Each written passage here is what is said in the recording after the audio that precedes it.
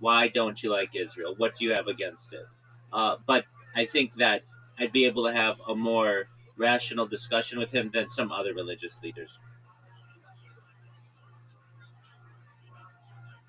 Because to gain power, you have to make an enemy, a savior. Like we're all an enemy.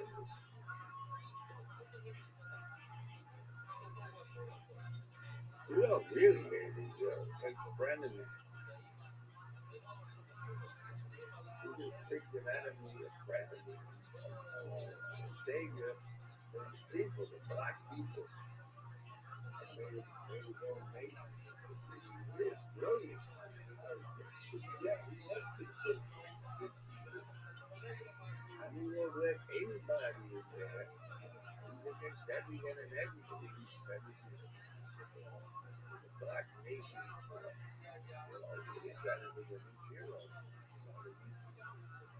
But yeah, you know, really,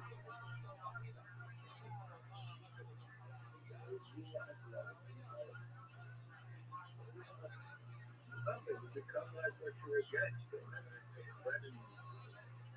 it's really against the not for real. That's right. We love Israel because being against Israel is what they get. So, That's a valid point.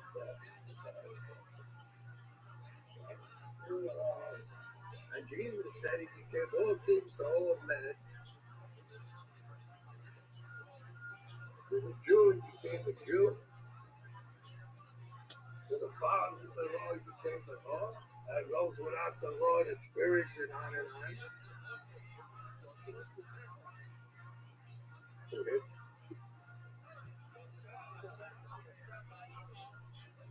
But I have a number, you know.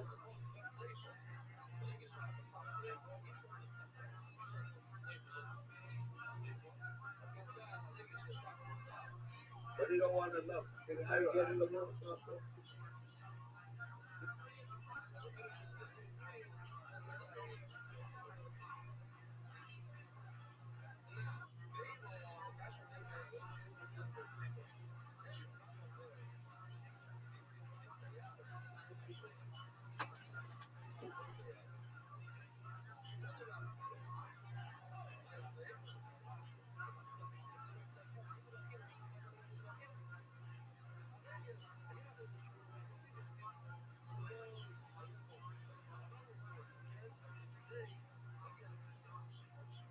I cast the Cody.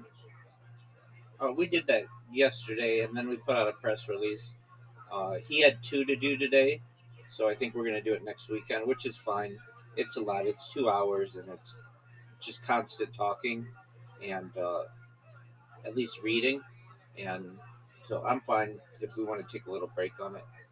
We weren't going to put them out immediately anyway. We were going to put them out one per week or so because then it gives people a time to watch them. But we did put out a press release. Okay. What kind of pressure? I can send it to you. Let me find it. I'm trying to stop the camera. Okay, well, then just shut the camera off. Shut what? Shut the camera off. Oh, oh.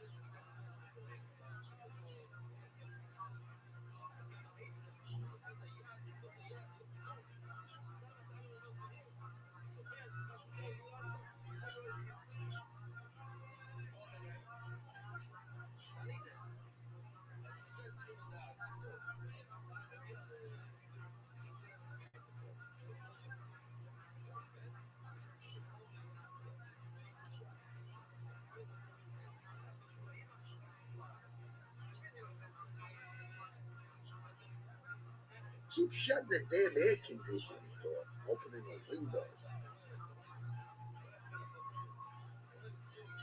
Who keeps doing that? These people from these tropical places.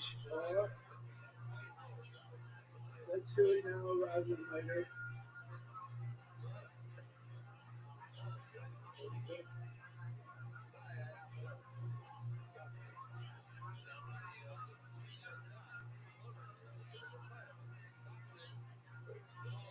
I don't know why the camera.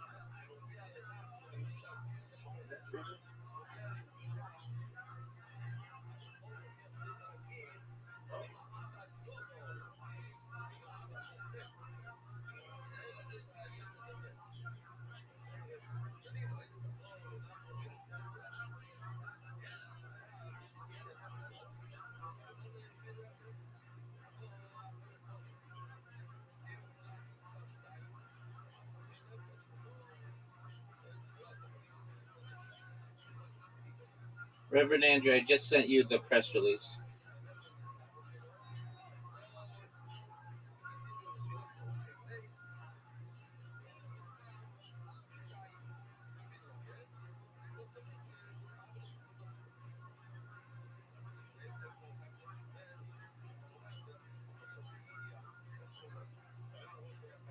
Did you get it?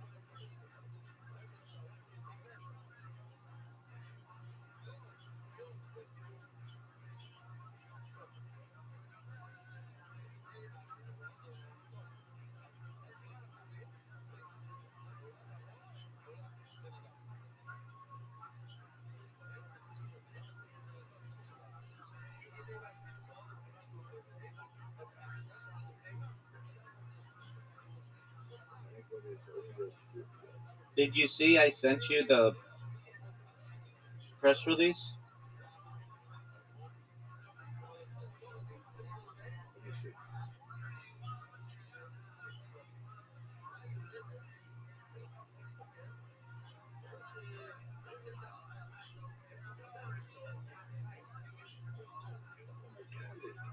Got virtual camera, right? Yeah. I got those eyeball things open, and let me try putting video capture device on top. Yeah, because you do you have in here chosen virtual camera?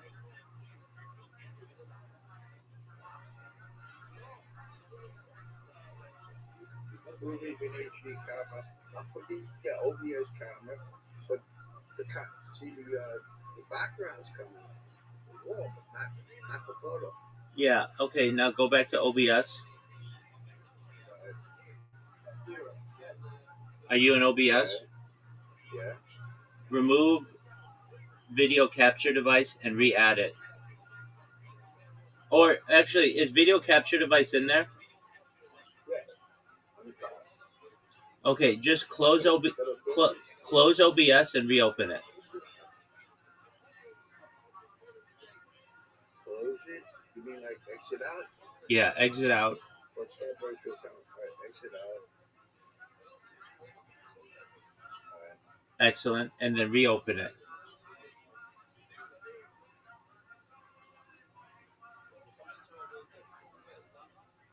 Oh, there it is.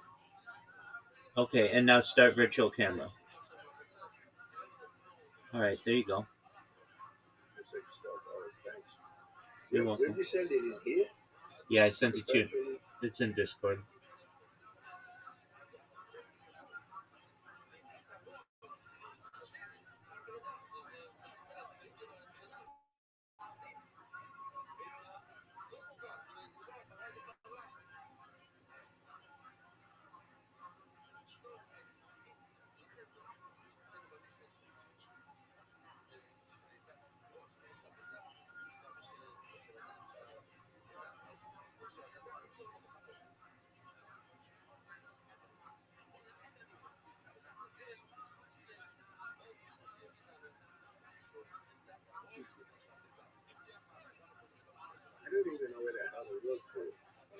Look in your Discord messages. Oh, I see. No, that's Jordan Light podcast. That's what he sent you. I sent you something different. Yeah, but not the same one. I don't see anything else in it. That's the last. That's the last post. It's not a post. Look at your messages. I sent it to you 5 minutes ago. I have two of your things in here. Okay. It's all covered up. I don't know. Okay. There's Jessica Rothschild's picture, and then there's Michael Rothschild, Viral Rabbi for Joy Life podcast. Yeah, that one. Oh, that's the press release. Yeah, click it. Okay. All right, sorry. You okay? No,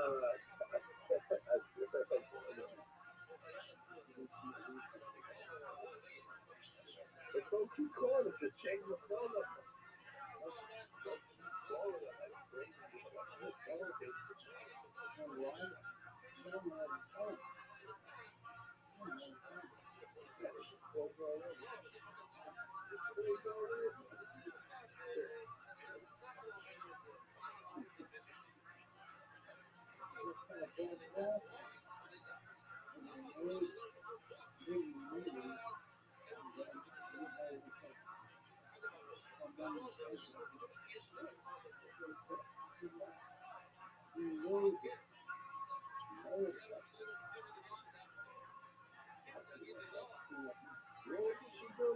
Grab the phone, grab $10. What a whole food. They got big fish. Yeah, but you can buy it.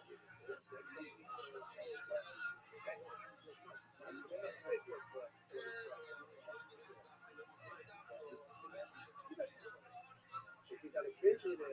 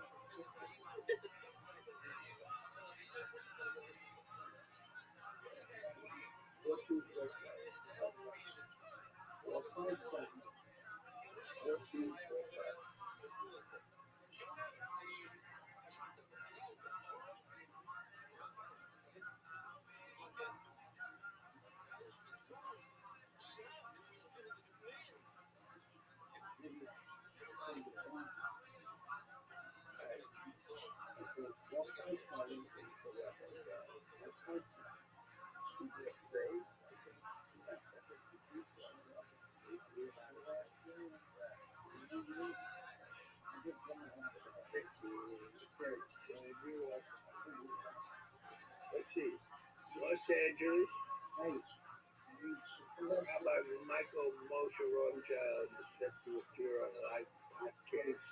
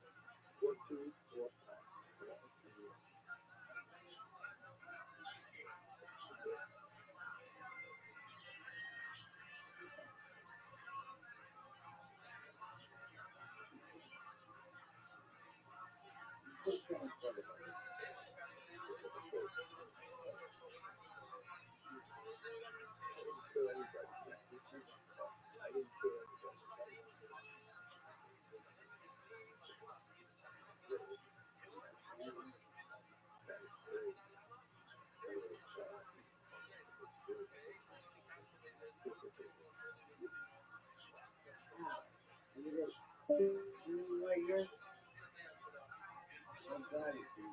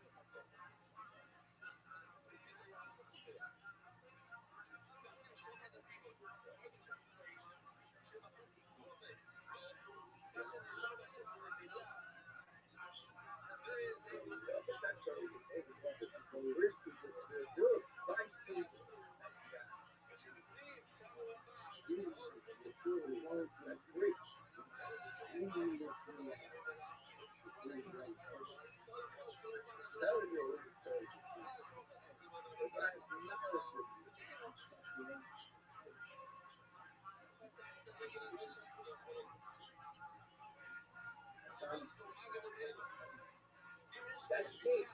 That's good. You gotta do it. You gotta do it.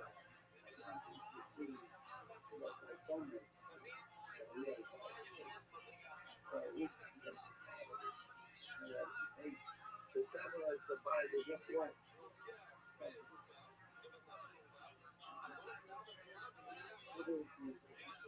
Anyway,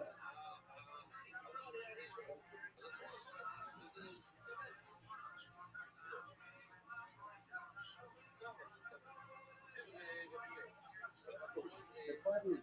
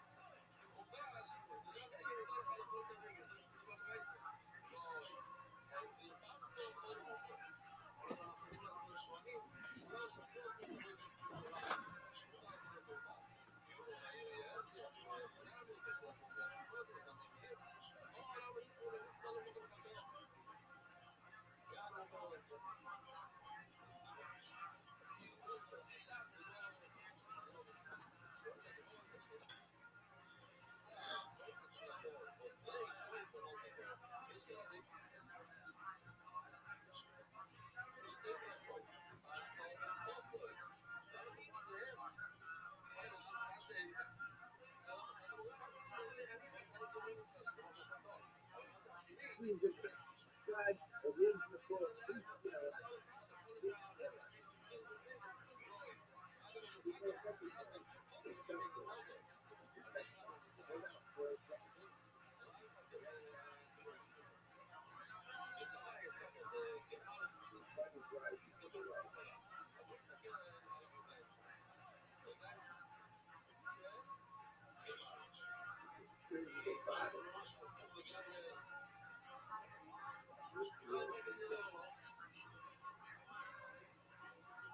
Where's the valley?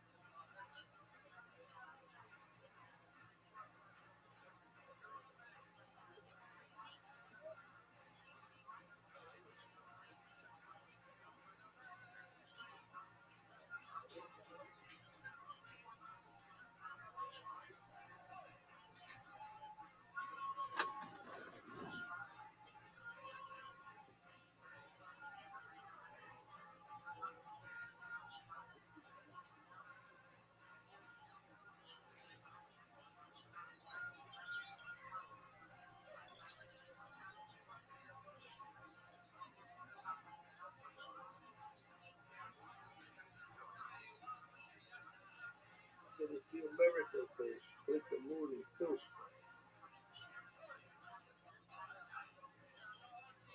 It's kind of like what's going on with this.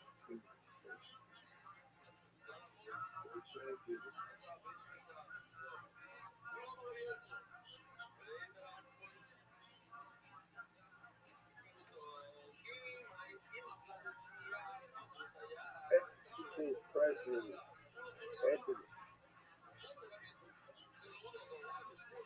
Rabbi Michael Moshe Rothschild is set to appear on the live podcast an upcoming special series examining where humanity is heading in the future. The conversation will explore one of the biggest questions of the modern era, where humanity heading.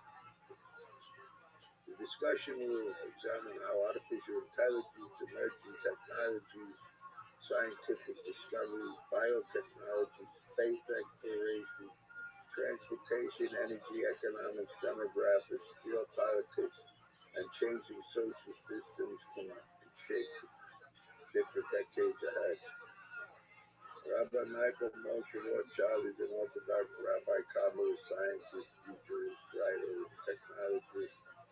His work explores the intersection of science, emerging technology, artificial intelligence, consciousness, space exploration, digital society, human data generation, light blogging, and the long-term future of civilization. Through their viral Rabbi platform and ongoing 24/7 365 live streaming project, Rabbi Rothschild explores how continuously generated human data and rapidly advancing technology will transform humanity's understanding of knowledge, society, consciousness, and civilization. The Live Podcast, the Live Podcast discussion will examine a broad range of subjects, including artificial intelligence. It's redundant. You It's already said that. And the changing relationship between humans and machines. The conversation will not treat future predictions as guaranteed outcomes. Instead, it will explore how technological trajectories, scientific discoveries, economic forces, political decisions, demographic changes, cultural developments, and unexpected events will influence humanity's direction. The conversation will also examine technological convergence, artificial intelligence that accelerates scientific research. New computing technologies may transform AI, biotechnology may transform medicine. It's more of the same fucking truth. Well, that's what you think. You don't recognize those are different terms. Space infrastructure may expand humanity's presence beyond Earth. Transportation and energy technology may, but there's big money in this shit. But humanity's end is it. So there's stage of destruction. Again, if you created the universe, you created as God did, not as a cyborg. A cyborg is not made in God's image. When all of life is interconnected food chain. When you start splicing genes, editing genes, you start messing around with subatomic particles and DNA, what happens is you displace the whole food chain, all of life, and cause a non-sustainable self-destructive mechanism of degeneration. So self-destruction and it's further separation from the Creator. It's further separation from God. And but it's good that you don't make value judgments. You're just projecting where it's going. You know what I mean? That's exactly right. That's true. I mean, this is where it's going. Now, whether you love destruction or hate it, that's where it's going. That's true. So no, this is a good article. How many people read this PR log? Hundreds. 100? Yeah. And it'll go into different publications, so thousands over the course of time. And for your understanding, I understand it's a little redundant. We have two of them planned. The second one is much more in depth and detailed. This was just supposed to be a general overview without going into depth on the. It's good. No, just that one paragraph was somewhat redundant.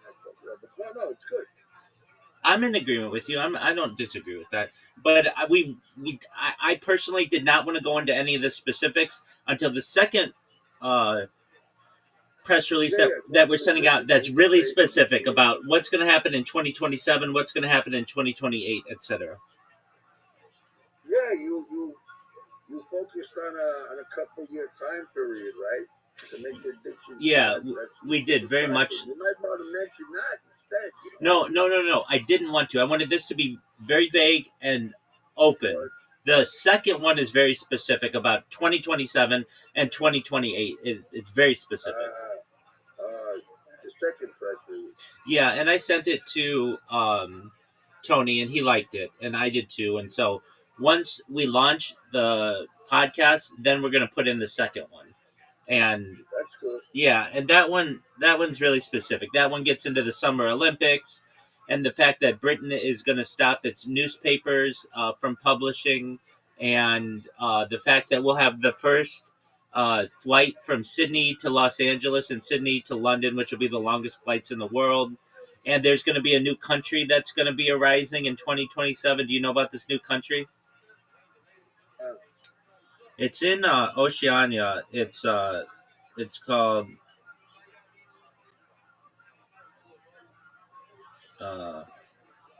it is called Bougainville. It's right now it's an autonomous region of Papua New Guinea, and it's expected to become the world's newest country in 2027. So like there's a lot of stuff that people don't know. Like a new country, that's a big deal. We don't do new countries every day.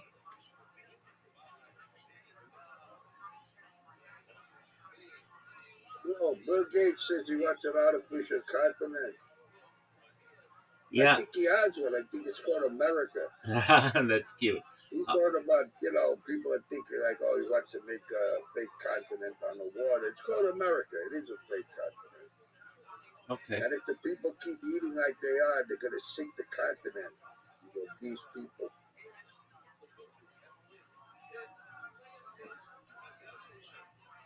But, I mean, it is artificial. artificial continent. I don't know if he was talking about America or he's talking about building some artificial platform on the water. There was a guy working on that. Somebody showed me maybe 15 years ago. I forgot the guy's name. It was called Heist. Guy Heist.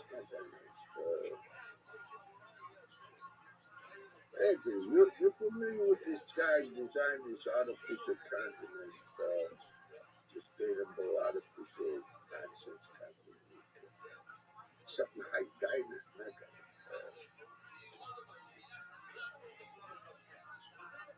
It's a German word.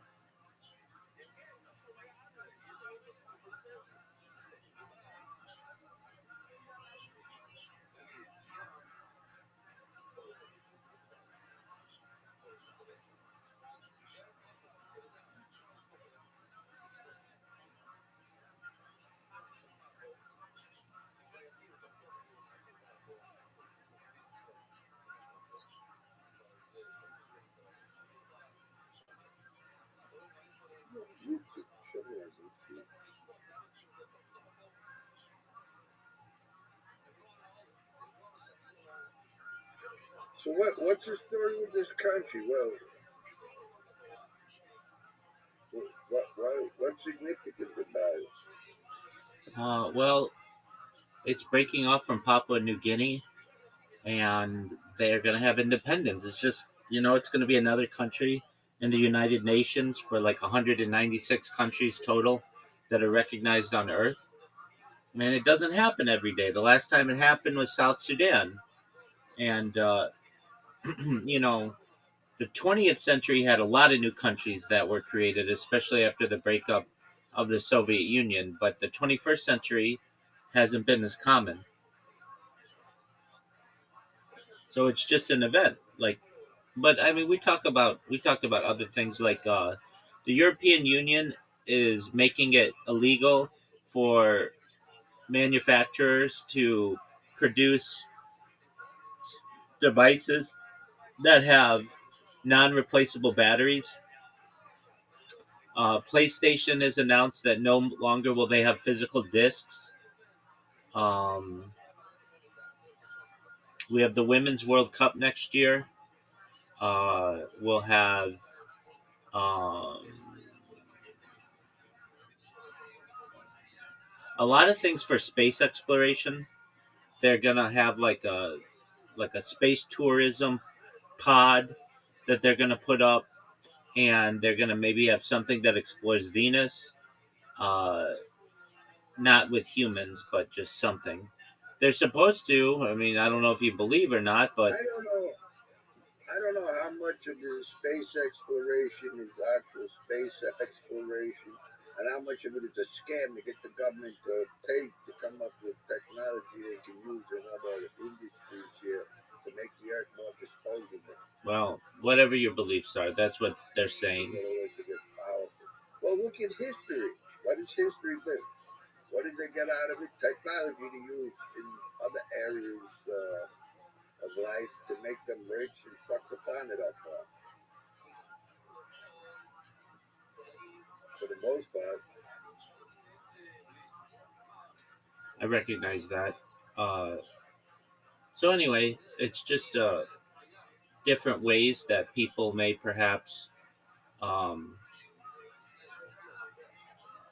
be shaping the future, and it's interesting. I mean, I don't want to sound like a doomsday device, but I don't sound like nihilistic. But I mean, everybody has faith in every fucking man-made destructive thing. Everybody has faith in, except what God made, the way God made it. Nobody's looking to understand that. They're just looking for a magic bullet. That's why they get just what they deserve.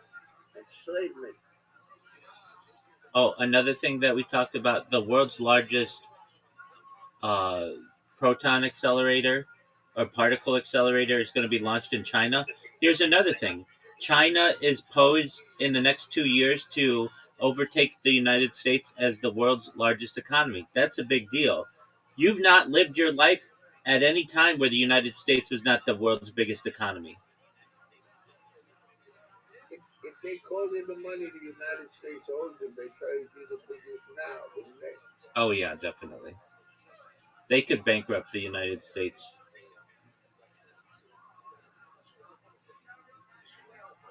Now, you would just say we're not already bankrupt as a country. We're $40 trillion in debt. Not only that, they borrowed against the future biologically, environmentally, and socially that doesn't exist. If, you take into account the cost. And they're borrowing all this technology is borrowing further and further into the future because it's not regenerative and sustainable. So there's no profit. They're being robbed. Their idea of success is spending a lot of money on surgery and pollution. You understand? They count gross domestic product. What are they counting? Plastic junk, surgery, oil, soil erosion, what? Extreme weather patterns, cancer, heart disease, mental illness, what? What are they producing? What are they measuring? Borrowing against the future that is being called in. There's no future altogether.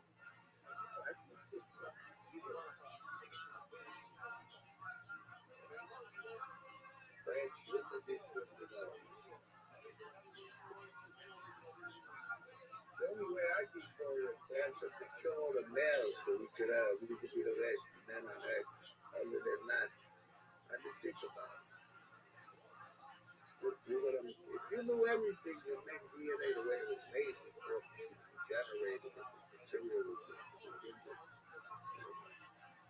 If you know a little bit of, if you knew everything, okay, make DNA. How would you make it the way God? If you know a little bit how to manipulate it, you don't understand the interconnectedness of all of life, eternity, then what do you think you're doing?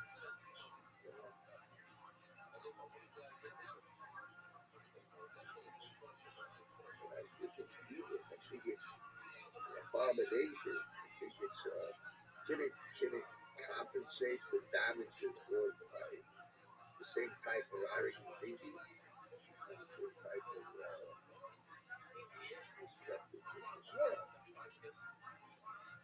Does it make worse problems? Yeah. Sustainable? Oh, I don't know. It's good that you present this projection instead of as a solution because there's no way it's a solution. Not culture, man. It's not after culture.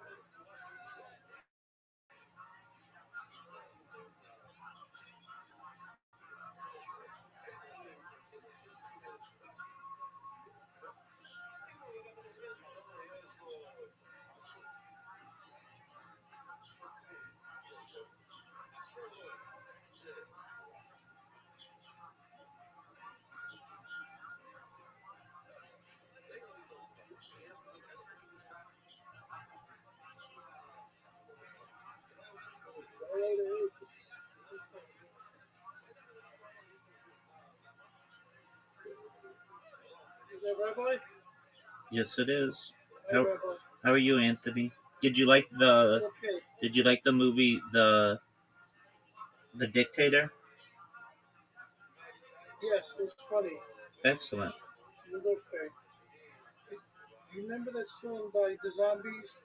We are the Israelites, Holy Moses. Absolutely. Oh wow!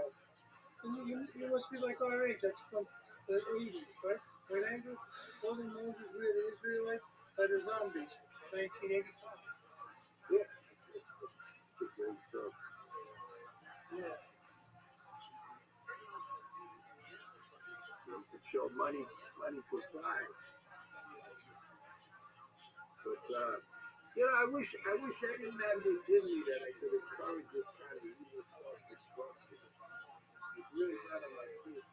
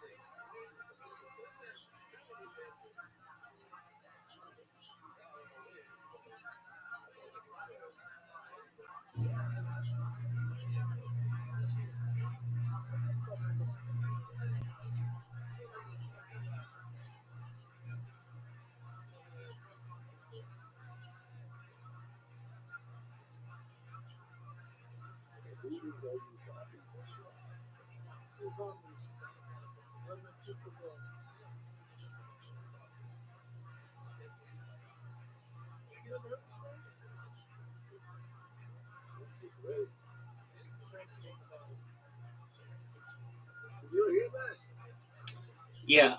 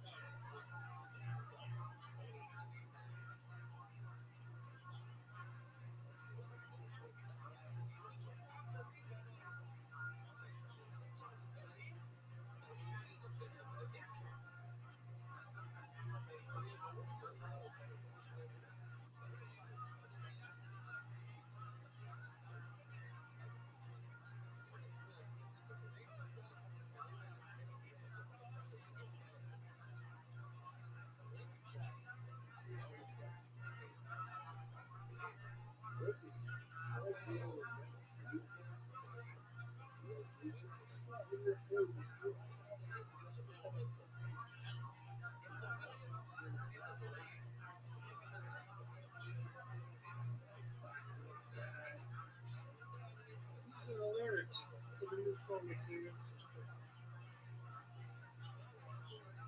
Cool. The Zombies is a good song. Going by the hoodie. No, no. Going by the hoodie. Oh, you gotta be. That's cool.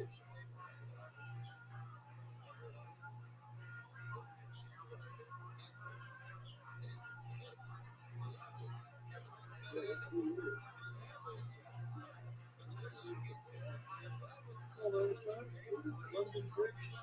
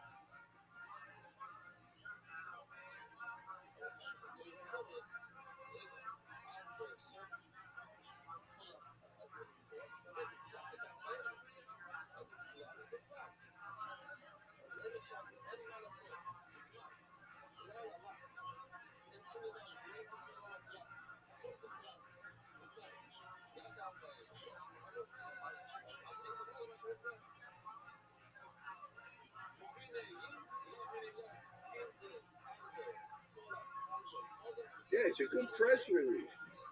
Thank you, sir.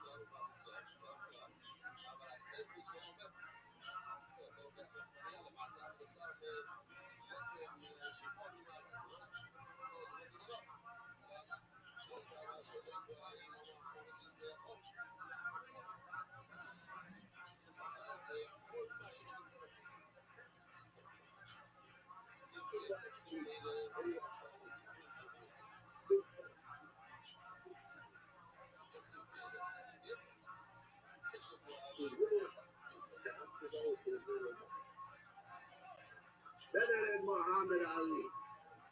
Better than Rocky.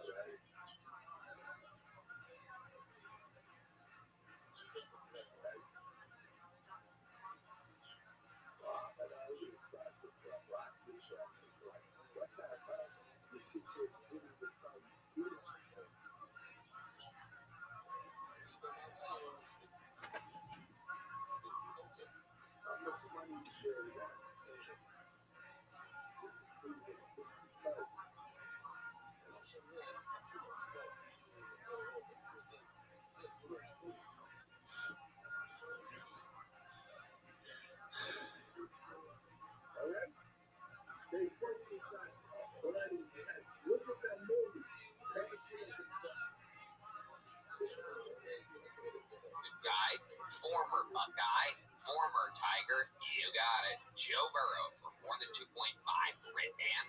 Tony, I love Prize Picks. Prize Picks is the only app that offers stacks, meaning you can pick the same player up to 3 times in the same lineup. Want to pick more on Josh Adams' pass yards, Josh Allen's pass yards, rush yards, and touchdowns? Now you can pick all of them in the same lineup, only on Prize Picks. Yes, Prize Picks without a doubt is the best, and you can follow other Prize Picks players directly on the app and copy their lineups in one click, whether it's a friend, a celebrity partner, or just someone whose picks you like. Hit the follow button and check out every lineup that they create in the new feed tab on Prize Picks. Download the app today and use code Tony to get $50 in lineups after you play your first $5 lineup. That's code Tony to get $50 in lineups after you play your first $5 lineup. Prize Picks. It's good to be right. We have another bucket pool. This looks like another new name. Ladies and gentlemen, make some noise for Medina, everybody. We're going to meet Medina all together now.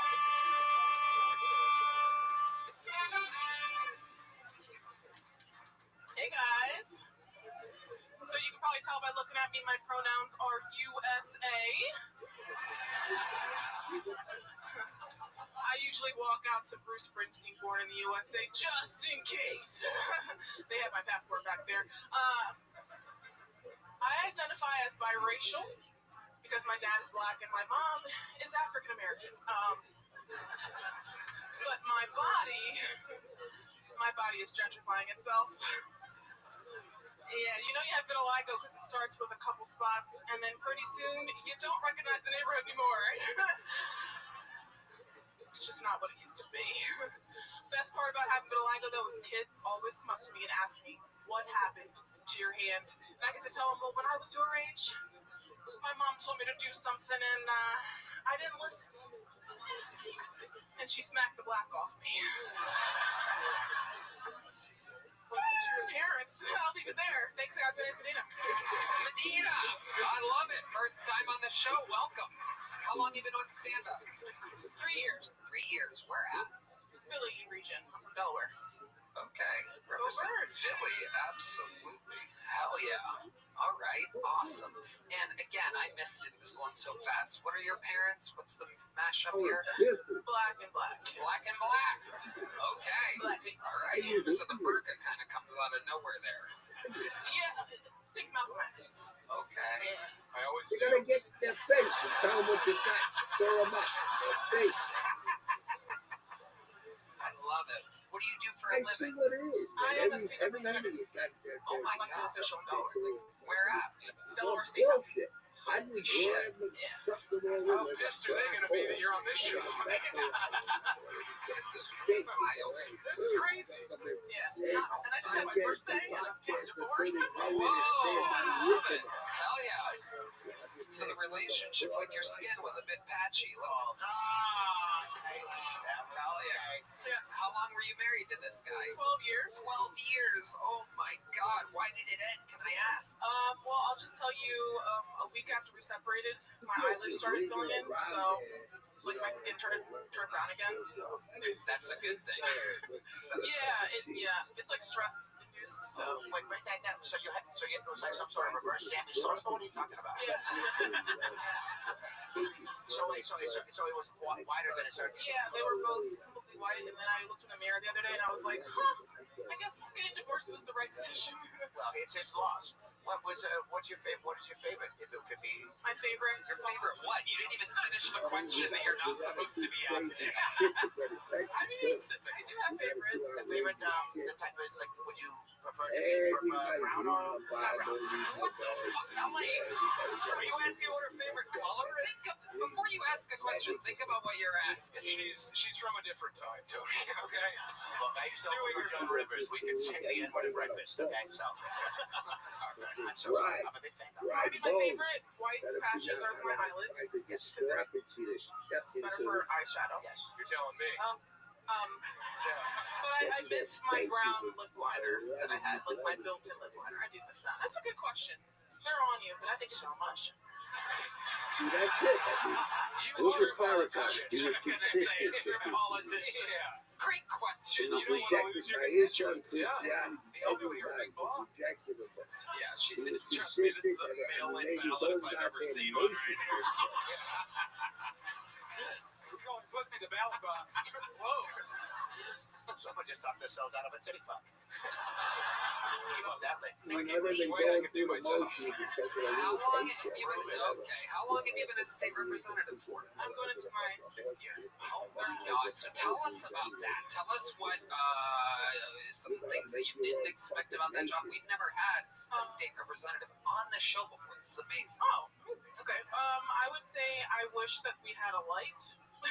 Like I wish my colleagues only had so much time because they just go on and on. Yeah. What else about it? Democrats and Republicans all suck. Exactly. I agree with that. Rock and roll. People think I'm a Republican all the time. They just think I'm a staunch Republican, but it's not that way at all. You're just rich. It happens.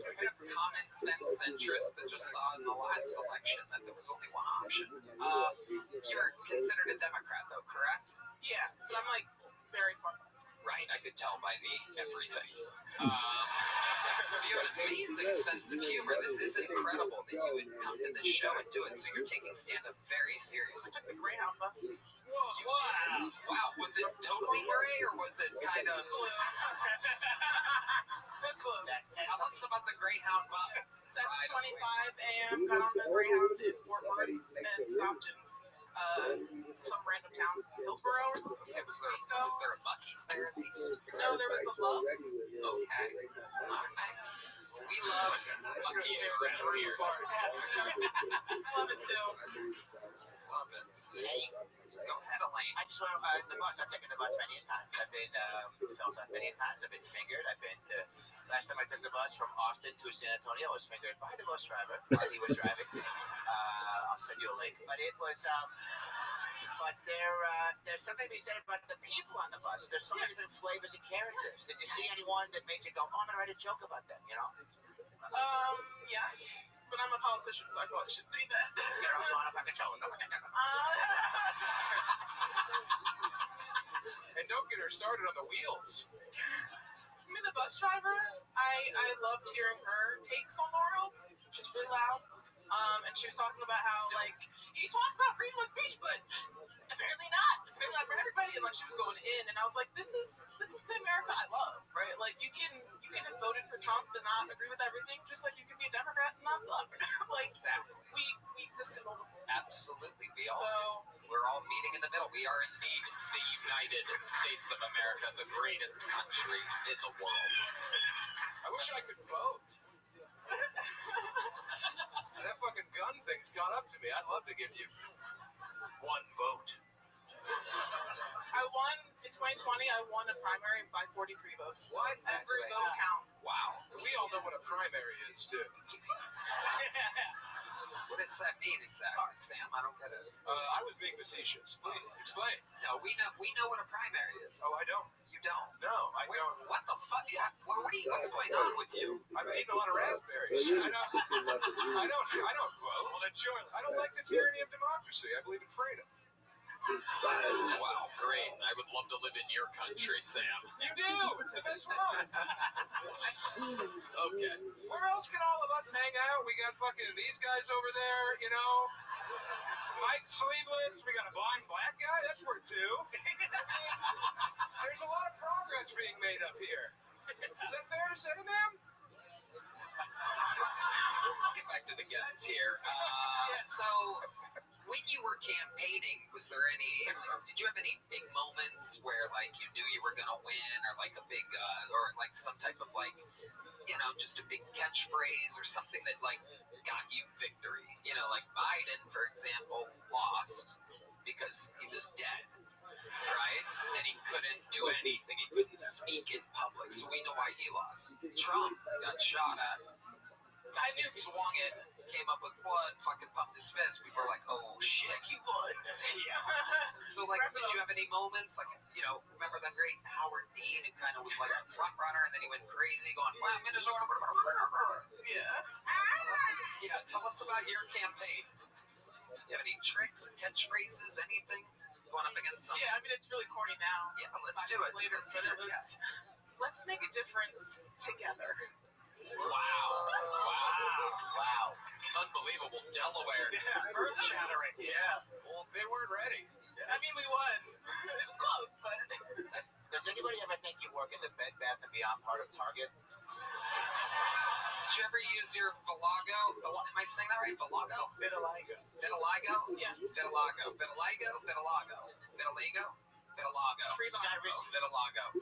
You ever use that to your advantage while campaigning? Like, I bring everyone together. Look, I'm this and I'm that. No? Is there a yarmulke under that? Samuel. Yeah, let's get across the aisle. Samuel. You stand? no. Love it. Anything else crazy we should know about you, Medina? Any other? Sometimes I have Stevie Wonder braids with beats under here, since you're wondering. Yeah, like, just imagine, like, Hotter Than July, the album cover. D-Madness says Stevie Wonder I eyes. a reference. Much different than the hair stuff. Actually, in a Hootie and the Blowfish cover band called Stevie Wonder's Eyes. Oh, you just popped a Red Bull on your pussy. Well, looks like it's time to squirt. Another one of my catchphrases. Thank you, Michael. Not the first You time. see me the Tropicana next Thursday and Friday. I think your pussy has wings now. The Red Bull can landed. It was already red. The Red Bull can on your pussy, Elaine. Don't you make my pussy mustache fall off. Elaine, I didn't hear it hit the floor, though. It's swallowed it up. It drank it. It Redhead hit me with its Stargate suction cups out. Here we go. Wait. All right, good job, Redman. You're fired, Red. Could have hit any button in the world, and you made a noise with your mouth. You ready? I'll drop it and then do it. Ready, Redman? Ready? Here you go. 1, 2, 3. Perfect. Redman. How dare you? My son is watching this. Medina, I love your style. Congratulations. Amazing stuff. And a state representative. Boom. Got it. The Kill Tony debut of Medina. Let me tell you, we are on a streak with this bucket of one of my favorite coincidences in the world, and that is one-word names. Let me remind you, we've had Wilson Medina in 3 in a row. Ladies and gentlemen, make some noise. All right, there you go. Awesome. Make some noise for Dex, everybody. It's Dex.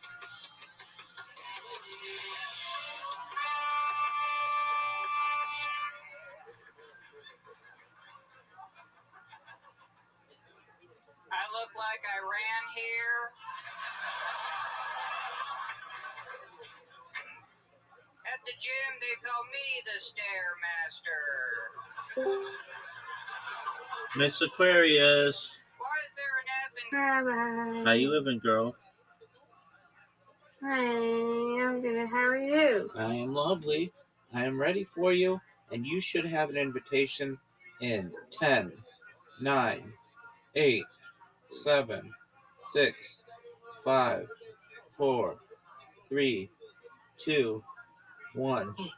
Bingo. Yay. I think there's one to tell about it. Okay. How was your day? There we go. How was your day? Oh, Miss Aquarius, these guys kept me up all night, which is fine. So I'm a little reversed. Missed it. It's okay.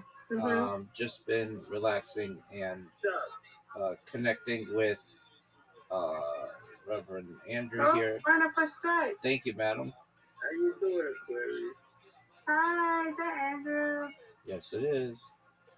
Hi, Andrew. How you doing? I'm good. How are you? Last night they did a podcast. Me and Anthony were watching the dictator, but we were watching Aladdin. You know Aladdin? No, I don't know. I know Did you that. see the dictator, that Sacha Baron Cohen movie? It's a great movie. I have to look at it. Yeah. What are you doing? Playing bowling with Rabbi. Me and him play.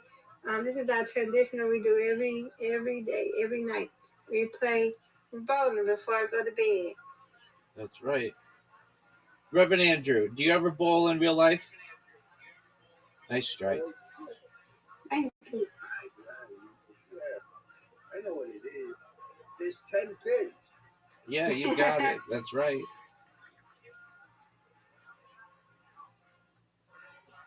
Oh, no. There's 10 Sephiroth. That's right. He's always wanted to talk about religion. 10 Sephiroth. There's 10 bowling kids. Is that a coincidence? Yeah, okay. Yeah. Miss Aquarius, I keep missing it. Go, Rabbi. were they able to paint your doors? Were they able to paint your closet doors? No, the man came on and he said he could paint my room door, but they said that my aunt would have to probably sand it and paint it. So she said she can do that herself. Yeah, Oh, okay. yeah, but he's gonna come and paint my room door. All right. Yeah. Yeah, the guy came over, the owner, and checked to see, how much the work was and stuff like that. So my bathroom door and my house looks pretty good. He said just it looks like that because it needs to be sand and need to be painted or whatever because I need to get another knob. So Marcy said she can do it. So that's another task we can do later on. Ain't no big deal. It looks like they did something with it. Where do you Right. live? Aquarius, where do you live? Georgia, down the south. Georgia. Mm. Yeah, you sound like a peach. I Reload. win, you win, you I win, win, I you win. win, you win, I Reload. win. Reload.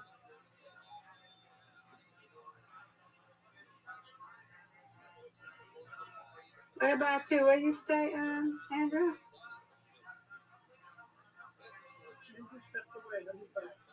Oh, hey, what's his name? His name is Anthony. Oh, hey, what's his name? Anthony? Yeah, that's what I thought I said the person. Oh, hey, Anthony. Hi, what's your first name? I'm Aquarius. Aquarius. Delighted to meet you. How are Thank you? you. I'm good. How are you? Yeah, Andrew and I are here. We play Bible music, we play music, and we have a fun time as best we can. Okay. You watch much of the news? What's going on in the world? Sometimes I get tired of it sometimes. Yeah, that's true.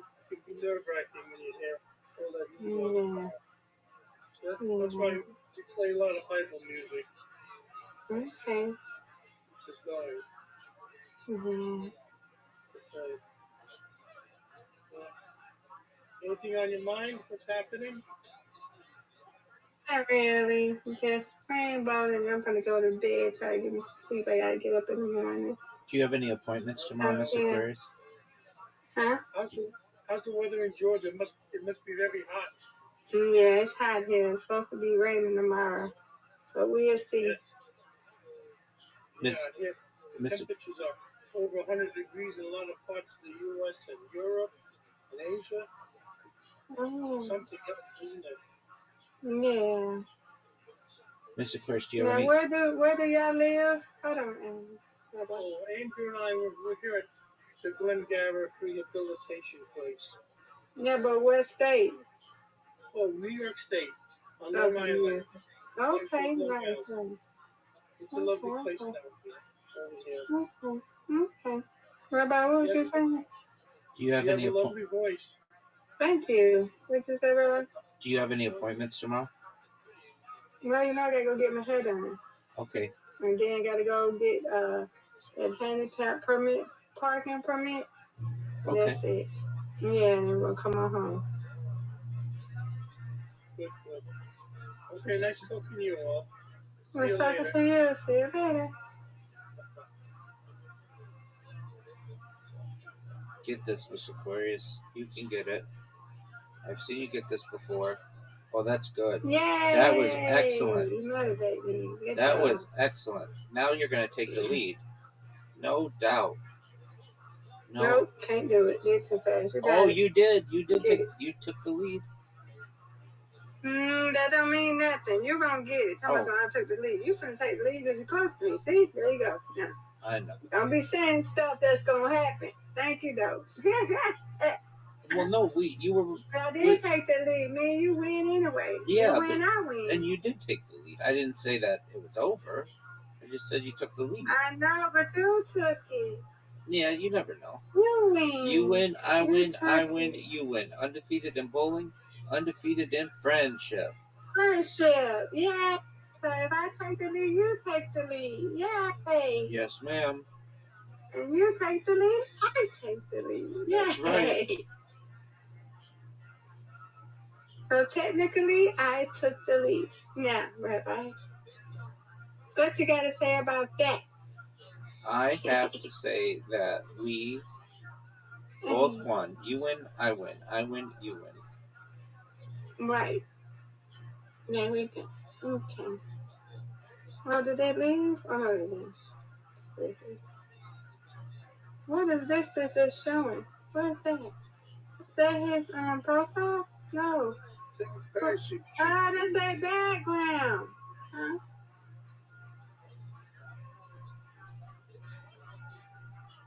What you say? A third person should gain from that too. What? In every transaction, a third person should gain. Oh. Look at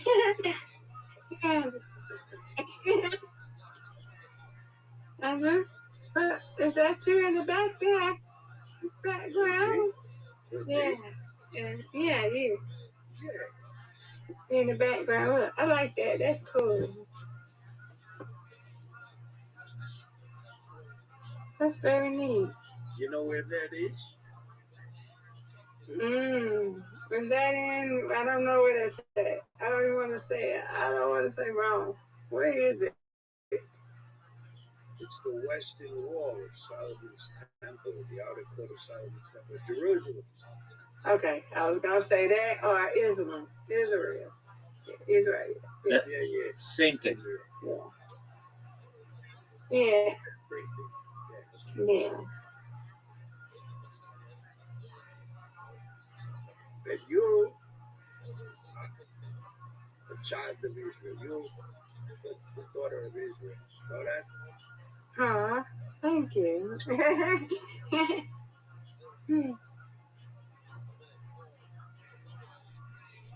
Because we're going to wrestle. We're gonna what? Wrestle.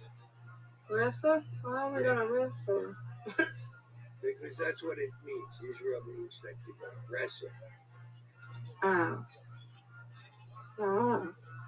It means struggles with God, but wrestling is struggle. Oh, okay. Okay. Yeah. Thank you very much. You're welcome. Okay. I was like, well, we're gonna wrestle. Oh, I got to dust this thing down here. Don't you win, Mr. Quest. We're not letting anybody That is wrestle going to you. resolve that God is going to live through you, and you're going to live through God. Okay. All right? In other words, you're going to get blessed. God's going to bless your socks off. I'm gonna get blessed, all right. Yes, I am. Yeah, you want to get your socks buzzed off, right? Yeah.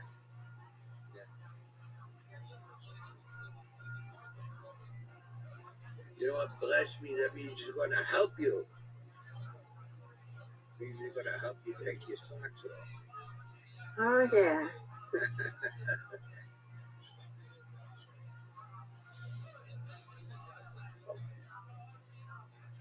Alrighty. I'll be back on my iPad. God willing, Mr. Quest. Sweet dreams. The dawning of the age of Aquarius has left the room. Yeah, that's my favorite. You like that movie Hair? You see that show Hair? I think I have. Is that where it came from? That's where the song comes from. Okay.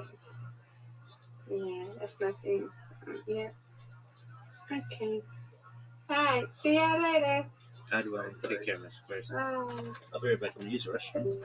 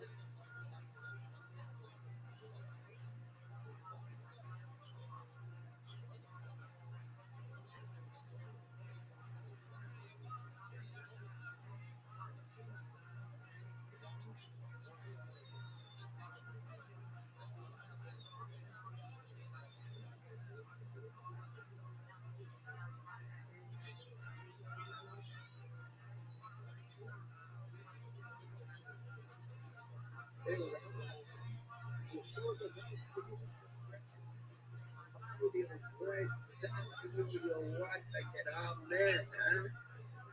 I just better actual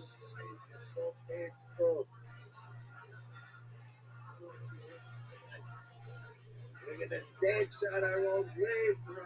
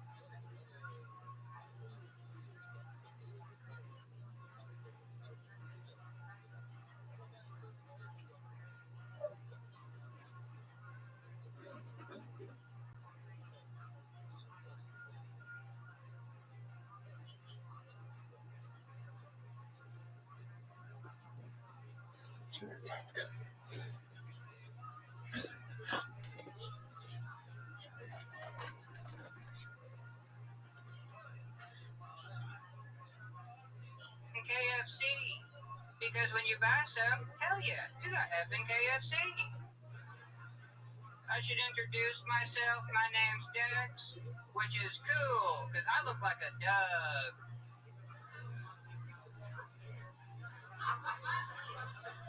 I look like Corinthians 4:20.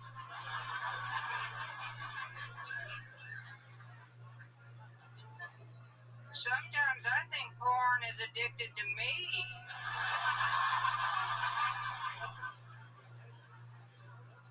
I think Ludacris was real skinny until he started singing Get Out the Way. That's a whey protein joke. Do you know what is really odd? Half of all integers. And the joke about Ludacris, what was that about? All right, Dex. So, minute 15 seconds. One more time for Dex, everybody. Dex, grab that mic. I'm going to interview you now. Hell yeah, dude. Welcome to the show, brother. You have your own style. Very defined, very funny. Hell yeah. How long you been doing stand-up? 5 years too, for real. I love it. Where at? Montana. Okay, And for people with mental illness. Yep. Because I have mental illness. We can tell. What exactly have you been diagnosed with, Dex? Bipolar right after graduating as an engineer. That's gonna be tough in the heat. Two can play at this game, Dex.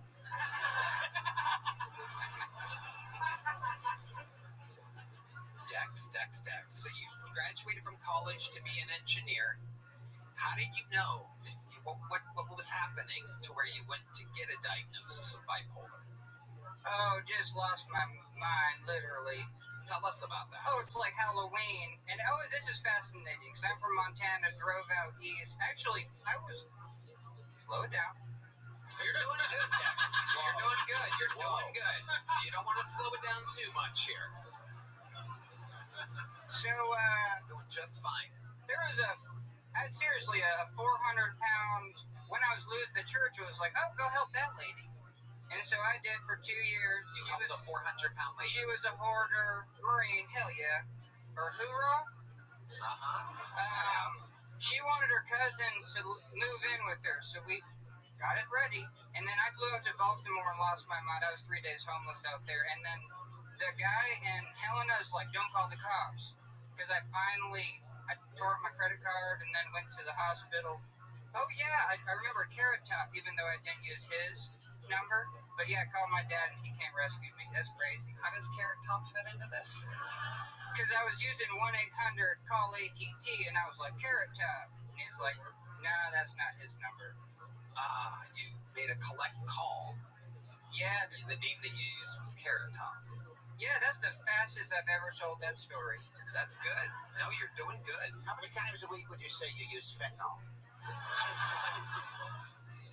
Ooh, I shouldn't say this. Yes, you should. Joe, this is the time to share the interesting Fuck, I work at this little cabin, and there was like one little one. I was like, oh, that's prescription, and then it had it had an M on it. No, it had a letter on it, and I was like, oh, that's some serious stuff. What the fuck is going What's on? happening? What's going on? What are you saying? Am I high? Yeah. Am I in a prank show right now? Red Man. You're doing good. It's like we got high through osmosis when you came out. When you tell the stories, do they make sense to you? Is there someone else in there finishing the story? There is someone. I heard the voice that someone go, you're going too fast. You're going slow it down, Dan. Yeah. It's like your timing is all joking aside, your timing is very funny. You got a lot of laughs when you said integer. I got real nervous, but you said also excited. Hit me, Mike. Yeah.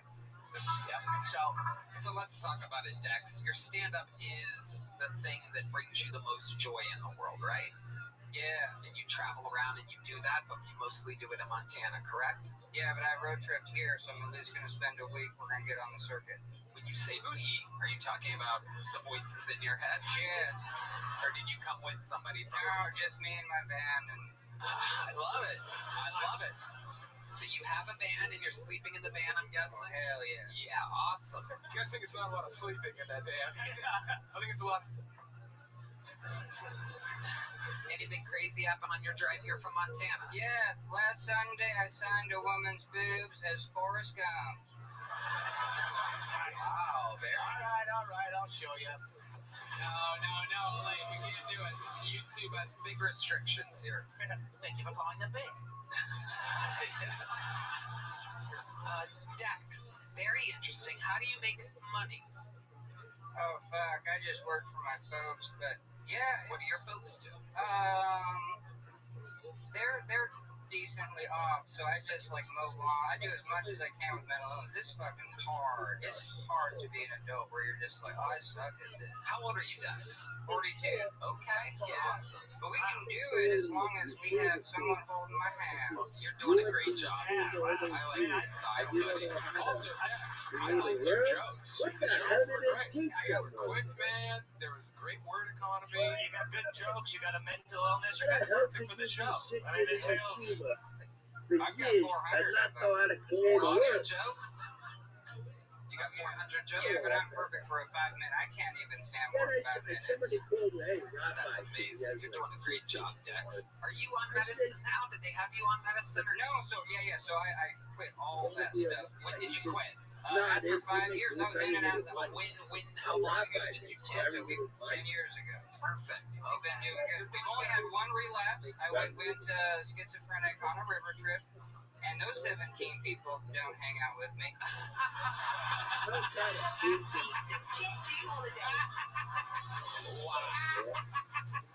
Wow. Nobody That's should take terrible. more than a rapper. You want to maybe fuck me in your van tonight? I really like your style. You can bring some whey protein. Dude, you don't blink. It's terrifying. Yeah. I gotta be honest. And then, actually, wait, stop blinking. It's worse. Right. Tell us about the relapse with the 17 people, just out of curiosity, because it seems so interesting. It seems like you have a real grasp on this thing, that you're aware of it, that it's happening, that you're used to it. Yeah, like I got my van, I've got my shuttle all set up, and then bro is just like, can I get a ride? And then he has these shrimp scampi that he doesn't even put in a cooler, and then they eat those. That's crazy. But I just lose every night of sleep on that trip, and then I just I don't go to no sleep for 6 days. You will lose your mind. And the no sleep, hold on, the no sleep is because of the manic episode or because of drugs? No, just no. I'm zero drugs, so it's just. It was the shrimp scampi.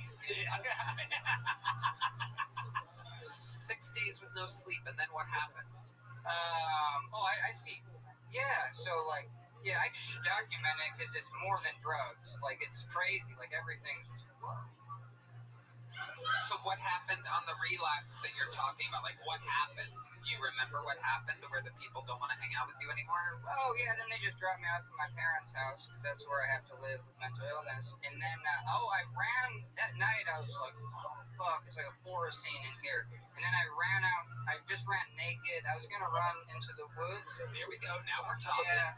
This is what I'm looking for. But then there's clarity because, and then I say, fuck you, mom and dad, or something. And you're naked at the time? No, actually, I said, they're Catholics. I was like, no, I literally said, I'm masturbating. And then I thought my dad was going to run after me, so I'm just, what? And then, Was that the Hulk? Yeah. Is that how you get off? so I'm getting up the street, and then my You neighbor, guys are interrupting greatness, by the way. Let Dex fucking talk. You put the fucking microphones down. Dex, keep going. and then my neighbor's just like, whoa. And I'm like, push him, because I think my dad is Okay, a just spotlight, Kino. Keep going, Dex. We have mountains that are about a mile away, but then the police department's a half a mile away, so I'm just like, let's run there, because they have those CIT officers that help with mental illness. Yes. And then I say, hey, I need a CIT officer. I fucking love you. I really do. You're just cool as fuck, Dex. How much time do you have? You have 400 jokes. Yeah, and we can stay here as long. My plan is to stay here for a month. If it worked out and I got on, so this is wild. Yeah, you're in it right now, Dex. Fuck yeah. I love people like Oh, you. yeah, thank goodness. Mentally ill people that know they're mentally ill and admit to being mentally ill and aren't all fucking, some people really, really, really, really, really do need medication and this and that, but it seems like you're just kind of aware of your situation. When did that last, what you call a relapse, happen, the river trip? 2017. Right. And since then, nothing, and do you sometimes just feel something coming on and make changes? Yeah, I dedicated my life to sleep. Sleep was like a bus that you get on, and then I constantly miss that bus. So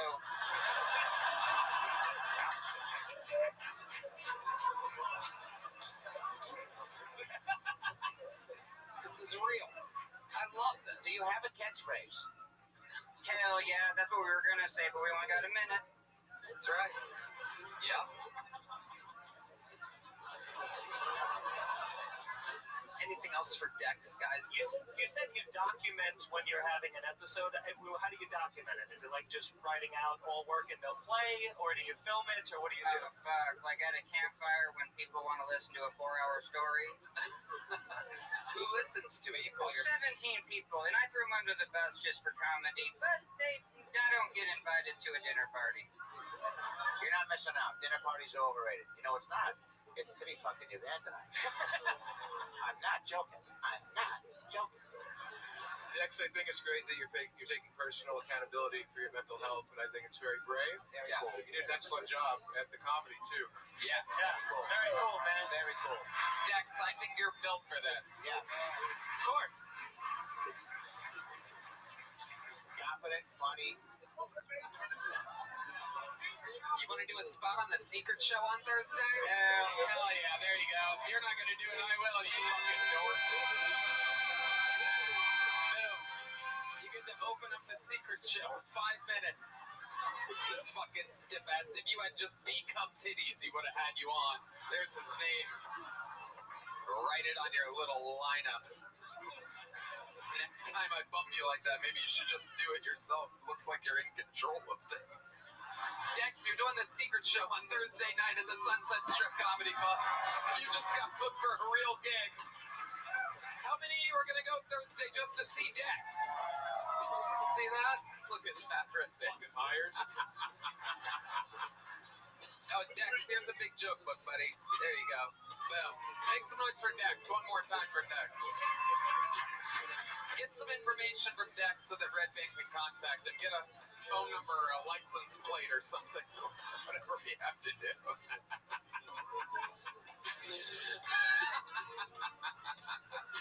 Hello there. This podcast is sponsored by Knit. Knit is back, baby. They are our favorite pouches, and this time it's 100% made in the USA, the greatest country in the world. They rebuilt it from the ground up. Each single piece of it, all American source. These are higher quality premium ingredients, people. And here's the difference with Knit. Other brands are using wood pulp, but Knit uses a coconut fiber blend that actually feels and hits just right. So the only wood pulp is in your pants. Red Band? Tony, I love Nick. These pouches are so much better than any of the other ones I've tried. Nick has the best flavors, and they last so much longer. Plus, their pouches don't hurt my sweet little gums like the other brands do.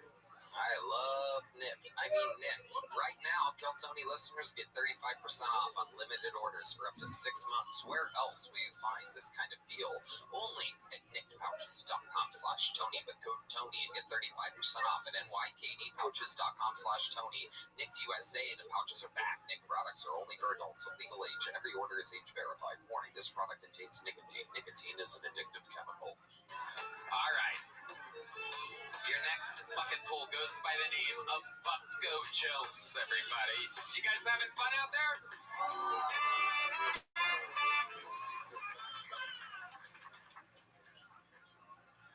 So, for a little while in my 20s, I thought I was gay. Turned out, though, I was just really, really bad with the women. I am what my daughter's generation would call a simp. All that means is just being nice to women. But if you know anything about your teens and 20s, women don't want that, or they're not interested in that. So I learned how to become an asshole, and now I am a father of 3 with 2 women. So it worked out. My wife is bi, polar, not the fun one. It is entertaining a little bit. It's like a psycho thriller, though, not like sexy, cool, fun type of thing going on. So I am married. Anybody happily married in here? Bunch of lying motherfuckers. I didn't get married to be happy. Marriage is not, it rhymes with mortgage. It's not a happy word. A happy word is mistress. It's mysterious. It's short, fun. I'm in Busco Jones. Thank y'all very much. Busco. All right, so it's Busco, not Busco. You've been on this show before, right? Yes, sir. Yes, sir. All right, well, welcome back, guys. What'd you think about Busco? You know, Busco, that means to search, correct? I search. Yes, I'm sir. searching for the punchlines. But no. Busco, here's what I think, man. You have a confidence and you're like calm. It's just when the jokes catch up to that, I think you're really going to have something, you know? And I mean that, I'm trying to give you, No. because you're not nervous. It's like you're like laid back, you know? I think you're engaging. It's just when the jokes get there, man, I think there's going to be something special. Although you are also sweating, though, pretty profusely. You're dripping. Yeah, you're Way dripping. more nervous than you're telling. Really? I appreciate that. I didn't see until you turned and your face was glazed. So wet.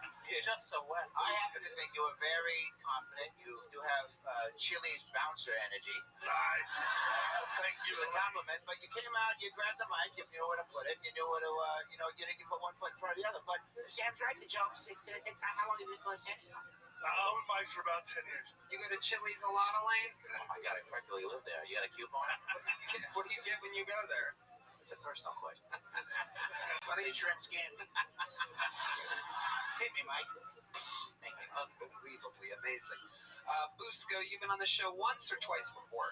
Twice. Okay, tell us something about you that we didn't learn the other times you were on. You've been on before. I remember all the sets have kind of been just okay, and then whatever. Fair enough. So you've had some time to think about this. Most interesting thing. You sign up every week? No, I can't get down here every week. Whenever I get down here. Okay. For sure. I mean, sounds lame. I'm a father of twins. That's it? Just those two? That's pretty cool. Way to begin That's fun. Okay, you have to tell us how cool it is. Imagine we don't know why it's cool. No. I'm a successful real estate agent. You do the comedy of successful real estate. Exactly. I'm no longer at the pizza place anymore, which is great. Y'all gave them a huge bump. Did you get fired from that? Nah, I quit. I was good. I was only there for like 2 years just for kind of fun. Is that your real estate company on the shirt? Yeah, it is. Is that why you came out here to just be a human billboard for 60 seconds? No, I mean, this is a capitalist society. I'm not against that. But I'm still trying. Other than the fact that you coincidentally made twins with your sperm, is there anything else interesting about you that we don't know about your entire life? No, man, I can't meet Dexter. You are correct. You That's can't. insane. You already have a little joke book, right? Yeah. Go fill it up with good jokes, Busco. There he goes, Busco Jones, everybody. Some interviews go longer. Some I just fly right through. That's one of those short interviews. We are going to go with a very special treat. This is this guy's Kill Tony debut. He came recommended by Shane Gillis, James McCann, and Sam Talent. He's visiting from Perth, Australia. This is the Kill Tony debut of Andrew Wolf. Can't experiment on the wrong. The charges.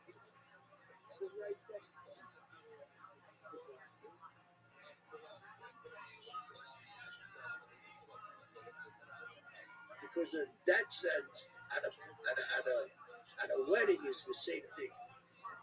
A funeral and a wedding. That's why, to be born again, you gotta read the person. Translate.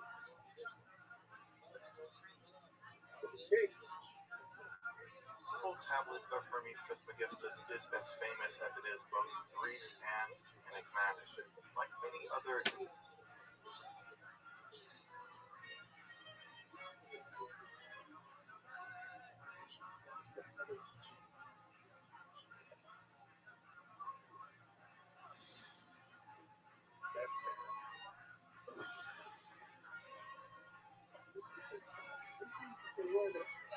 These are people who are, their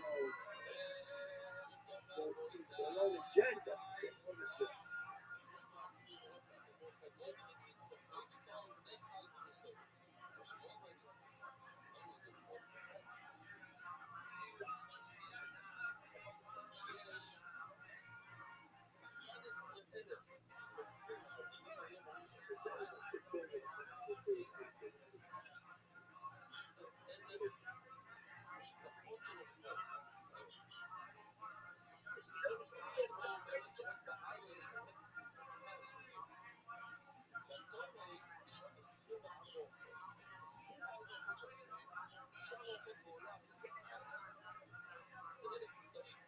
Reverend Andrew, you there?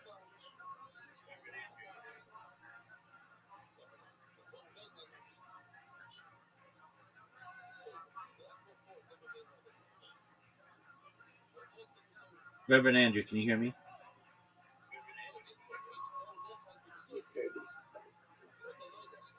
Yes, if possible, unless you're speaking directly to me or someone else in the Discord, can you mute yourself? I'm about to put on a podcast, and I'd like to limit the background. Thank you.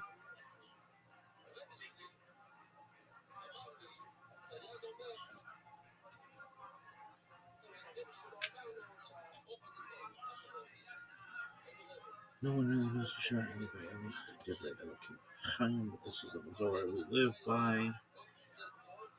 Folks, it is 26th of Av, 5796, Sunday, August 9th. 3761, creation of the world, birth of Adam and Eve, Chava. 3631, 137, son of Adam was born. 3526, 235, Enosh, son of Seth was born. 3436, 325, Kenan, son of Enosh was born. 3366, 395, Mahalalel, son of Kenan was born. 3301, 460, Yared, son of Mahalalel was born. 3139, 622, Chanuk, son of Yared was born. 3074, 687, Methuselah, son of Chanuk was born. 2887, 874, Lamech 2, son of Methuselah was born. 2831, 930, Adam died. 2705, 1056, Noah, son of Lamech 2 was born. 2225, 1536, Noah, began construction of the ark. 2205, 1556, Japhet, son of Noah, was born. 2204, 1557, Ham, son of Noah, was born. 2203, 1558, Shem, son of Noah, was born.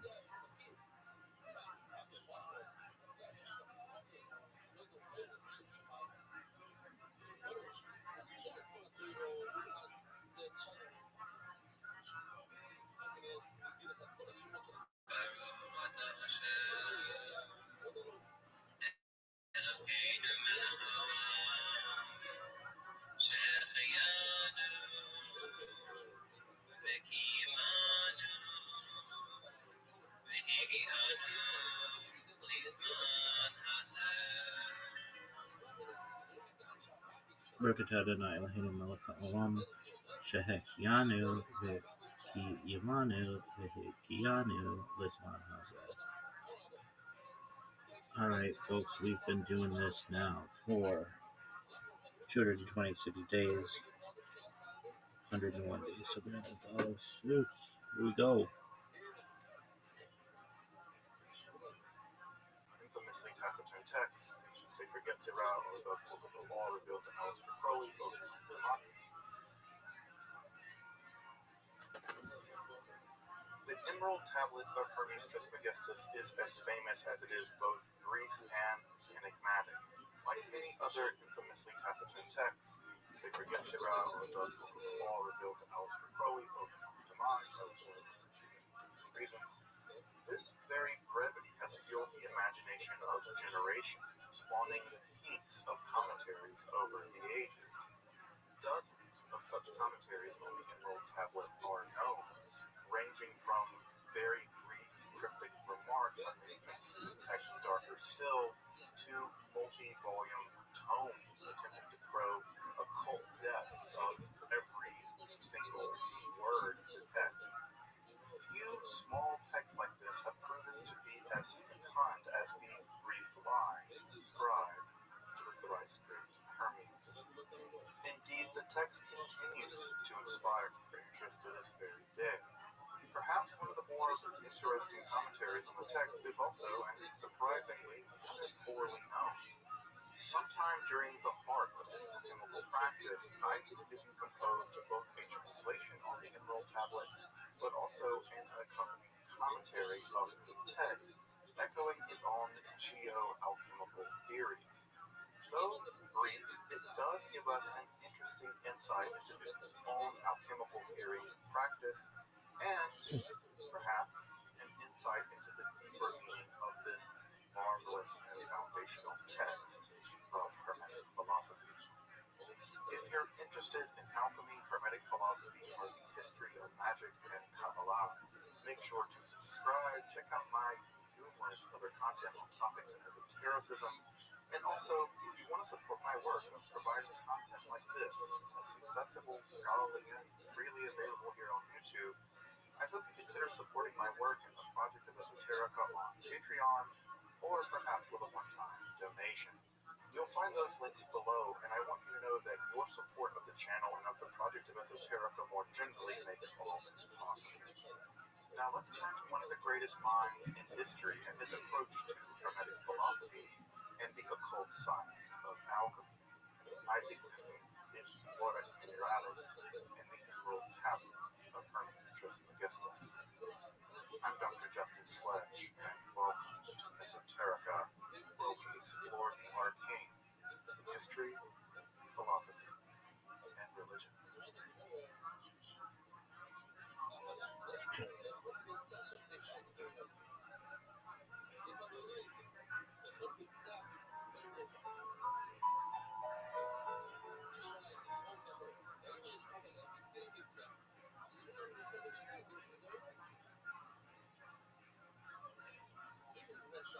The Emerald Tablet of Hermes Trismegistus has long been understood as a canonical text of Hermetic philosophy, despite not being among classical philosophical Hermetic texts. These texts, typically referred to as the Technical Hermetica, first developed in the Greco-Roman Egyptian context, but truly matured in the Islamic world, primarily in the 9th century, being composed and translated into Arabic and then entered into the European context of Latin translations beginning around the 12th century. It's possible, even perhaps likely, that the Emerald Tablet predates the Arabic version in which it first appears, but the evidence remains inconclusive. I've actually made another episode about the incredibly complex, You play chess? tortured history of the composition. Yeah, I do, but I'm busy right now. I'll be done in an hour. You know who plays chess and who will play with you all the time is Tony. He plays every day.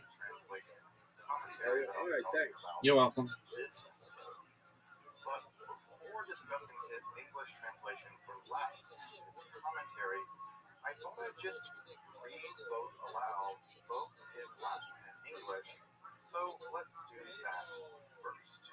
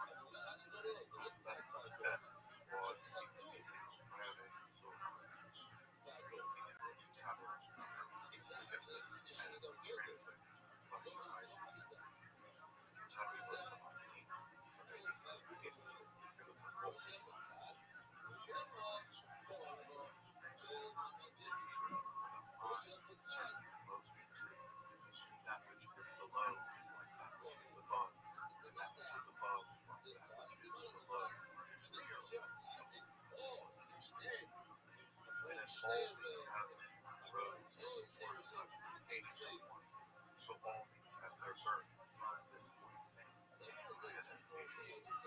that the Son is his Father, his mother, who went and carried it in his belly, and earth is the Father of all perfection, the whole is here. Its force and power is higher than the earth. Separate thou the earth from the fire, subtle from the girl, sweet people great in his hand. It ascends from the earth to the heavens, and it descends to the earth, and receives the force of things appearing. By this means it shall have the glory of the Holy Lord, thereby all obscurity shall fly. Its force is above all force, for it distinguishes every subtle thing, and penetrates every solid thing. So was the world. From this are abnormal adaptations whereof beings are processed here. Hence I am called Colonel Centricities, having the three parts of the philosophy of the whole world. That which I have said of the operation of the sun is completed. And your introduces references seem different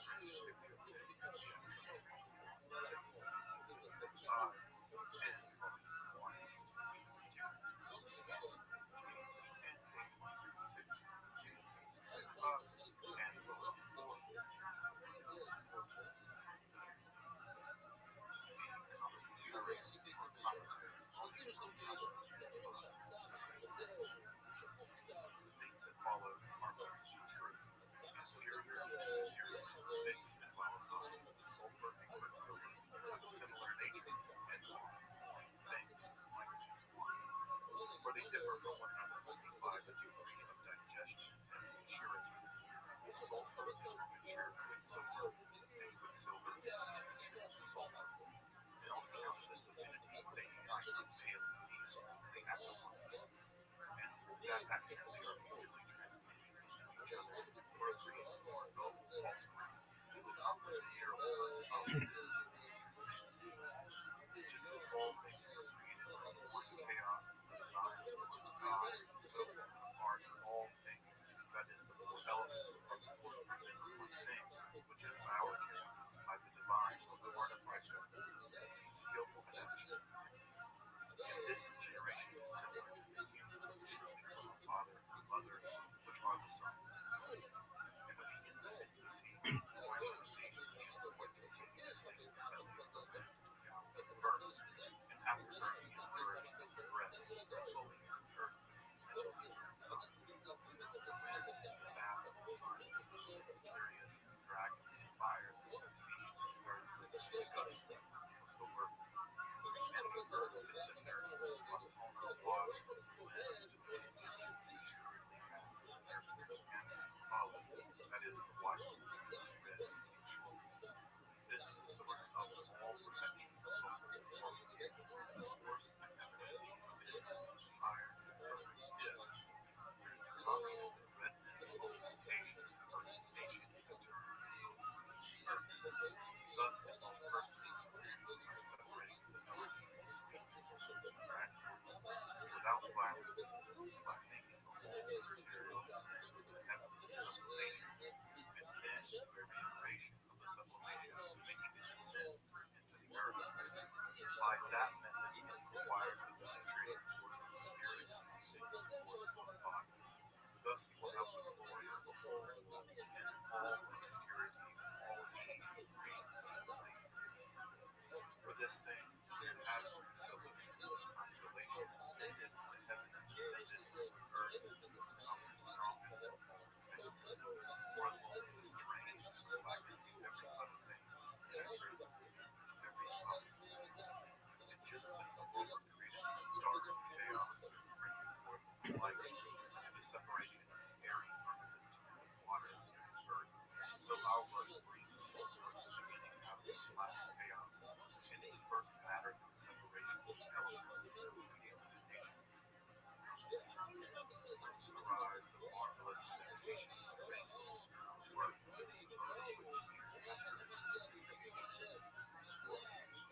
On account of this art, Sicarius is called twice greatest, having three parts of philosophy, since he signifies the great name of philosopher, which is composed from three strong substances, and has body, soul, spirit, is vegetable, animal, and has dominion in each kingdom, vegetable kingdom.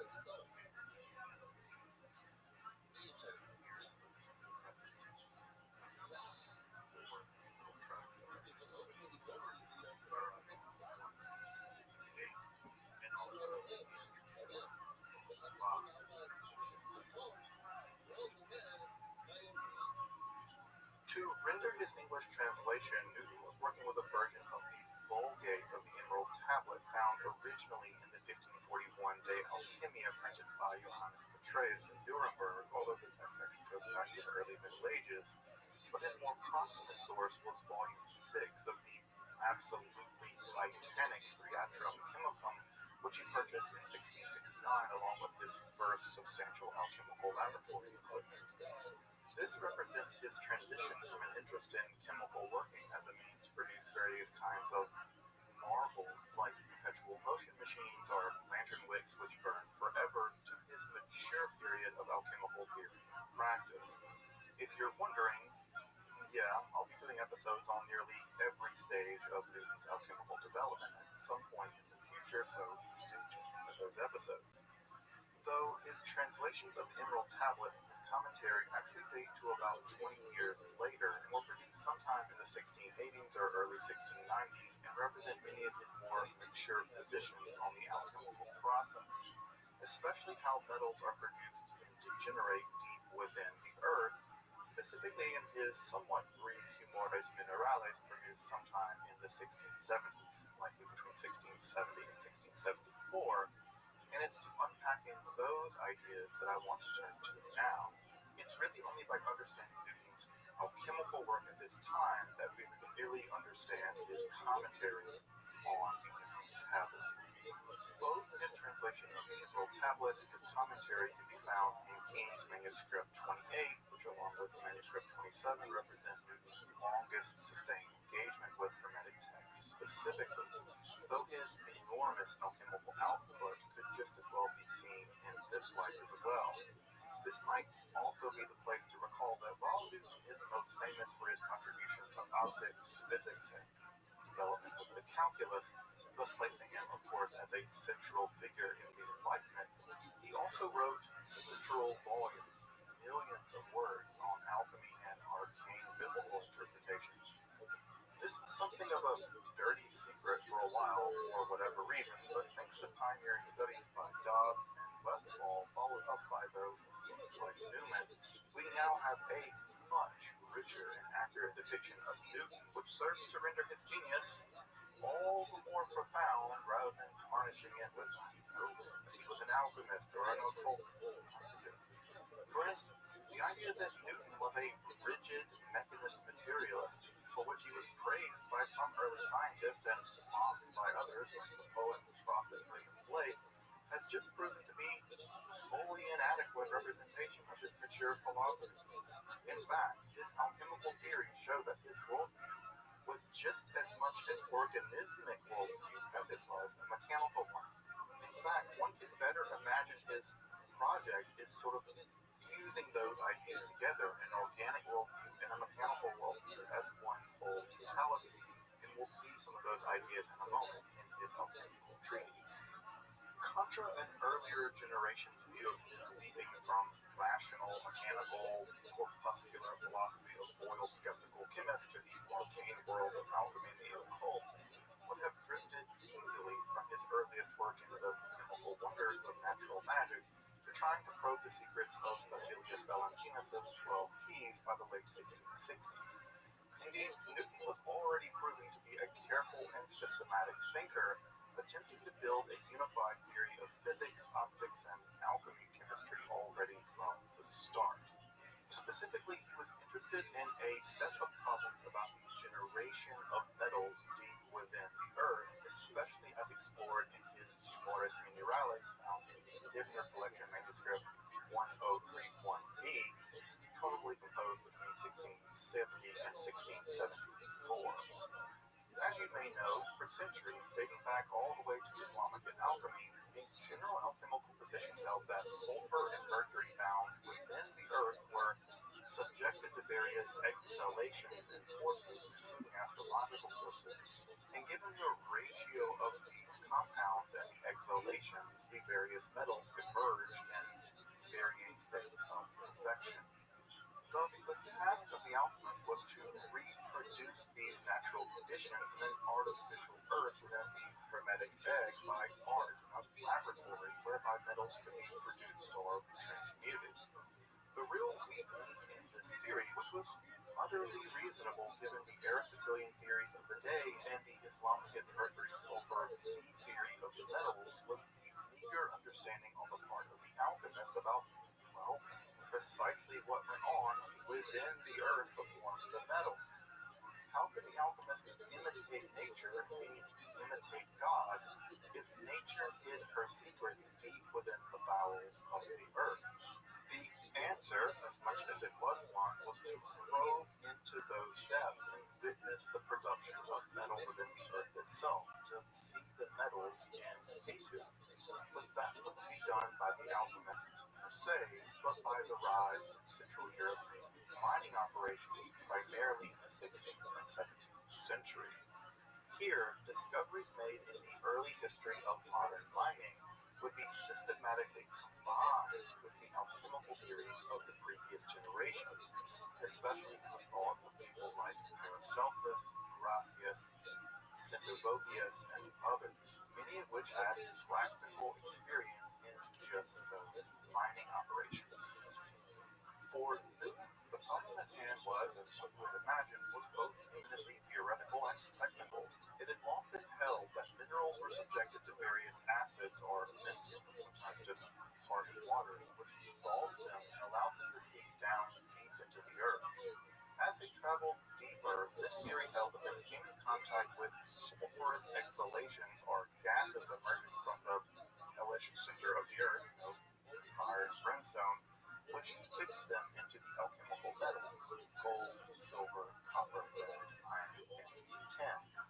The purer the mineral and the gas interactions, the purer the metal produced. Newton here, leaning on Sendivogius and Solea, held that this process was actually a very long and slow cycle by which minerals and gases interacted in a kind of perpetual circulation, whereby metals came into being and passed away as they descended into the earth and were driven back up again over and over again in a constant geo-alchemical cycle. But the ever-careful Newton noticed a problem. He could subject a metal to attack by acid, utterly dissolve it, and subject the compound to distillation, only to find that the metal always stays back in the alembic and the solvent is rendered into the receiver. Indeed, this occurred no matter how strong the menstruum or acid be used. If the minerals within the earth are being rendered so utterly volatile, questions truly emerge. Is this even possible to achieve by art? Develop an acid so strong, the alchemists can, and if such volatility is indeed achieved deep within the earth, by which process could it possibly be fixed again? What is the natural process or substance which prevents the volatile mineral from being completely destroyed, thus allowing it to be fixed again as a metal at all? Indeed, if such volatility were the rule, no metals would ever be found so near the surface of the earth, much less the large veins of metals that miners do indeed discover. To answer this riddle, Newton combines two alchemical concepts: the notion of an internally fixed metallic seed, along with a geo-alchemical cycle which generates and decomposes it, thus producing the metals. Here Newton imagines a constant cycle in which corrosive waters, or the menstruums, dissolve minerals, thus causing them to descend into the earth. This dissolved liquid seeps into the increasingly hot interior, into which vaporize, creating metallic fumes, which rise back up through the crevices in the earth. These fumes, these metallic fumes, come into contact with the newly descending vitriolic waters, in which they combine or putrefy or ferment, thus producing further sulfur and mercury, some of which is fixed as metals within the earth, and some of which escapes, going on to become the life-giving salts necessary for vegetable and animal life. Note here for Newton, the menstruum, while very powerful, never fully dissolves the minerals. Why? Here he leans on another classic alchemical idea, that within each mineral is a kind of metallic seed or semina, which can be changed but never destroyed. Specifically, Newton unites ideas as far back as the 14th century Summa Perfectionis, where mercury alone is the substratum of all the metals, with sulfur being ultimately a kind of impurity. And here he also combines the alchemy of Sendivogius, whereby one central salt of the Paracelsian influence here takes various modes as it passes through the geo-alchemical cycle, and it's developed but never fully destroyed. These metallic seeds are semina, microscopic particles, combinations, and structures would give rise to the metals, and life more generally, geoalchemical fermentation, becomes the subject of Newton's further alchemical investigations. Again, it's worth pointing out that Newton's thinking is very much centered on a geoalchemical cycle which unites the mineral, vegetable, and animal world into one organic whole. The mechanical and the organic are fully intertwined in Newton's thinking from the very beginning.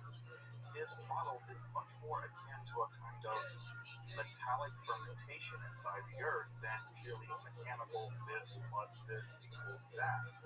He's certainly no mere mechanist, and that brings us to his unique interpretation of the famed Emerald Tablet. Differences in translation often reflect what the translator means to emphasize rather than simply conveying the overall meaning of the text from one language to another.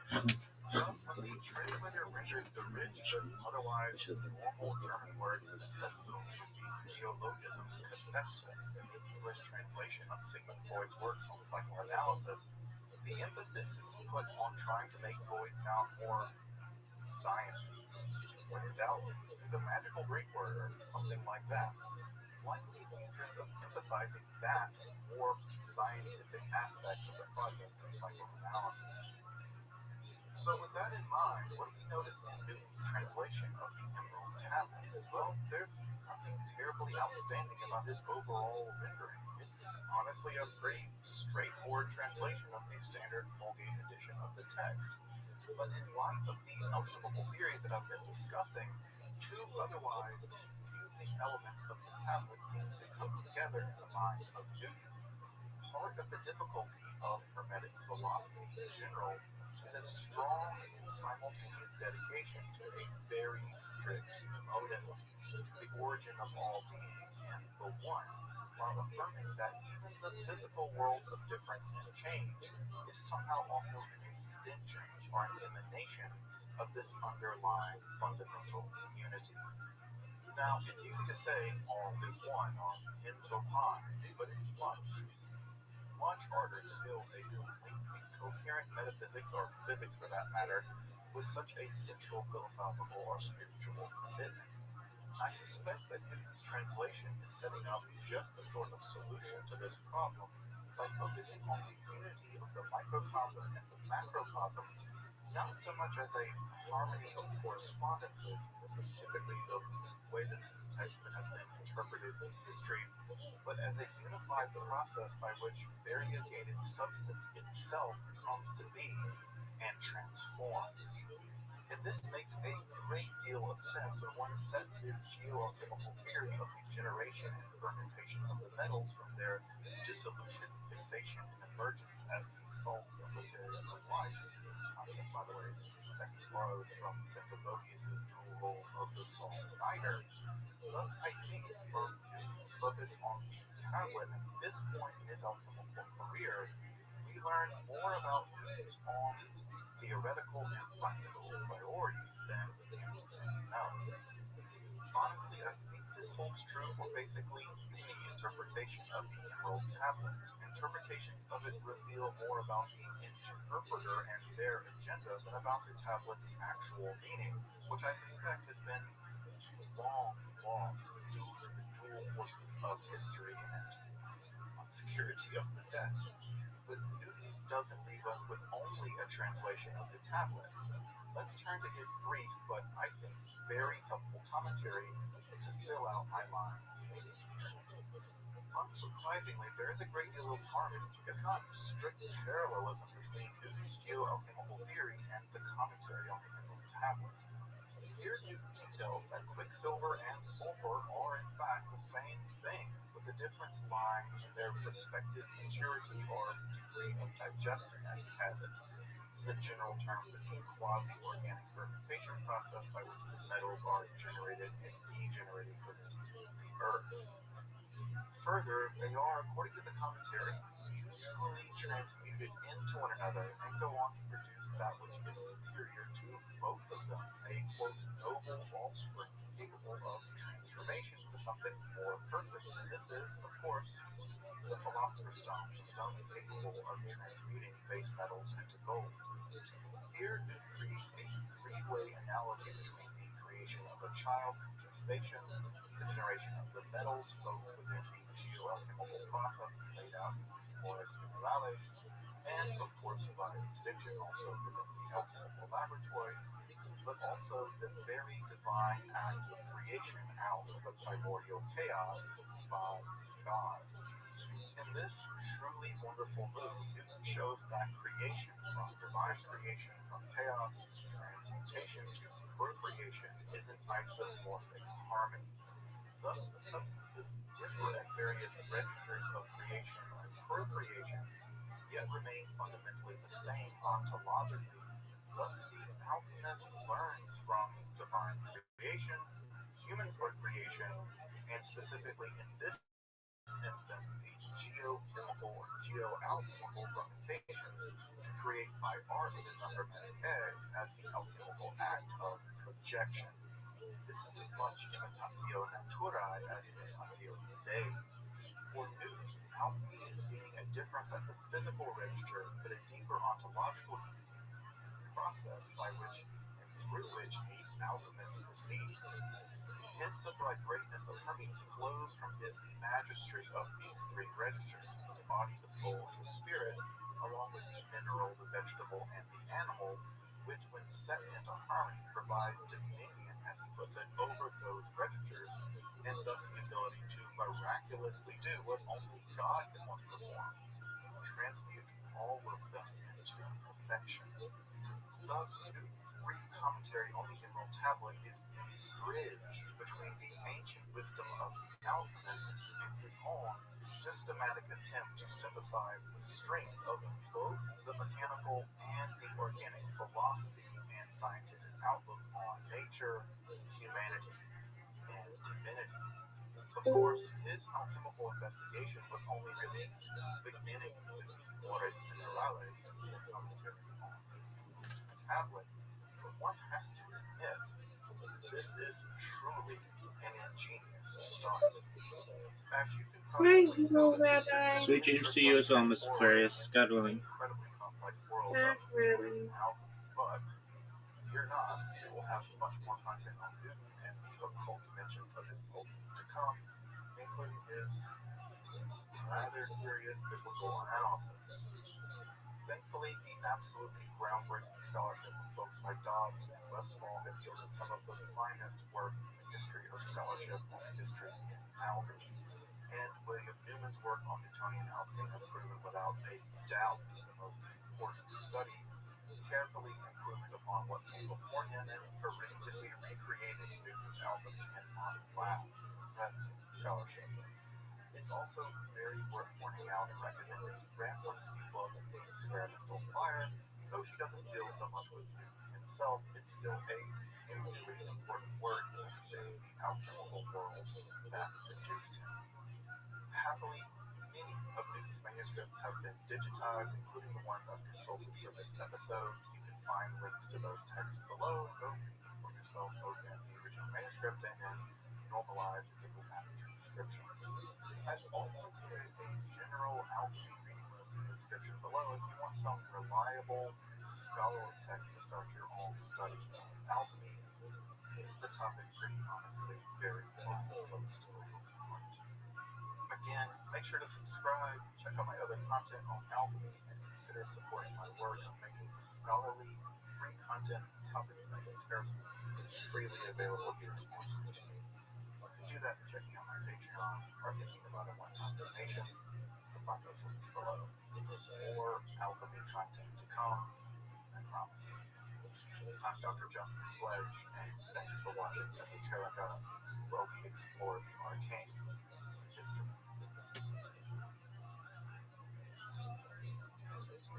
The Emerald Tablet of Hermes Trismegistus is as famous as it is both brief and enigmatic. Like many other infamously taciturn texts, Sacred Yetzirah or the Book of the Law revealed to Aleister Crowley both come to mind, though for reasons. This very brevity has fueled the imagination of generations, spawning heaps of commentaries over the ages. Dozens of such commentaries on the Emerald Tablet are known, ranging from very brief cryptic remarks on making the text darker still, to multi-volume tomes attempting to probe occult depths of every single word of the text. Few small texts like this have proven to be as fecund as these brief lines ascribed to the thrice-great Hermes. Indeed, the text continues to inspire interest to this very day. Perhaps one of the more interesting commentaries on the text is also, and surprisingly, rather poorly known. Sometime during the heart of his alchemical practice, Isaac Newton composed both a translation on the Emerald Tablet, but also an accompanying commentary of the text, echoing his own geo-alchemical theories. Though brief, it does give us an interesting insight into Newton's own alchemical theory and practice, and perhaps an insight into the deeper meaning of this marvelous and foundational text of Hermetic philosophy. If you're interested in alchemy, Hermetic philosophy, or the history of magic and Kabbalah, make sure to subscribe, check out my numerous other content on topics of esotericism, and also, if you want to support my work of providing content like this, that's accessible, scholarly, and freely available here on YouTube, I hope you consider supporting my work in the Project of Esoterica on Patreon, or perhaps with a one-time donation. You'll find those links below, and I want you to know that your support of the channel and of the Project of Esoterica more generally makes all this possible. Now let's turn to one of the greatest minds in history and his approach to Hermetic philosophy and the occult science of alchemy. Isaac Newton is Humorous Figuratus in the Emerald Tablet of Hermes Trismegistus. I'm Dr. Justin Sledge, and welcome to Esoterica, where we explore the arcane history, philosophy, and religion.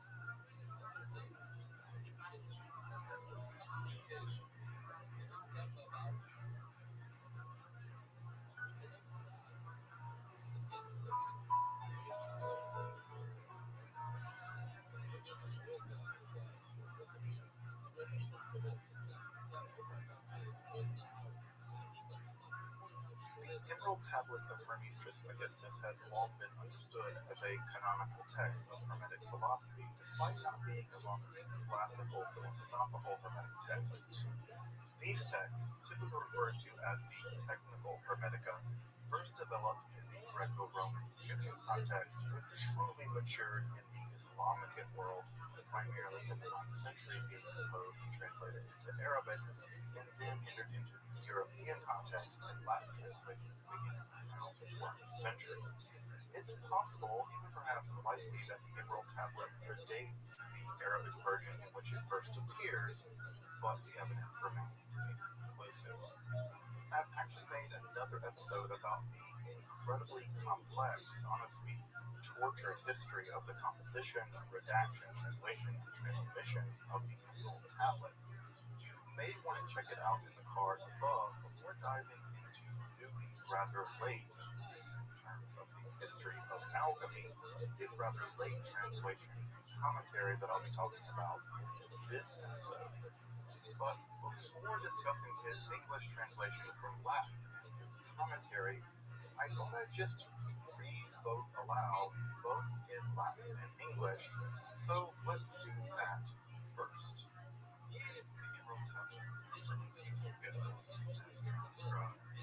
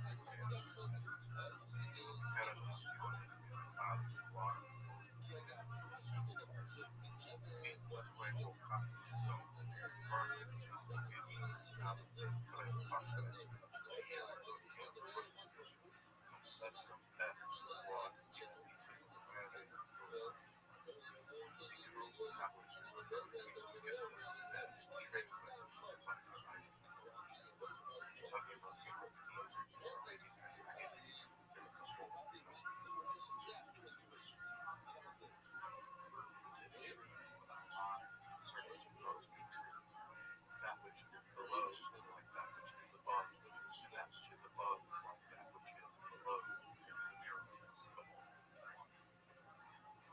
And as all things have been rose from the one by the communication of one, so all things have their birth from this one thing by an application. The Son is his Father, and his Mother. The wind hath carried it in his belly, the earth is its nest. The Father of all perfection, the whole world is here. Its force or power is inspired, vertical. Separate thou the earth from the fire, subtle from the thorough, sweet and great in the spirit. It ascends from the earth to the heavens, and again it descends to the earth, and receives the force of faith secure and fear. By this means we shall have the whole world, thereby all the spirits shall.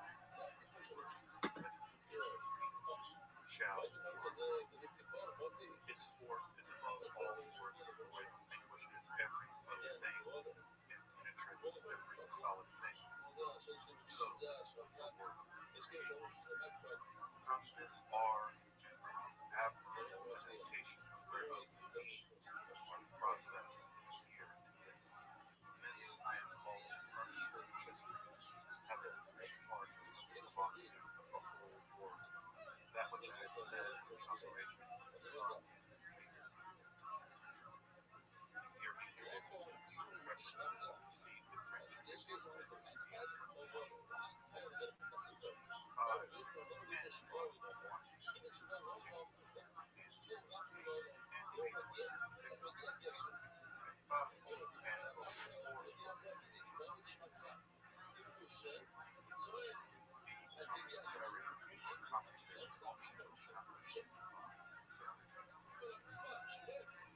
follow are both true, inferior, insecure, fixed and volatile, sulfur and quicksilver, of a similar nature, and are one thing, like one. For they differ from one another only by the degree of digestion and maturity. Sulfur is immature quicksilver, and quicksilver is immature sulfur. And on account of this affinity, they unite from pale and they act upon each other, and through that action they are mutually transmuted each other into appropriate or noble offering to accomplish miracles of this thing. Just as all things are created from one chaos and design of one God, so are all things, that is, the four elements, are formed from this one thing, which is our chaos, by the divine artificer and the skillful adaptation of things. And this generation is similar to the uses truly from a father and mother, which are the sons of God. And when the infant is conceived, the equation of things is used according to the existing belly of earth, and after birth is the earth, breath, earth, the wind is the bath of the sun, and curious over, and the earth is the nurse, wash, cleanse, surely has a nurse and father, that is the wife of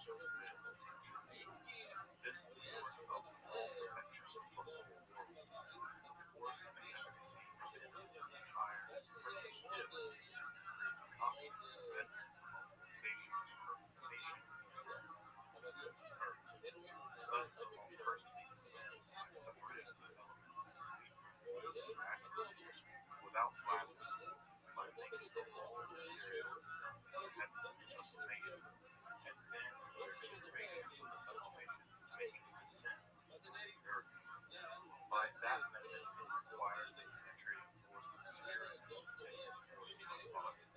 Thus, it will have the glory of the whole world, and all obscurities, all visions, for this thing, when it has through solution and consolation ascended, the heavens ascended, the earth becomes the strongest of all things.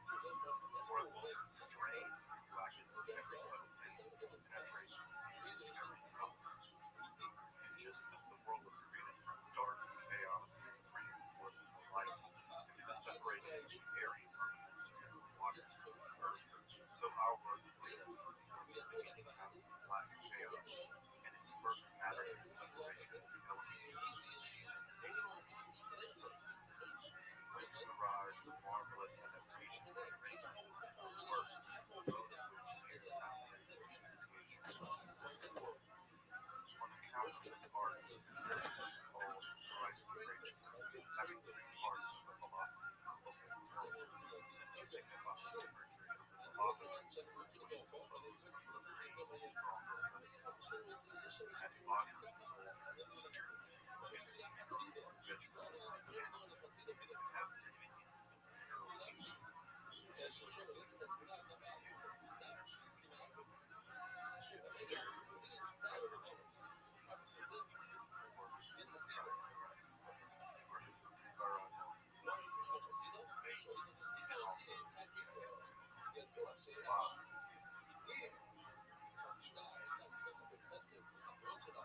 To render his English translation, Newton was working with a version of the Vulgate of the Emerald Tablet found originally in the 1541 De Alchimia printed by Johannes Petrus in Nuremberg, although the text actually goes back to the early Middle Ages.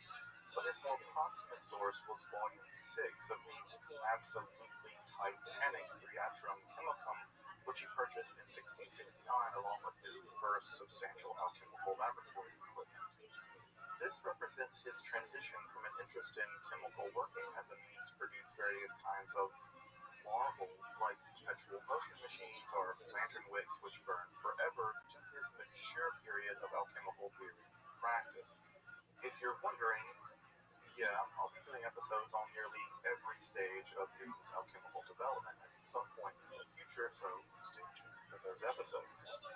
Though his translations of the Emerald Tablet and his commentary actually date to about 20 years later and were produced sometime in the 1680s or early 1690s and represent many of his more mature positions on the alchemical process, especially how metals are produced and degenerate deep within the earth, specifically in his somewhat brief Humores Minerales produced sometime in the 1670s, like between 1670 and 1674. And it's to unpacking those ideas that I want to turn to now. It's really only by understanding Newton's alchemical work at this time that we really understand his commentary on the Emerald Tablet. Both his translation of the Emerald Tablet and his commentary can be found in King's Manuscript 28, which along with Manuscript 27 represent Newton's longest sustained engagement with Hermetic texts specifically, though his enormous alchemical output could just as well be seen in this light as well. This might also be the place to recall that while Newton is most famous for his contribution to optics, physics, and development of the calculus, thus placing him, of course, as a central figure in the Enlightenment, he also wrote literal volumes, millions of words on alchemy and arcane biblical interpretation.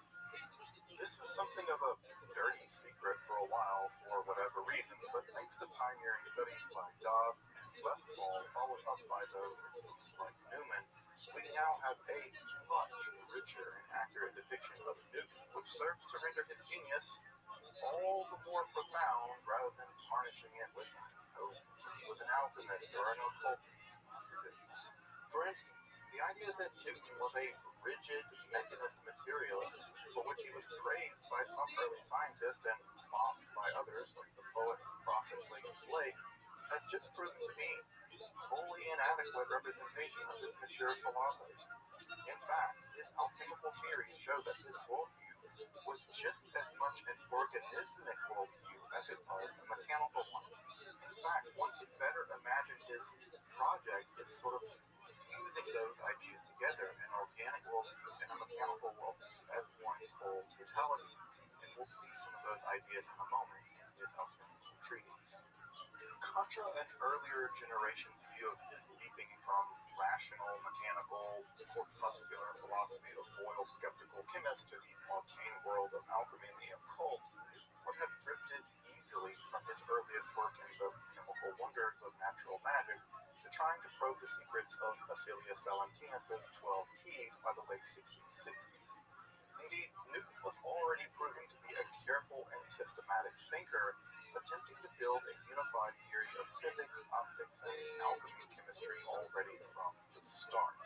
Specifically, he was interested in a set of problems about the generation of metals deep within the Earth, especially as explored in his Humoris Mineralis, now the Dibner Collection manuscript 1031b, probably composed between 1670 and 1674.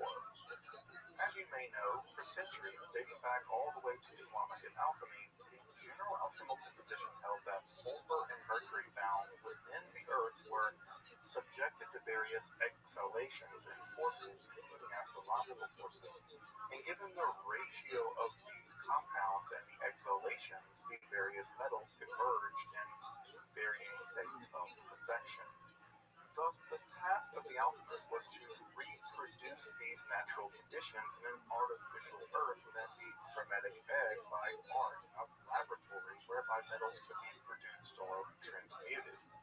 The real weak link in this theory, which was utterly reasonable given the Aristotelian theories of the day and the Islamic mercury-sulfur seed theory of the metals, was the meager understanding on the part of the alchemist about, well, precisely what went on within the earth to form the metals.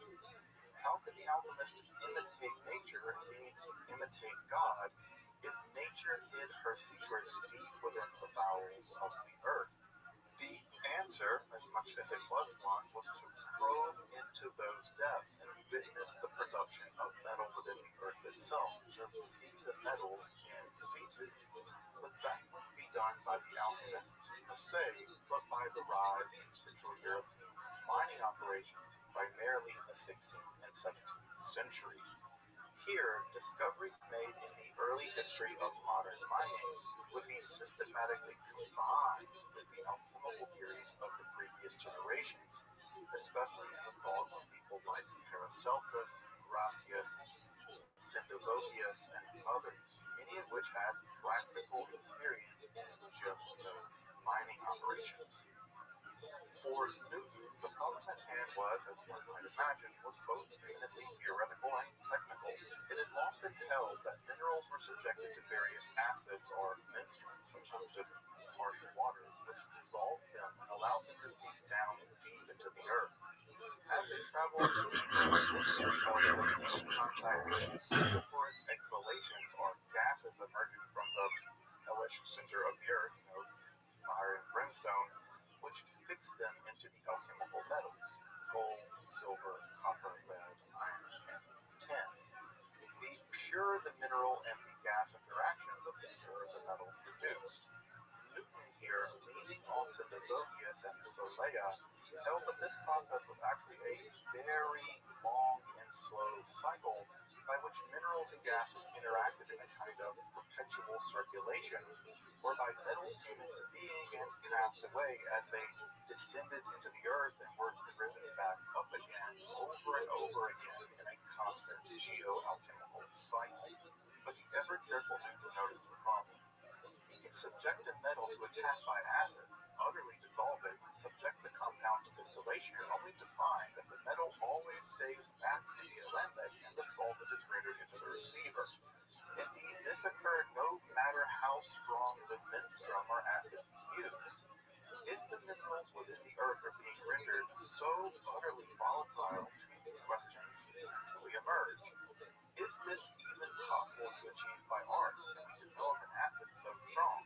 The author says, and if such volatility is indeed achieved deep within the earth, by which process could it possibly be fixed again?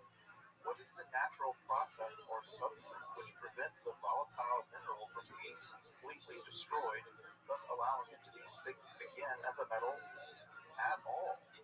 Indeed, if such volatility were the rule, no metals would ever be found so near the surface of the earth, much less the large veins of metals that miners do indeed discover. To answer this riddle, Newton combines two alchemical concepts: the notion of an internally fixed metallic seed, along with a geoalchemical cycle which generates and decomposes it, thus producing the metals. Here Newton imagines a constant cycle in which corrosive waters, like the menstruum, dissolve minerals, thus causing them to descend into the earth. This dissolved liquid seeps into the increasingly hot interior until it's vaporized, creating metallic fumes which rise back up through the crevices of the earth. These metallic fumes, come into contact with the newly descending vitriolic waters, in which they combine or putrefy or ferment, thus producing further sulfur and mercury, some of which is fixed as metals within the earth, and some of which escapes, going on to become the life-giving salts necessary for vegetable and animal life. Note here for Newton, the menstruum, while very powerful, never fully dissolves the minerals. Why? Here he leans on another classic alchemical idea, that within each mineral is a kind of metallic seed or semina, which can be changed but never destroyed.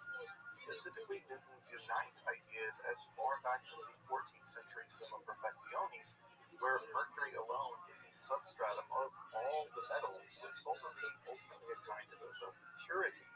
And here he also combines the alchemy of Synthesius, whereby one central salt, of the Paracelsian influence here, takes various modes as it passes through the geoalchemical cycle and is developed but never fully destroyed. These metallic seeds are semina, microscopic particles, combinations, and structures of what give rise to the metals, and life more generally through the geoalchemical fermentation becomes the subject of Newton's further alchemical investigations. Again, it's worth pointing out that Newton's thinking is very much centered on a geoalchemical cycle which unites the mineral, vegetable, and animal world into one organic whole. The mechanical and the organic are fully intertwined in Newton's thinking from the very beginning. His model is much more akin to a kind of metallic fermentation inside the earth than purely mechanical this plus this equals that. He's certainly no mere mechanist, and that brings us to his unique interpretation of the famed Emerald Tablet. Differences in translation often reflect what the translator means to emphasize, rather than simply conveying the overall meaning of the text from one language to another. Thus, when the translator rendered the rich but otherwise normal German word Besetzung with the neologism cathexis in the English translation of Sigmund Freud's works on psychoanalysis, the emphasis is put on trying to make Freud sound more sciencey. When in doubt, use a magical Greek word or something like that, likely in the interest of emphasizing that more scientific aspect of the project of psychoanalysis. So with that in mind, what do we notice in Newton's translation of the Emerald Tablet? Well, there's nothing terribly outstanding about his overall rendering. It's honestly a pretty straightforward translation of the standard Vulgate edition of the text. But in light of these alchemical theories that I've been discussing, two otherwise confusing elements of the tablet seem to come together in the mind of Newton. Part of the difficulty of Hermetic philosophy in general is a strong and simultaneous dedication to a very strict monism, the origin of all being in the one, while affirming that even the physical world of difference and change is somehow also an extension or an emanation of this underlying fundamental unity.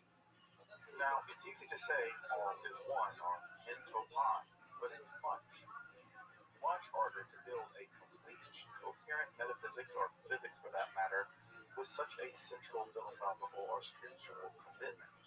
I suspect that Newton's translation is setting up just a sort of solution to this problem by focusing on the unity of the microcosm and the macrocosm, not so much as a harmony of correspondences, and this is typically the way that this text has been interpreted in history, but as a unified process by which variegated substance itself comes to be and transforms. And this makes a great deal of sense when one sets his geochemical theory of the generation and fermentation of the metals from their dissolution, fixation, and convergence as salts necessary for life. This concept, by the way, that borrows from Symphophonius' dual role of the salt niter. Thus, I think, from Newton's focus on the tablet at this point in his alchemical career, we learn more about Newton's own theoretical and practical priorities than anything else. Honestly, I think this holds true for basically any interpretation of the Emerald Tablet. Interpretations of it reveal more about the interpreter and their agenda than about the tablet's actual meaning, which I suspect has been long lost due to the dual forces of history and obscurity of the text. But Newton doesn't leave us with only a translation of the tablet. Let's turn to his brief, but I think very helpful commentary to fill out my mind and thinking here. Unsurprisingly, there is a great deal of harmony, if not strict parallelism, between Newton's geoalchemical theory and the commentary on the Emerald Tablet. Here, Newton details that quicksilver and sulfur are in fact the same thing, with the difference lying in their respective maturity or degree of digestion, as he has it. It's a general term for the quasi-organic fermentation process by which the metals are generated and degenerated within the earth. Further, they are, according to the commentary, mutually transmuted into one another and go on to produce that which is superior to both of them, a quote, noble offspring capable of transformation into something more perfect. And this is, of course, the Philosopher's Stone, the stone capable of transmuting base metals into gold. Here, Newton creates a three-way analogy between the creation of a child in gestation, the generation of the metals, both within the geoalchemical process laid out in the Mores Minerales, and, of course, by extension, also within the alchemical laboratory, but also the very divine act of creation out of the primordial chaos by God. In this truly wonderful move, it shows that creation, from divine creation, from chaos to transmutation to procreation, is an isomorphic harmony. Thus, the substances differ at various registers of creation and procreation, yet remain fundamentally the same ontologically.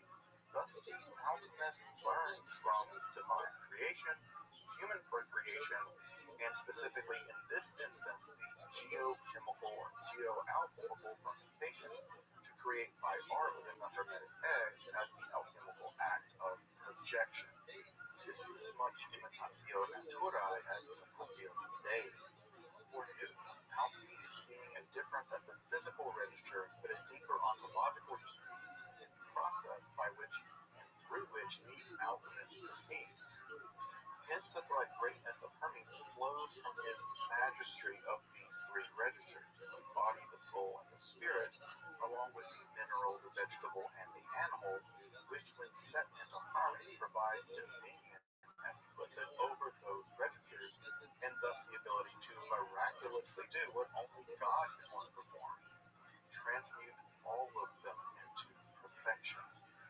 Thus, Newton's brief commentary on the Emerald Tablet is the bridge between the ancient wisdom of the alchemists and his own systematic attempt to synthesize the strength of both the mechanical and the organic philosophy and scientific outlook on nature, humanity, and divinity. Of course, his alchemical investigation was only really beginning with the Mores Minerales as a commentary on tablet, but one has to admit, this is truly an ingenious start. As you can probably tell, this is just an introductory foray into the incredibly complex world of Newtonian alchemy, but fear not, we will have much more content on Newton and the occult dimensions of his pulpit to come, including his rather curious biblical analysis. Thankfully, the absolutely groundbreaking scholarship of folks like Dobbs and Westphal has yielded some of the finest work in the history of scholarship on the history and alchemy. And William Newman's work on Newtonian alchemy has proven without a doubt the most important study, carefully improving upon what came before him and forensically recreating Newton's alchemy in modern lab. That's the scholarship. It's also very worth pointing out and recommending Rampling's new book, Experimental Fire. Though she doesn't deal so much with Newton himself, it's still a hugely important work in understanding the alchemical world that produced him. Happily, many of Newton's manuscripts have been digitized, including the ones I've consulted for this episode. You can find links to those texts below and go read them for yourself, both in the original manuscript and in normalized and diplomatic transcriptions. I've also included a general alchemy reading list of subscriptions below if you want some reliable, scholarly text to start your own study in alchemy. This is a topic pretty honestly very small and close to my own heart. Again, make sure to subscribe, check out my other content on alchemy, and consider supporting my work of making scholarly, free content on topics of esotericism freely available here on YouTube. You can do that by checking out my Patreon or thinking about a one-time donation. You'll find those links below. More alchemy content to come, I promise.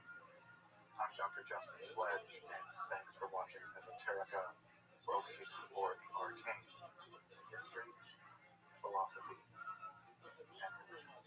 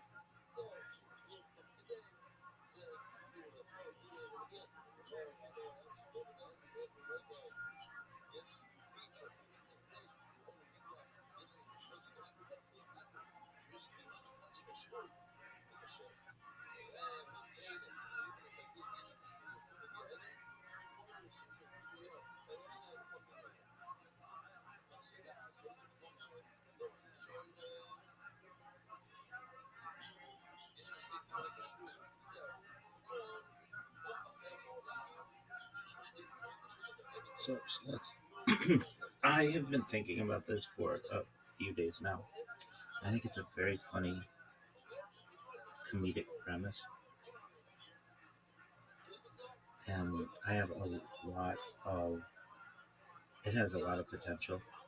It's really a gold mine in comedy. I watch a lot of comedy. I don't know if I watch more comedy than anybody on earth, but definitely top 1%.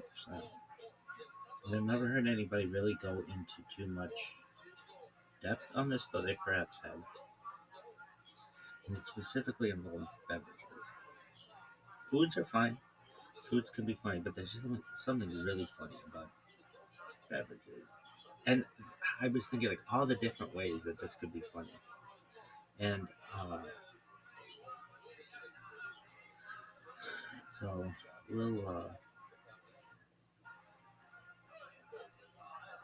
we'll see. I was thinking about this too.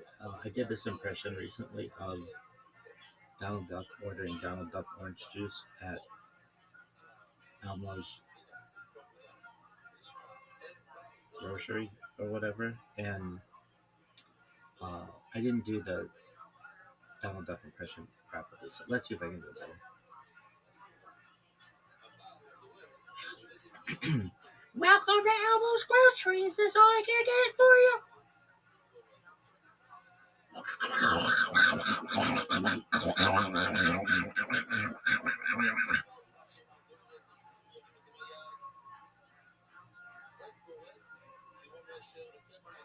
Can you please repeat that?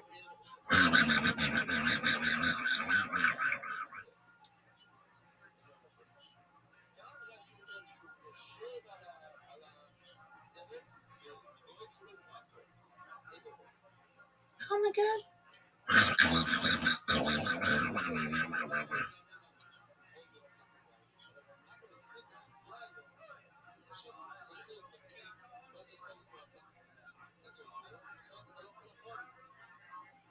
I'll take that as, yes.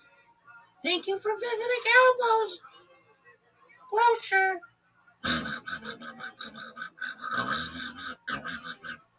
All right, that was awful. That was the worst.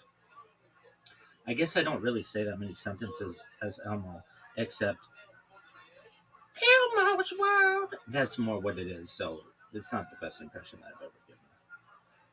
All right, Donald Duck's probably pretty good. I don't do impressions, though. I'm the worst in the world. Terrible.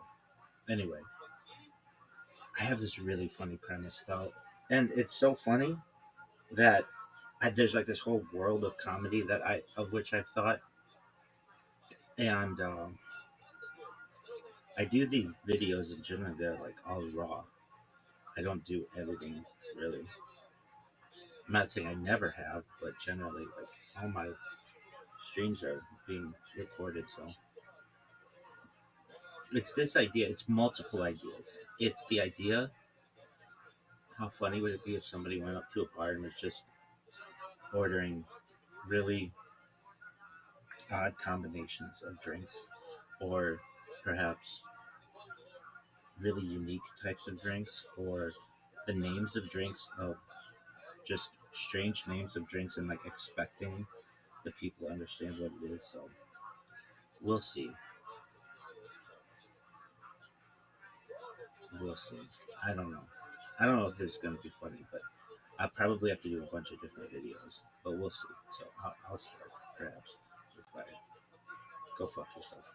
Go fuck yourself.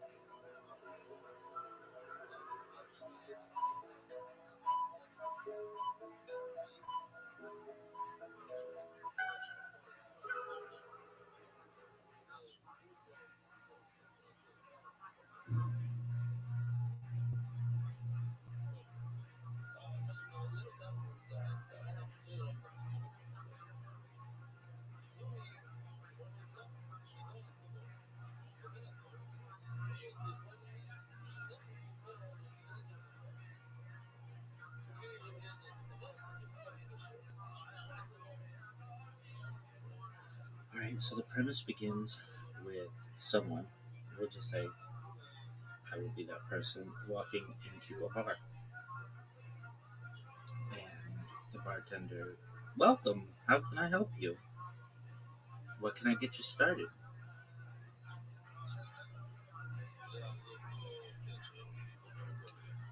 The premise of this comedic idea is that somebody walks into a bar, and we'll just say, I'll be that person. That Trevor Rothschild walks into a bar, and the bartender welcomes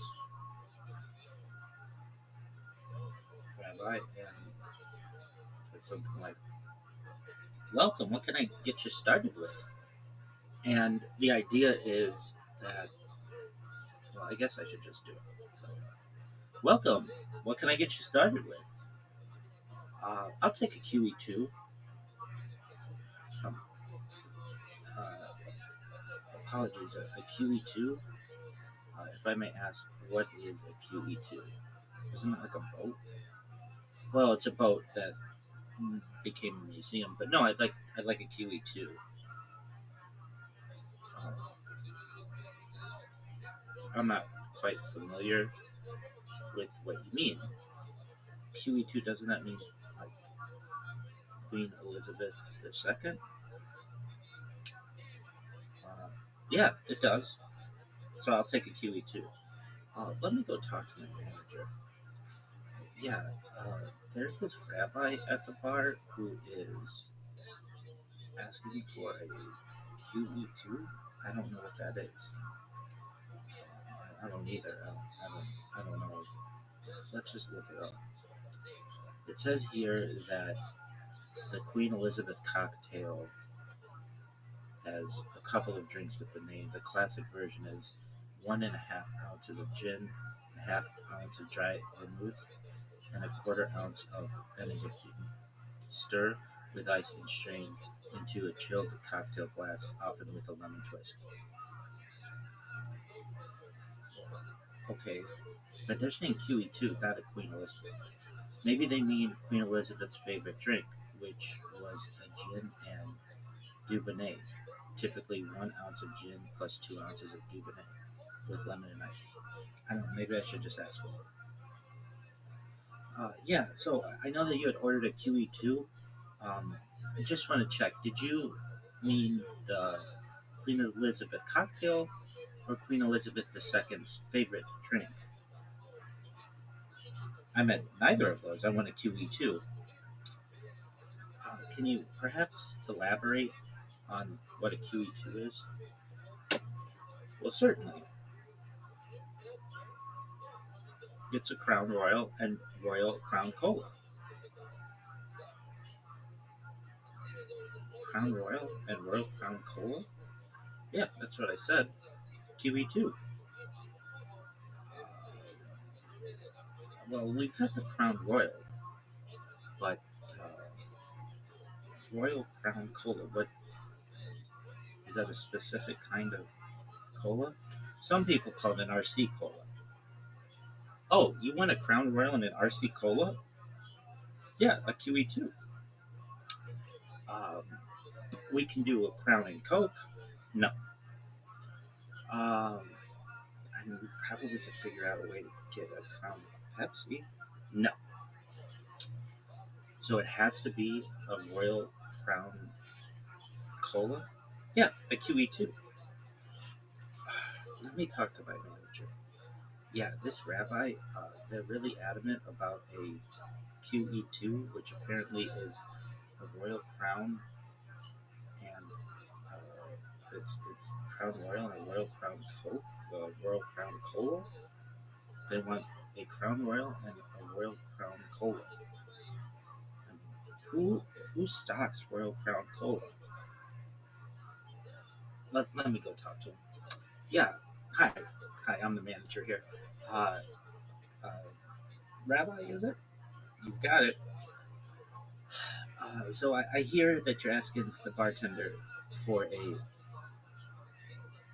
QE2, but you didn't want the traditional Queen Elizabeth cocktail, nor did you want Queen Elizabeth's favorite drink.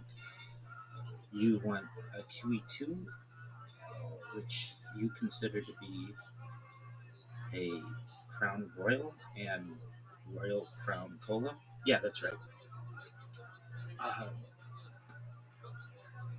well, I mean, the thing is, we've got the Crown Royal. That's not an issue. The issue is that we don't carry Royal Crown Cola. Why not? Well, it's just not as popular a beverage as perhaps Pepsi or Coca Cola. Oh, I know. I mean, I can wait. Yeah, it's just we don't usually do orders on the fly like that where you know, we can, let me talk to the owner. I'll be right back. Yeah, there's this rabbi, yeah, over there, and they're requesting QE2, which is not the traditional cocktail of the Queen Elizabeth cocktail, nor is it Queen Elizabeth's preferred cocktail. They're looking for a QE2, which they're calling a Royal Crown and a Crown Royal and Royal Crown Cola. And we don't have any Royal Crown Cola. Royal Crown Cola, what is that? It's an RC Cola? Oh, who drinks that? Apparently it's rabbi. I don't really know what to say, and I don't want to lose a customer and everything. Is there any way maybe talk to him? Yeah, how you doing? I'm the owner. I heard that you wanted a QE2, which is not the traditional Queen Elizabeth cocktail, nor is it Queen Elizabeth's preferred cocktail. You're looking for a Crown Royal and Royal Crown? Is that correct? Yeah, that's right. I'll wait. Yeah, it's just the thing. It's just like nobody orders Royal Crown Cola. We have Crown Royal. We can make you a Crown Royal and Coke, usually known as a Crown and Coke, or even a Crown Royal and Pepsi, a Crown and Pepsi. But it's just the Royal Crown and Crown Royal, or Crown Royal and Royal Crown. It's a difficult for us to do for you at this moment.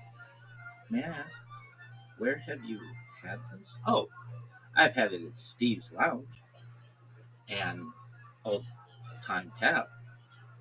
Oh, Steve's Lounge and Old Time Tap? You mean Steve's Old Time Tap? No, that's in Rock Island. Steve's Lounge. And I've also had it at Old Time Tap. These are two different places? Yeah, there's Steve Lounge. He's got catering. And then there's Old Time Tap. Do you have a question? Okay, so let me get this straight. You've had this at other places, and you can just go up to the bartender and ask for a QE2, and they know. Yeah, they know. They routinely provide Crown Royal and Royal Crown. That's a QE2. You see, just the thing is, we don't carry Royal Crown Cola. Is there anything else that you would like?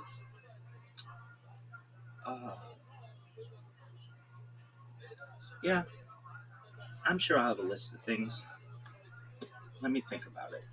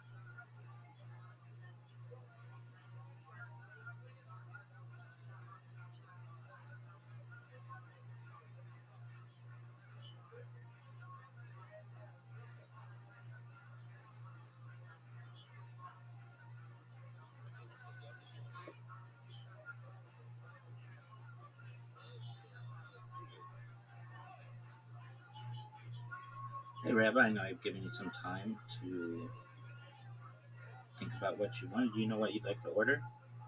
Um, I'll take a Wilt Chamberlain. A Wilt, a Wilt Chamberlain? Yeah, a Wilt Chamberlain. Uh, okay, just one moment. Yeah, it's that Rabbi again. He says he wants a Wilt Chamberlain. Have you ever heard of this? No. What is that? I don't know. I didn't ask him. I figured I'd ask you. Let's go ask him. Hey, Rabbi, how are you? Every day is a holiday. Every meal's a feast. Uh, yeah. So we wanted to know. We couldn't make the QE2 for you because we didn't have. We had the Crown Royal, but we did not have the Royal Crown. Uh, and then my bartender made me aware that you wanted a Wilt Chamberlain. Yeah, that's right. May I ask what that is? Well, you're asking me what a Wilt Chamberlain is? Yeah. Uh, well, it's a half gallon of milk and 12 cans of 7 Up. But the milk should be Abbott's pasteurized milk. Uh, let me get this straight. You want a Wilt Chamberlain, which is a half gallon of milk and 12 7-Ups, and the milk should be Abbott's pasteurized milk? Yeah, that's right. And not the powdered stuff. I want the liquid. Uh, let me talk to the owner and see what we can do here, because I mean that's let me just talk. Yeah, it's that Rabbi again. They are asking for a Wilt Chamberlain. Have you ever heard of this? What is that? Apparently, it is a half a gallon of milk and 12 7-Ups, and the milk should be Abbott's pasteurized milk.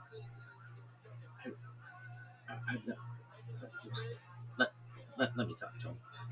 Hey, Rabbi. So I know that we didn't have the QE2. We could make you a Queen Elizabeth, or even Queen Elizabeth's preferred drink, but I know you don't want those. We heard that you wanted a Wilt Chamberlain, is that correct? Yeah, that's right. And a Wilt Chamberlain is what now? It is a half gallon of milk and 12 7-Ups. Preferably, it should be Abbott's pasteurized milk, and preferably from the carton. Yeah, it's just that no one around here carries Abbott's pasteurized milk, and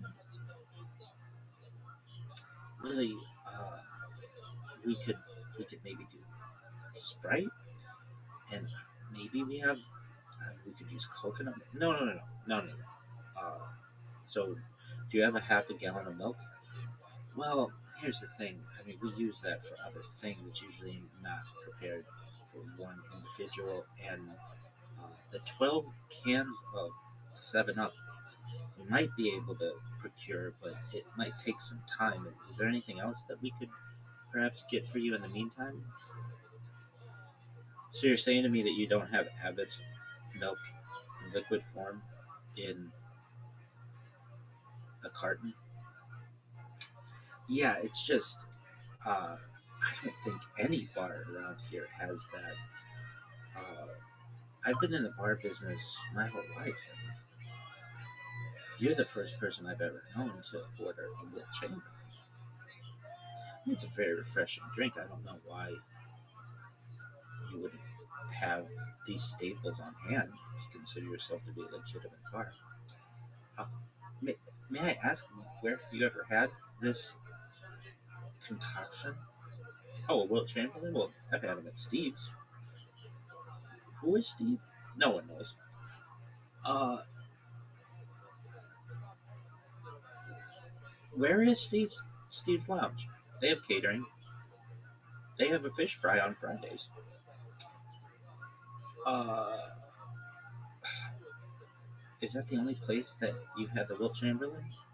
No. Old Time Tap. but they don't have catering.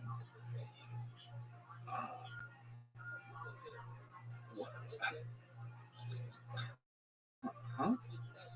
So you had this drink at Steve's Old Time Tap? No, that's in Rock Island.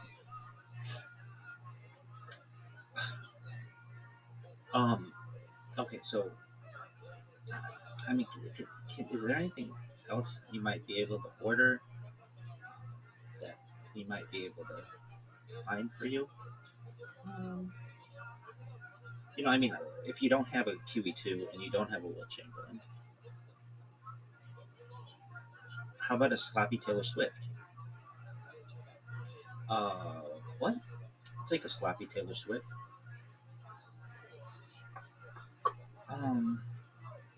Like the singer? Well, no, the drink, the sloppy Taylor Swift.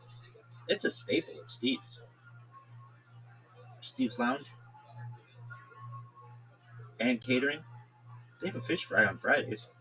Yeah, no, I heard you. Is this a place where Taylor Swift goes? She wishes. Uh, Let me get this straight. So, uh, what is it? What is a sloppy Taylor Swift? You're asking me what a sloppy Taylor Swift is? I mean, I've been in the bar business my whole life. I mean, but just, yeah, if you could help me. It's Everclear and Diet Coke. We're a bar and we carry alcohol, but generally we don't carry Everclear. Why not? It's just, it can be dangerous for patrons. I know. Uh, I mean, why are you calling it a sloppy Taylor Swift? Everybody knows that Taylor Swift's go-to drink is vodka Diet Coke. You could even call it vodka Diet Coke Taylor Swift.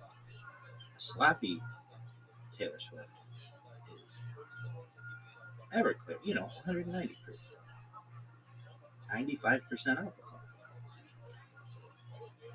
Yeah, I know, I get it.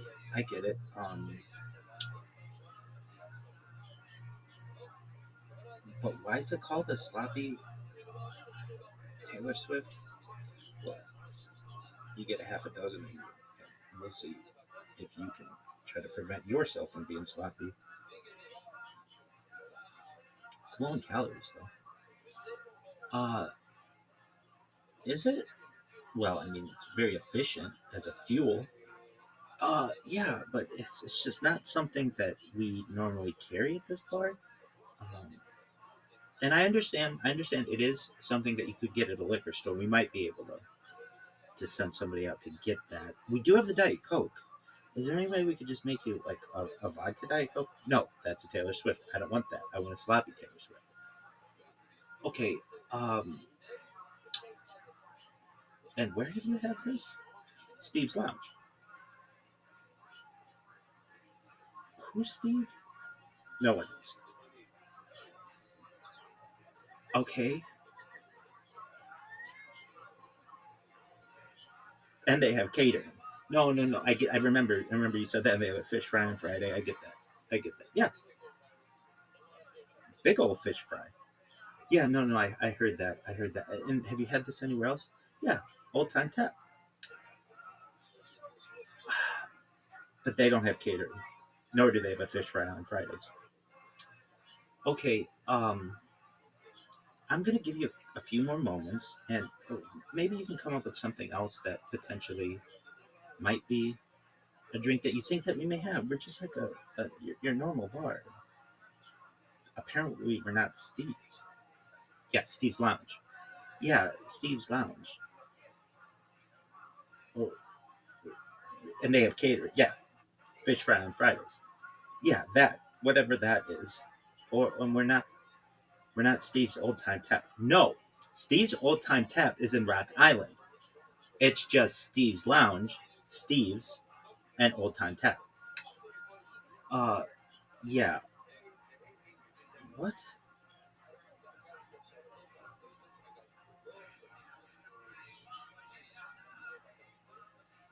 fine. I've given you some time to think about what you want. Do you know what you'd like to order? I'll take a Will Chamberlain. A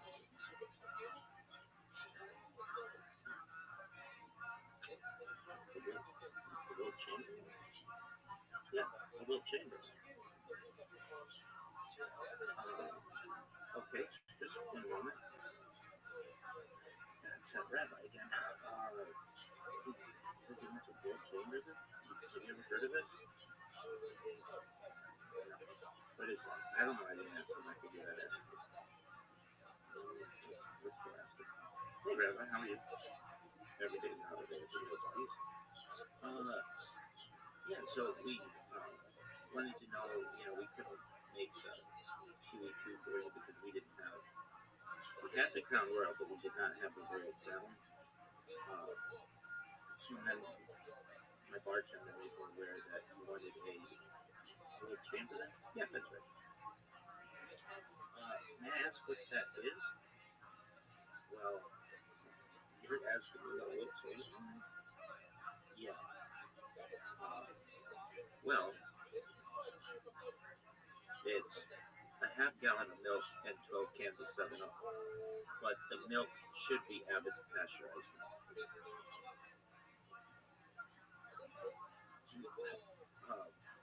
me get this straight. You want a Will Chamberlain, which is a half gallon of milk and 12 7-Up? And the milk should be Abbott pasteurized milk? Yeah, that's right. And not the powdered stuff. I want the liquid. Let me talk to the owner and see what we can do here, because I mean that's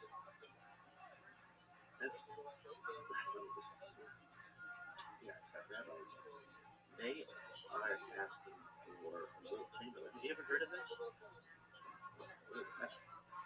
Apparently it is half a gallon of milk and 12 7-Up.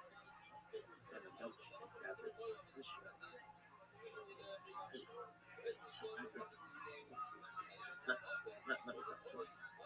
Hey, Rabbi. So, I know that we didn't have the QE2. We could make you a Queen Elizabeth, or even Queen Elizabeth before straight. I know you we heard that you wanted a Will Chamberlain, is that correct? Yeah, that's right. And a Will Chamberlain is what now? It is a half gallon of milk and 12 7-Up. Preferably, it should be Abbott pasteurized milk, and preferably from the carton. Yeah, it's just that no one around here carries Abbott pasteurized milk. Really, we could maybe Sprite, and maybe we could use coconut. No. So, do you have a half a gallon of milk? Well, here's the thing. We use that for other things usually not prepared for one individual, and the 12 cans of 7-Up might be able to procure, but it might take some time. Is there anything else that we could perhaps get for you in the meantime? So you're saying to me that you don't have Abbott milk liquid form in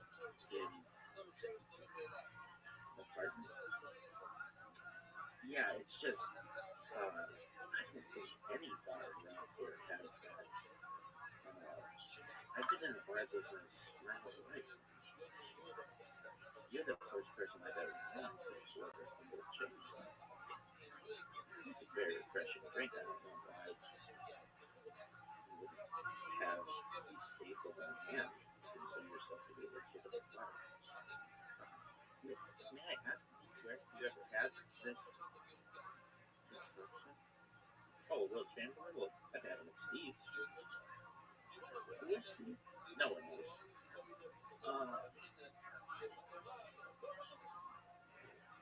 Where is Steve? Steve Cobb. They have catering. They have a fish fry on Sunday.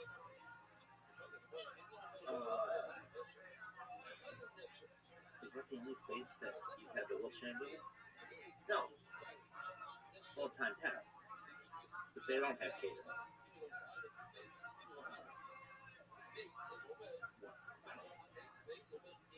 Huh? So you have this drink at Steve's Old Time Tap? No, that's in Rock Island. Okay, so is there anything else you might be able to order? You might be able to find for you. You know, I mean, if you don't have a QE2 and you don't have a wheel chamberlain, how about a sloppy Taylor Swift? What? Take a sloppy Taylor Swift.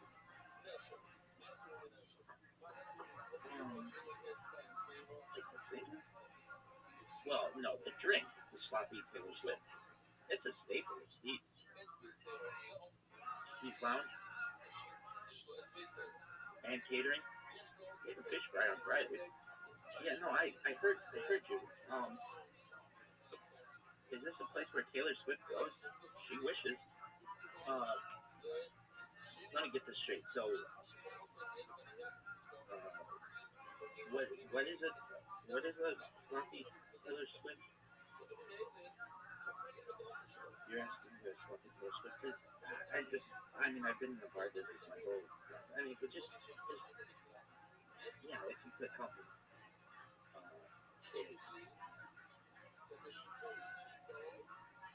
Everclear Diet Coke. We're a bar and we carry alcohol, but generally we don't carry Everclear. Why not? It's just, it's dangerous for catering. I know.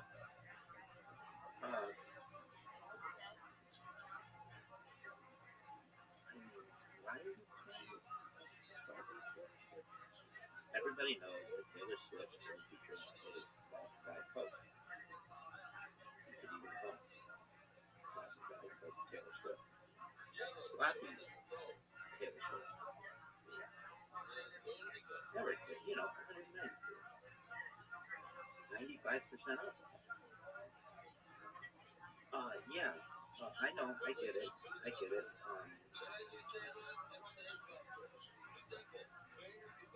But why is it called a sloppy Taylor Swift?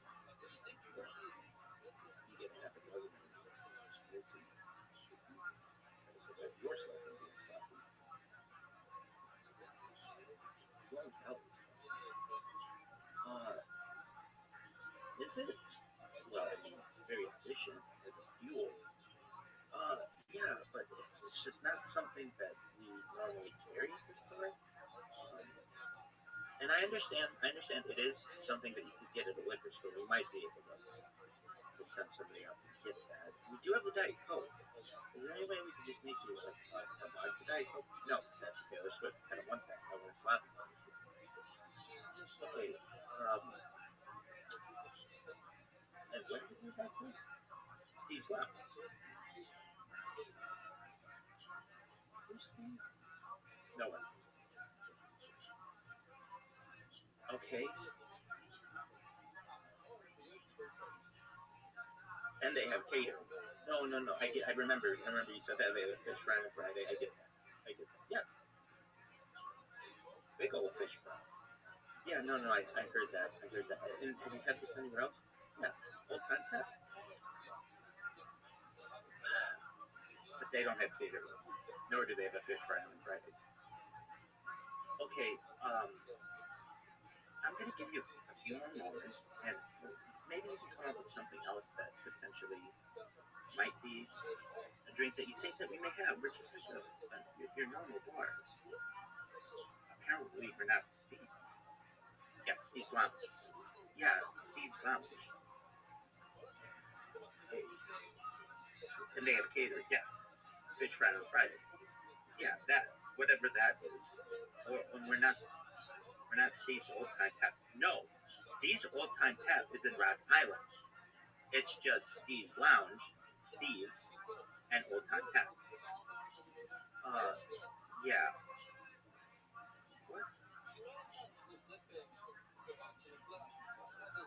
Rabbi night.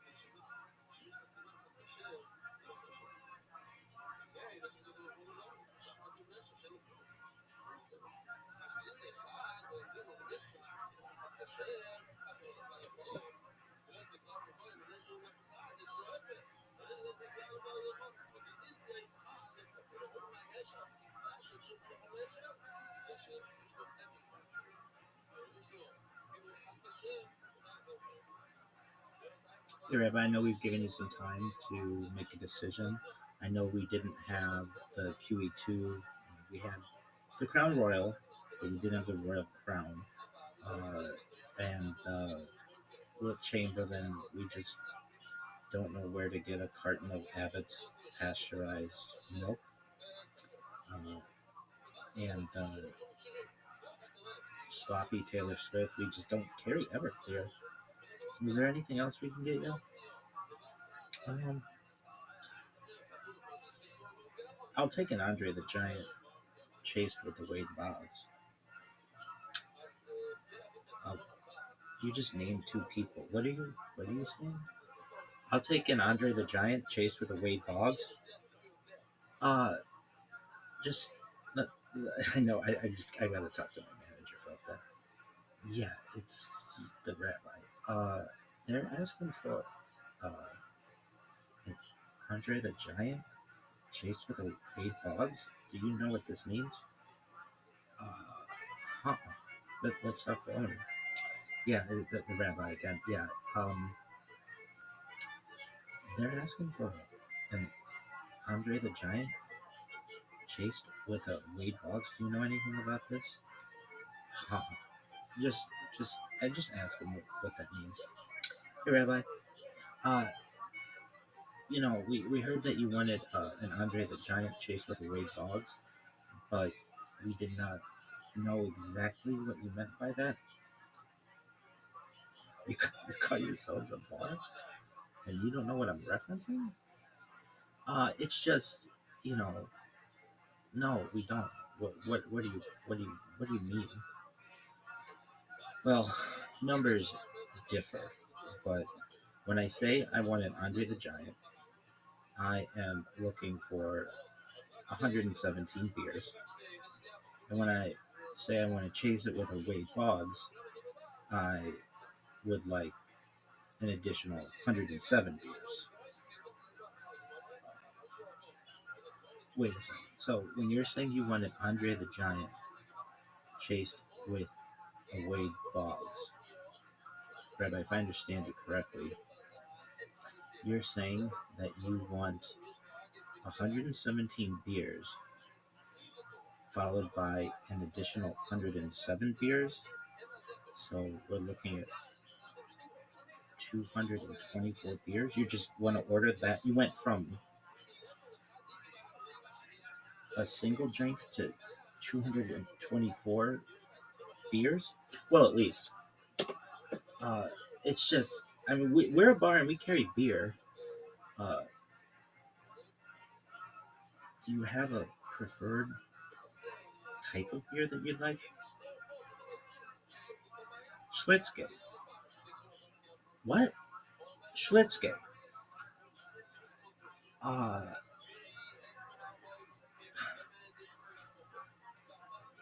let me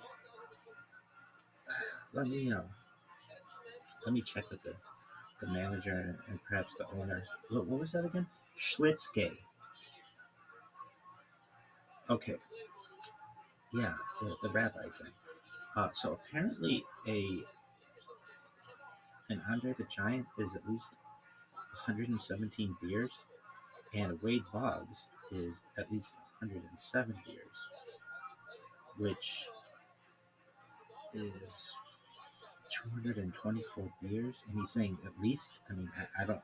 Maybe it's more. I mean, the numbers are getting foggy. Uh, and so when I asked what kind of beers, the rabbi responded, Schlitzke. Do we carry Schlitzke? Schlitzke? Isn't that the beer from Saturday Night Live? I don't know. It's before my time. Go ask Rabbi. Maybe they're saying something else. Yeah, Rabbi. So we know that we're trying to make you an Andre the Giant chased by a Wade Boggs. I just want to get this right. You wanted what kind of beer was it that you wanted? Schlitzke. Yeah.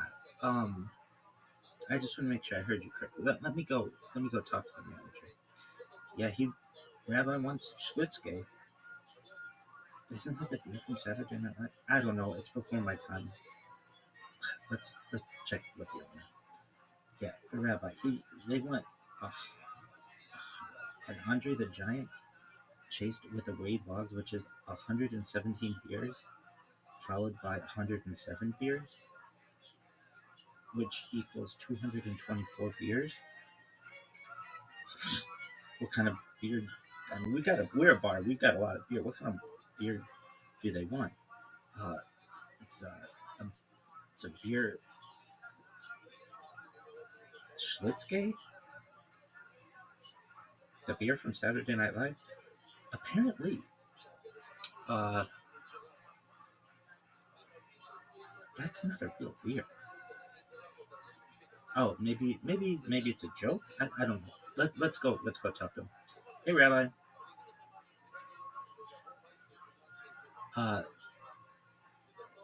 So you wanted an Andre the Giant chased with a Wade Boggs? Yeah, that's right. Okay, so if we understand that correctly, that's 117 beers followed by 107 beers. Is that correct? Well, at least the numbers get fuzzy. Well, I mean, we might be able to put together 224 beers, but we just want to make sure what kind of beer you wanted. Schlitzke. Yeah, that's what we thought.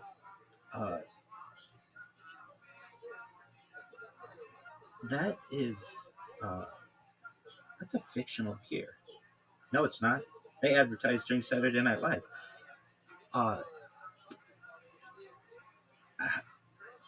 Those are like fictional advertisements. No, they're not. It was right after the monologue. I remember it. Schlitzke? Yeah, that's right. Chris Farley loves it. So does Adam Sandler. See, here's the thing, though.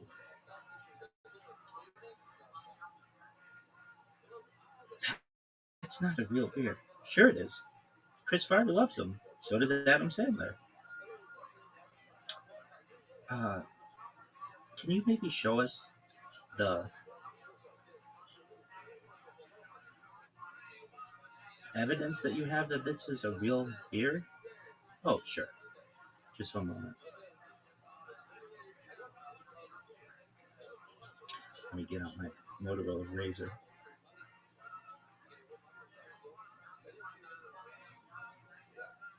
You can show a Schlitzke commercial on a Motorola Razr? Perhaps no, I might have to use a Nokia. All right, so are you saying Schlitzke? Some people say Schlitzke, other people say Schmitzke, tomato, tomato. Tomato, tomato? Yeah, you heard me. Um, are you asking for Schlitz, the beer?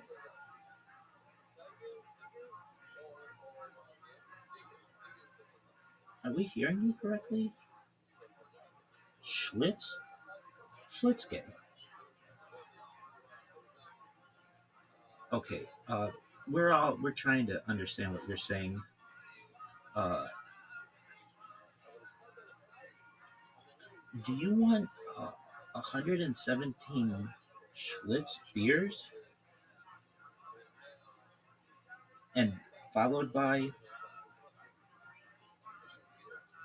at least 107 other beers? Do you want Schlitz or Schmitzke? I mean, Schlitz was discontinued after 177 years of production. You think I'm asking you for a discontinued beer? Schmitzke. Okay, I didn't know. Were you saying Schmitzke or Schlitzke? Tomato, tomato. Yeah, that's not the phrase. Potato, potato. Yeah, that's still not the phrase. It's potato, potato, tomato, tomato. Yeah, Schlitz, Schmitzke. Schlitzke. Uh, is this a beer that's produced by Pabst Brewing Company, or is this the fictional beer from Saturday Night Live? Look, I'll just show you the commercial, and you tell me.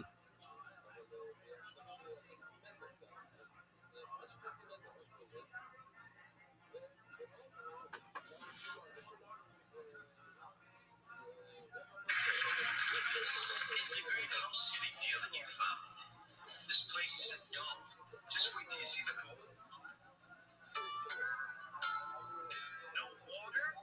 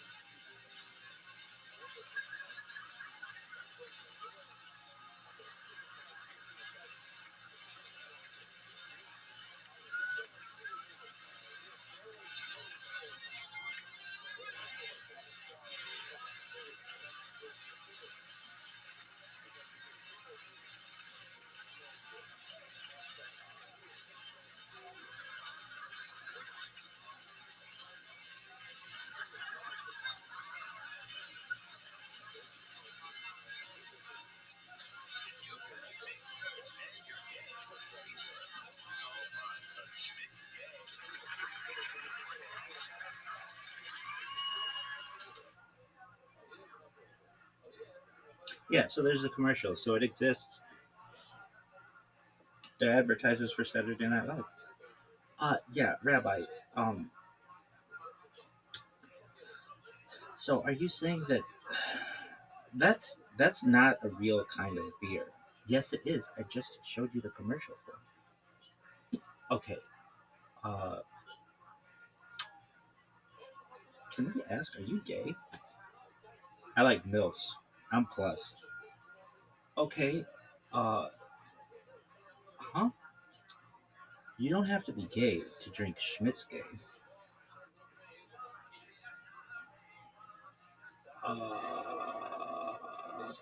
Do you think Chris Farley was gay? Do you think Adam Sandler's gay? Do you think Andre the Giant's gay? Do you think Wade Boggs gay? So why would you think I'm gay? I'm plus. What is what? What is this? I'm plus, like LGBT plus. What is that? No one knows, but I'm plus. It just means I'm better than you are. Anyway, Can I please have an Andre the Giant chased with a Wade Boggs? Um, you're better than what is this? Well, I mean, not really. I just consider myself to be transhuman. If I want to live like a billion years and sling dick for a billion years, and there's this super hot extraterrestrial that is perhaps an asexual creature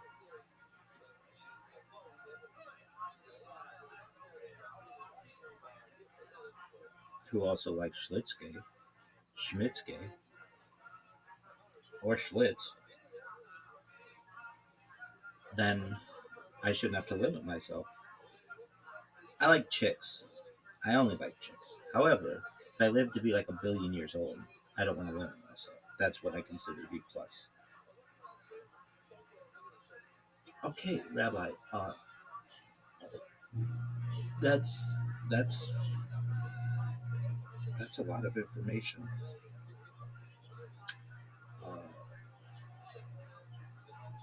I'm an LGBTQ plus ally, and thus I don't think you have to be gay to drink Schmitzke,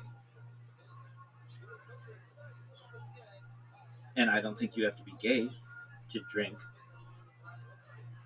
an Andre the Giant and chase it with a Wade Boggs.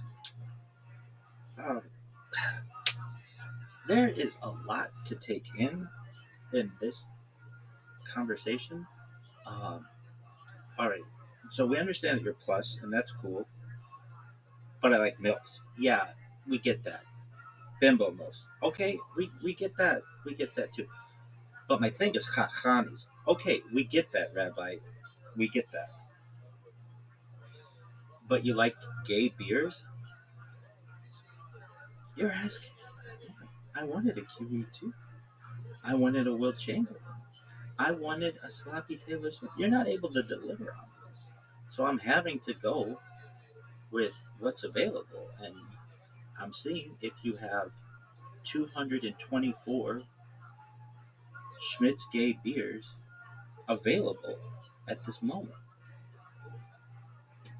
Rabbi, we don't, because Schmitz Gay, we don't stock it. Is there anything else that you want?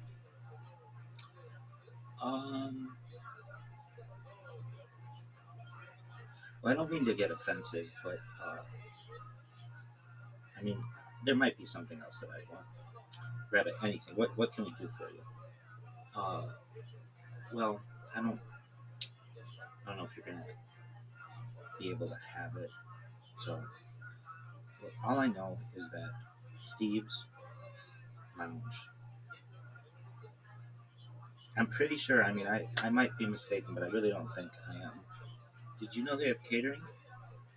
Did you know they have a fish fry on Fridays? They carry Schmitz Gay. And if it wasn't there, it was Old Time Tap. Rabbit, what is this Steve's Old Time Tap? No, that's in Rock Island. Huh? What? You mean that they have 224 fictional beers on hand whenever you want? At least. You know,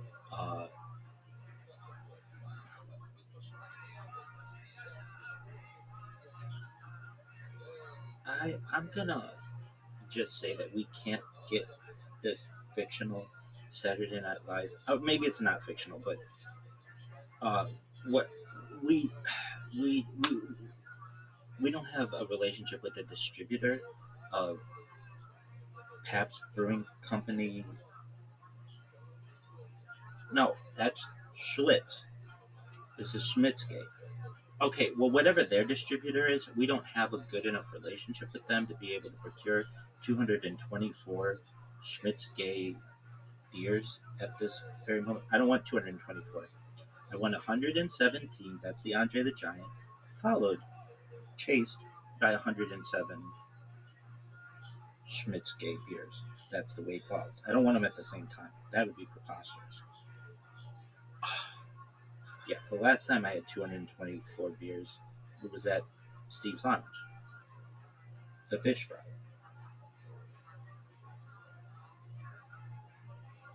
Or was it Old Time? Was it Old Time Tap?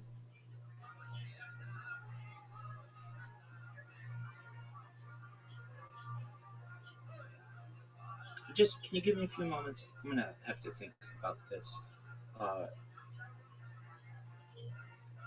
I don't know why this is so difficult though. I showed you an advertisement of this beverage. You can see for yourself that Chris Farley likes this beer. Adam Sandler likes this beer. I gave you quantities and Andre the Giant and a weight loss. This is not. I'm not being difficult. I think you all are being difficult. The fact that you call yourselves a bar and you don't carry at any given time more than 200 Schmitzkes, and then you want to question my sexuality when obviously I'm plus and I like bimbo milks, but I mean I like all milks. But my thing is hot tonies. I mean, I just you're gonna have to think about this one.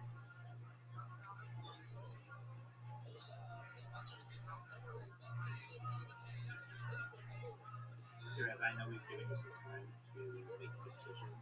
We'll go ahead and have the QE2. We have the Crown Royal. We did have the Royal Crown. And Old Chamberlain. We just don't know where to get.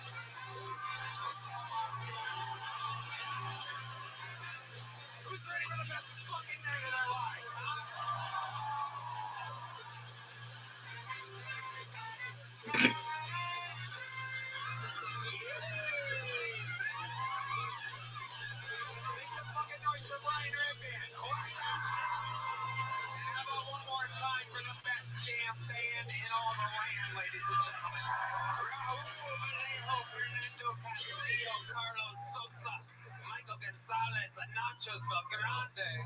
The great Matt Mueling on the electric guitar. John D is the leader of the band on the keys. And believe it or not, live in the flesh, this is D Madness, ladies and gentlemen. Oh my God. This episode is brought to you by ExpressVPN, Shopify, and Prize Picks. This episode is unfucking believable. Here's a little bit more from the amazing sponsors that made it all possible.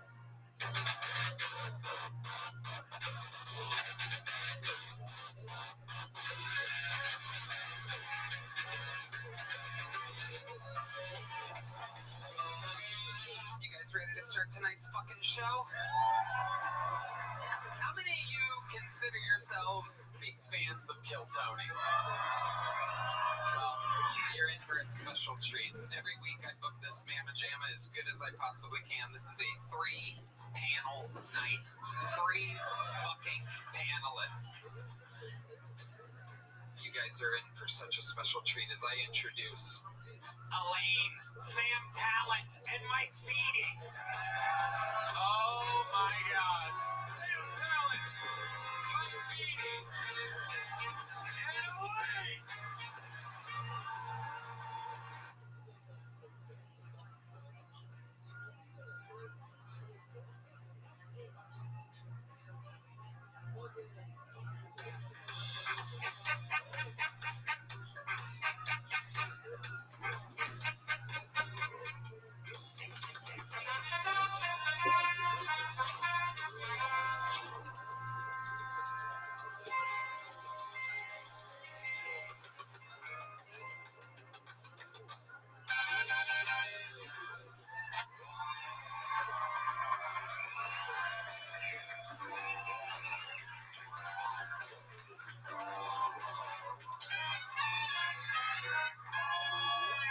Hey, this is Redman coming live from the Comedy Mothership here in Austin, Texas, for a brand new episode of Kill Tony. Get up for Tony! Let's go!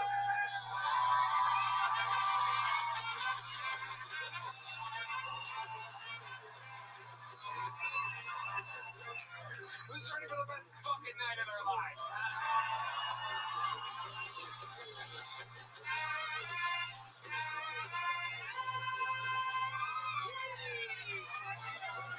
It's right for Brian Ray Band, ladies and gentlemen, live in the flesh.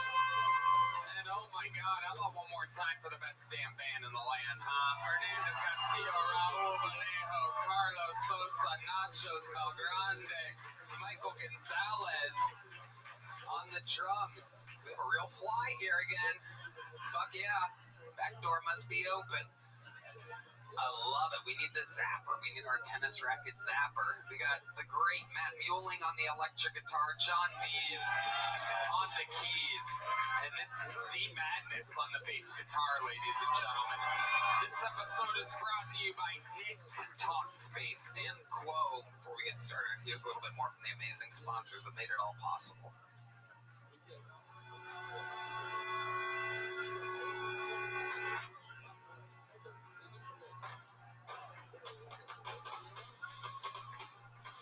Ready to start tonight's fucking show, huh? Every single week I have 2 of the funniest human beings on. This week is no different. Ladies and gentlemen, 2 of the best guests in the show's history. 2 of the best comedians on all of planet Earth. Make some fucking noise for Fluffy and Sal Volcano, everybody. Oh yeah. They are on their feet. Sal Volcano. Ladies and gentlemen, Fluffy and Sal. Oh my God, the place is in a rocket.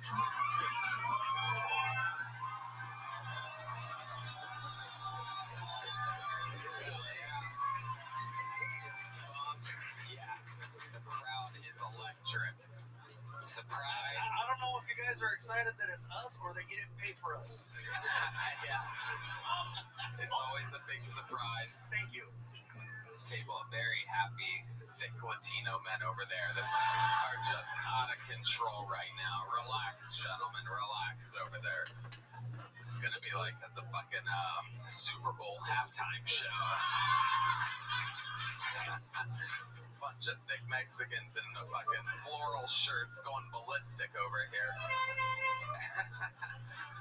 Fluffy is back, ladies and gentlemen. He's on tour, fluffyguy.com.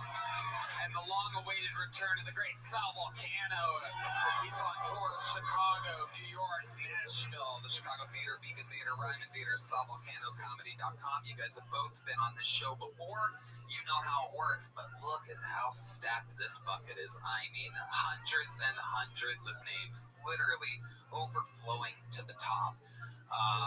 You guys know how it works. I pick a name, they get 60 seconds uninterrupted. You know their time is up, and you hear the sound of a kitten. That means they have to wrap it up then, or else they bring out the angry West Hollywood bear, which rudely interrupts them. And then I conduct an interview. They get feedback from my esteemed panel. We're going to have a lot of fun. The entire thing's improvised. You guys ready to start tonight's fucking show?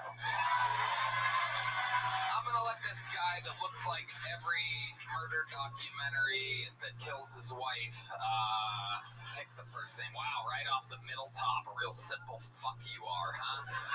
Didn't even dig in there at all.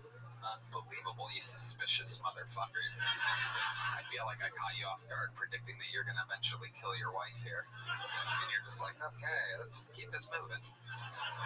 While we go wrangle that comedian, that first very lucky bucket pull, I have one of the most interesting golden ticket winners in the show's history here to start tonight. We have not had him on the show for 6 months straight because there was a big competition in Nashville, Tennessee, and the person who had the least response had to take 6 months away from the show. He has been working so hard at so many open mics continuously for this moment right now that will start tonight's episode. This is a long-awaited return, a brand new minute from True Dickus.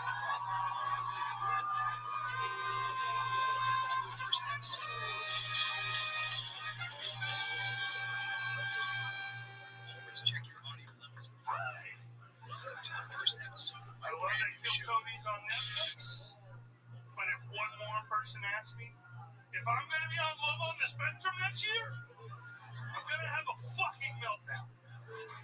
Because I know I have my issues. I'm not the first black comic you can't understand on stage. And I have trouble regulating my emotions. Also Nashville.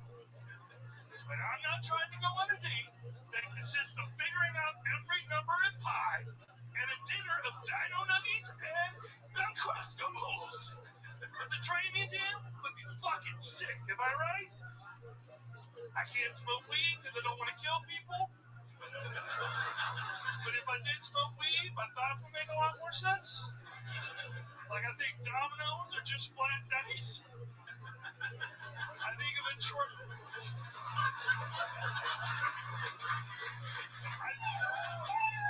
I think the trans man has a better beard than me. It's cheating because they're using performance-enhancing drugs. I think Shaggy rescued Scooby-Doo from an Asian household. Because how else would Scooby-Doo say Lululemon? Ruh-roh! And I think lesbians can't wear braces. Because if they did, they'd be called box cutters.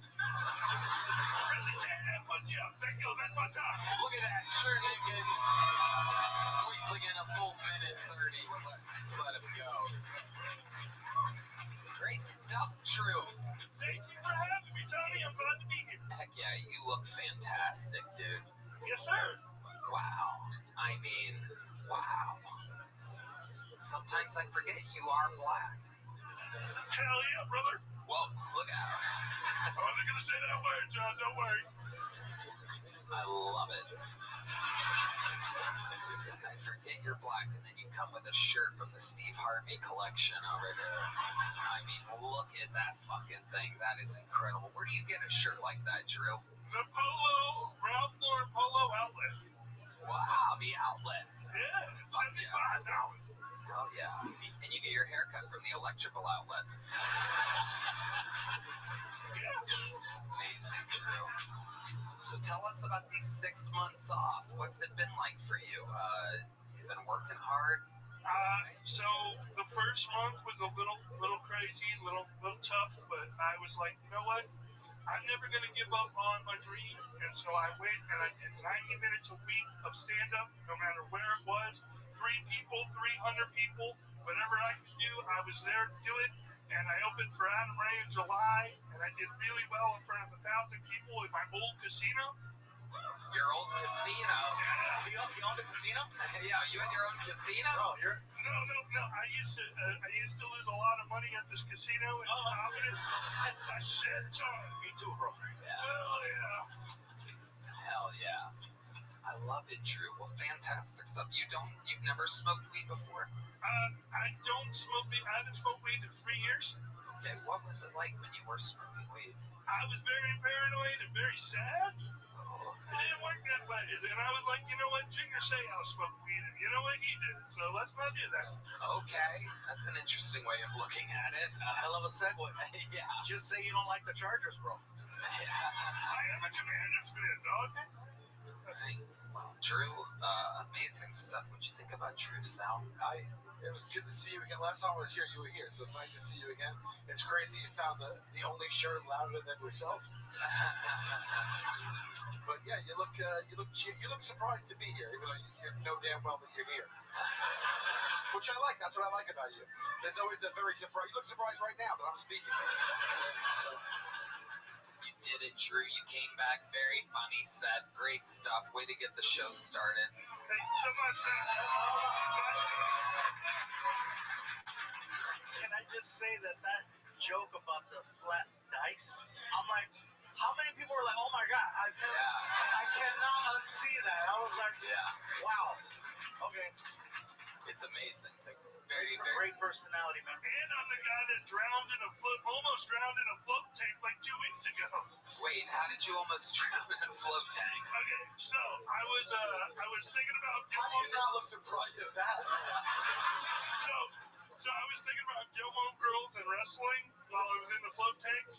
And You're thinking about what? Gilmore Girls, the TV show, and wrestling. Gilmore Girls. Wow. And It's an interesting combination. I know, right? Fuck Rory, she's a piece of shit. Anyway, but I was relaxing, and then I fell asleep, and then I just kind of went all the way down, and I was just like, and it's 10 inches a lot. 10 inches is a lot. Hey, I woke up, and I was like, oh, shit. I don't want to get out of this giant air pod, because if I do, they're going to know something's wrong. So I sat cross-legged for 15 minutes. Yeah, it was embarrassing. Okay. And then someone recognized me, and I was really quiet. It was awkward, but it's pretty cool. Glad you made it, bro. So then it's true what they say about black people in swimming. Yeah. 10 inches of water. Drew Higgins, you did it, buddy. Congratulations. The return of Drew Higgins, the record holder for most appearances ever on one episode of the show. His first night on the show, he came out 11 times. Anything can happen. This is our first bucket full of the night, everybody. We're going to meet these people all together. Make some noise for this person. It's a minute from J.D. Madison, everybody. Here we go.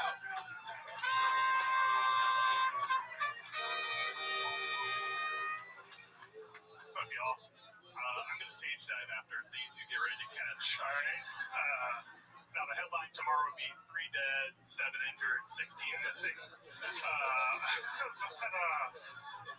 I have a lot of intrusive thoughts. One of which is I don't think you can really call yourself straight until you jack off to gay porn for the first time. So think about it. If you're over 30, we grew up with the AIDS crisis, and our parents tell us gay people are bad, so you test that shit out, man. I like to do it once a year, just on my birthday, make sure I'm still good. Little gift to myself, comfort my own sexuality. I am straight though, so far. Got 2 kids. My 5-year-old's a little bit of a maniac. She's obsessed with K-pop Demon Hunters, if you guys know that one. It's really great, but like she wants to be one for Halloween, and I'm trying to figure out how much yellow face is appropriate for a 5-year-old. I don't need a repeat of the Little Mermaid incident. So, have some time. I'm JD Madison. Thank you. JD Madison. Welcome, JD. This is your first time on, right? Yes, sir. I love it. And how long you been doing stand-up? This is my first time. Whoa! First time ever. Wow. First time ever being on stage? Not on stage, but first time doing stand-up. Yeah, he's on stage. He's your stand-in for. I'm your stand-up. 4X, right? 4, yeah. Yeah. Wow. Look at this. Oh my God. It's like If this don't work out, you got a job in the back row. That's an amazing talent, being able to guess how many X's on that guy's shirt. I'm fucking impressed. You're like Fat Guy Rain Man or something like that. That is incredible. I never would have known that that's a 4X. Yeah. Incredible. What do you do for work, JD Madison? I'm a IT consultant. Okay. Fun stuff. All right. You've been doing that your whole life? Consulting for a few years, but I've been in IT for like 20 years. How old are you? 42. 42. What made you want to start stand-up now? So like I lost my dad during COVID, and the older I get, the more I'm like, I'm running out of time, dude. Like, do what makes you happy. I love making people laugh. It's fun here. I love that. Was your dad a big guy too? No, he was tall, but he wasn't, this. Right. Exactly. You mean amazing? That's the greatest thing anyone's ever said to me in my life. Love you. Tell us more, JD. What do you do for fun? You have any special skills or talents? Well, obviously I like to cook. Yeah. I'm a big Texas barbecue guy. I smoke, all that good stuff. Love basketball. I have Spurs season tickets. I'm from San Antonio. Wow. And all that. Incredible. Absolutely amazing. Do you ever play basketball, or you're just shaped like one? No. I was a teenager, and I used to wrestle, like, with my sexuality. Okay. Oh, yeah. All right. What's your love life like now? I'm married, 2 kids, so, it's pretty good. Okay. But every year on your birthday, even though you're married with 2 kids, you're still testing out to see if you're gay every year. Yeah, I mean, how do you know if you don't? Yeah. Because you called it an intrusive thought. Yeah. How intrusive is it? I mean, at least yearly, so. I don't know if that's not intrusive, yet it's still intrusive yearly. Yeah. What does the wife do for a living? She actually went to school to be a pediatric psych nurse, but she's married to me now, so she doesn't do that anymore. She's a school nurse, actually. So. Okay. Cool. You ever worry about her banging any of the students? That's a thing that's happening nowadays. I mean, they're middle schoolers, so they probably have tiny dicks so far. Like, I'm not worried about it. She probably does it once a year just to see if she...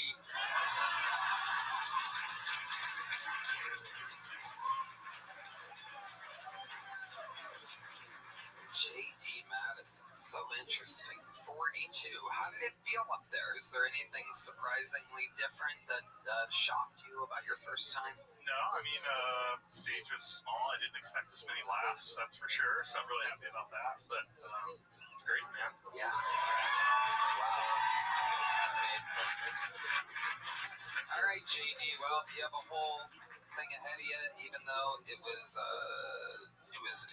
just okay. It was great for a first time set. Better than my first set. Yeah. Better than my first set. So way to go. Thank you, man. Great confidence, man. You're leaving here with a big joke book. There you go. Right into that. Right into the great catch. The old titty catch. Hey, your dad's looking down on you right now, man. I'm just wondering if you're gay or not, but yeah.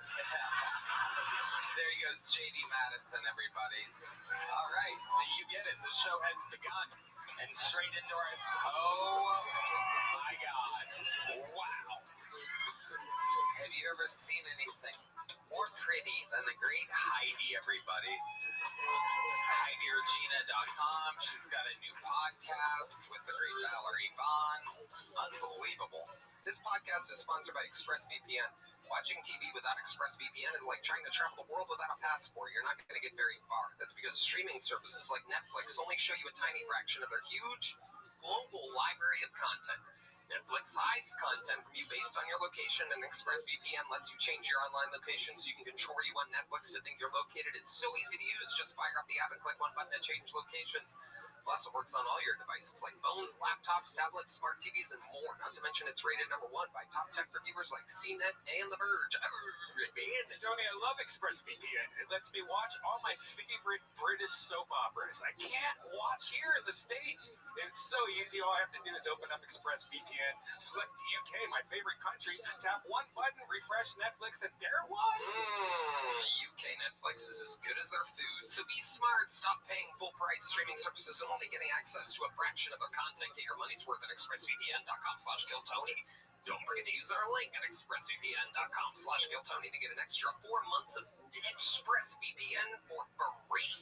This episode is brought to you by PrizePicks. You and I make decisions every day, but on PrizePicks, being right can get you paid.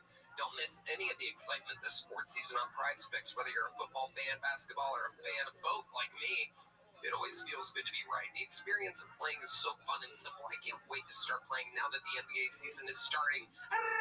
Red Band. Exciting. PrizePicks is simple to play. Just pick more or less on at least 2 player stats. If you get your picks right, you could cash in. Play PrizePicks to get action on football, basketball, and more than 40+ states, including California, Texas, Georgia. Join millions of users and sign up for America's #1 fantasy sports. Speaking of fantasy, download the PrizePicks app today and use code Tony to get $50 in lineups after you play your first $5 lineup. That's code Tony to get $50 in lineups after you play your first $5 lineup. PrizePicks. It's good to be right. Make some noise for your next bucket pool, everybody. He goes by the name of Mike Holloway, everyone. Here we go. Here comes Mike Holloway.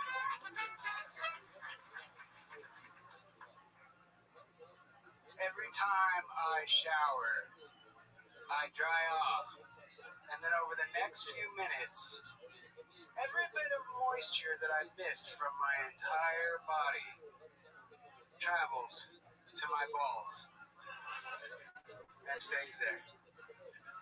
Somehow, even the water I missed from my legs defies gravity and ends up there. And I had to dry my balls twice.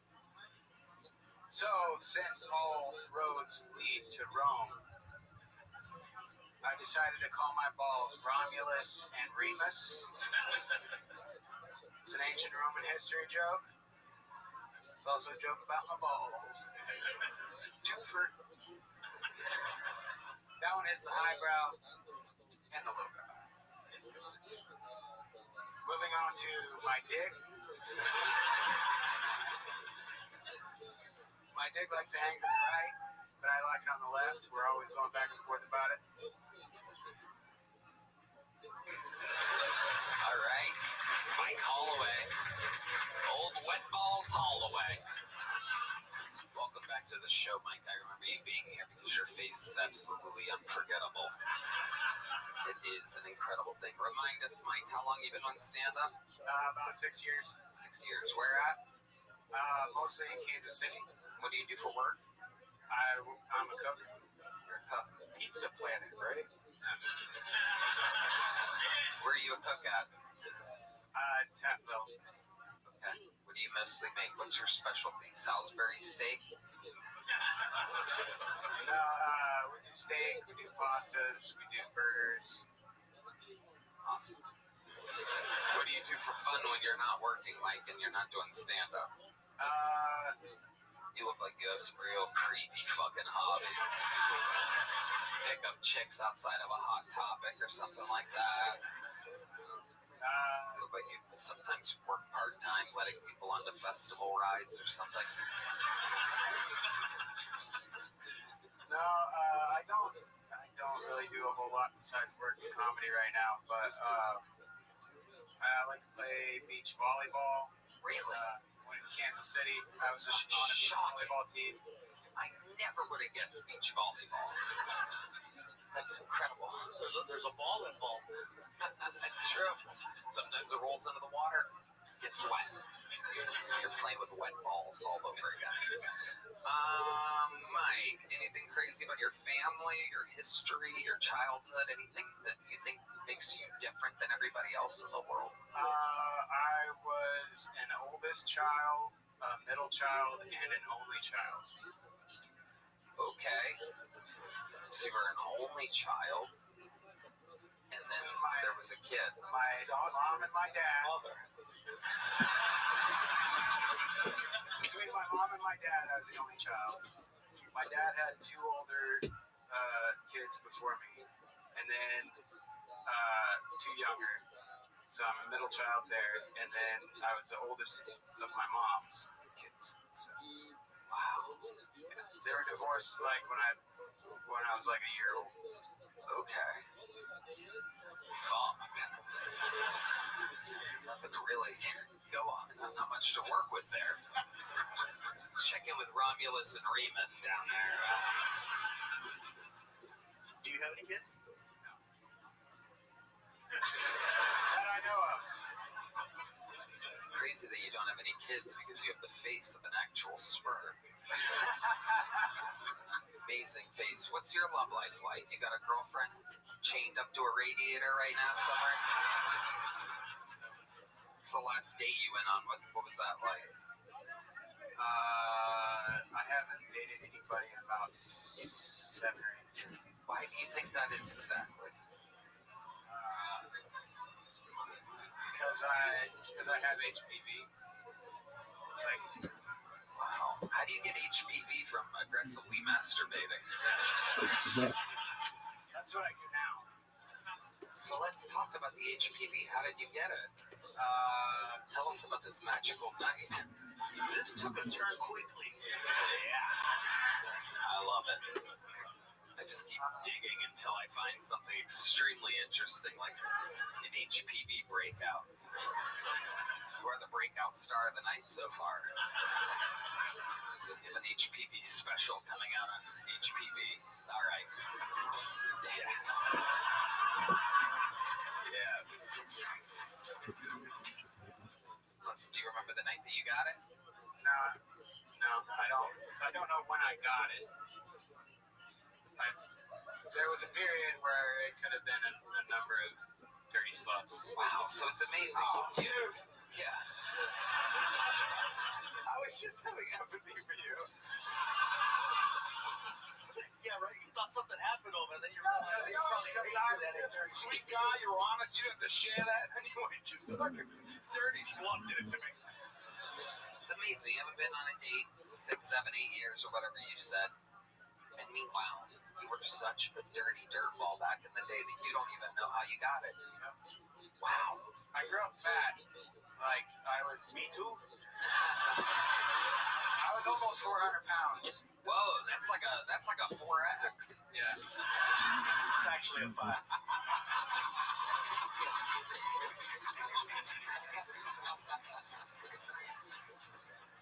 So what's it like? How often do you see like a breakout or something like that? What's it like? Is it on your balls, your penis? Total cauliflower dick. Oh my god. Absolutely incredible. What's it smell like? Red Band. Why would you say something like that? There's children watching around the world right now. That is a disgusting thing. What does it smell like? Have you ever smelled it? Have you ever like I touched don't really it? smell it, but Red Band, if you really want to smell it, I might let you smell it. Wow. Red Band's never been near any kind of cauliflower before, so this is very exciting. He avoids vegetables at all costs. Are you saying you're broken out right now? You got No, it's not a breakout thing. It's just like always. Wow. That's why I have it off. Oh my god. It just looks like the Joker's face paint down there. Do you know how I got this? Do you know how I got it? Because I don't know how I got this. That is incredible. So, have you ever told a girl and she's like, I'm down, I don't care? Yeah, my last girlfriend. Wow. Tell us about her. She was crazy though. Yeah. Last I heard, she was serving a 12-year prison sentence for kidnap, rape, or not rape, kidnap, torture. They like, oh, torture. Oh, good. Okay. Thank God. Thank God. Woo. This almost got weird. Do you know what she did? How did she kidnap and torture somebody? Must have I don't know all the details, but what I heard was that they had somebody in like a dog kennel cage, and they were like beating them and throwing hot, like boiling water on them and cutting them and stuff like that. Wow. I mean, we do that to Drew Nickens like once a month, but that's crazy that. This was well after she broke up with me. Yeah, what a bitch. What the fuck is up with your self-esteem? Absolutely amazing. You got a little joke book last time you were on? I got a big one. Okay. Well, there you go. There he goes. He's did it again. Mike Holloway, everybody. We're going to keep it moving. Wow. That woman's in prison with HPV cauliflower pussy right now. Amazing. Imagine the lips on her. Wow. Red Band. This episode is brought to you by Nick's Talk Space and Quo. Make some noise for your third bucket full of the night. It's Ernest Evans Sr., everybody. Hell yeah.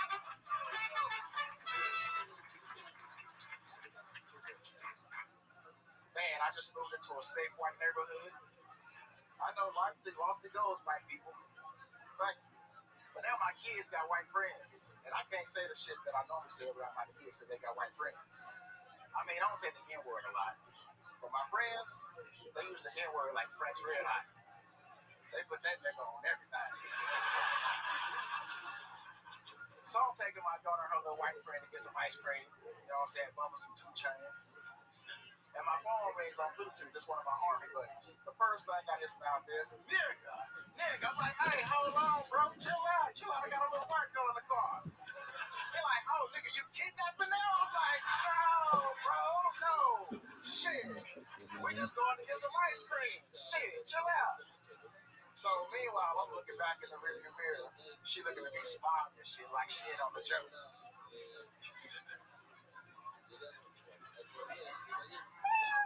I say, don't worry. She says, don't worry. My daddy says it all the time. I'm like, oh, shit. I'm very glad. Fantastic. Ernest Evans Sr.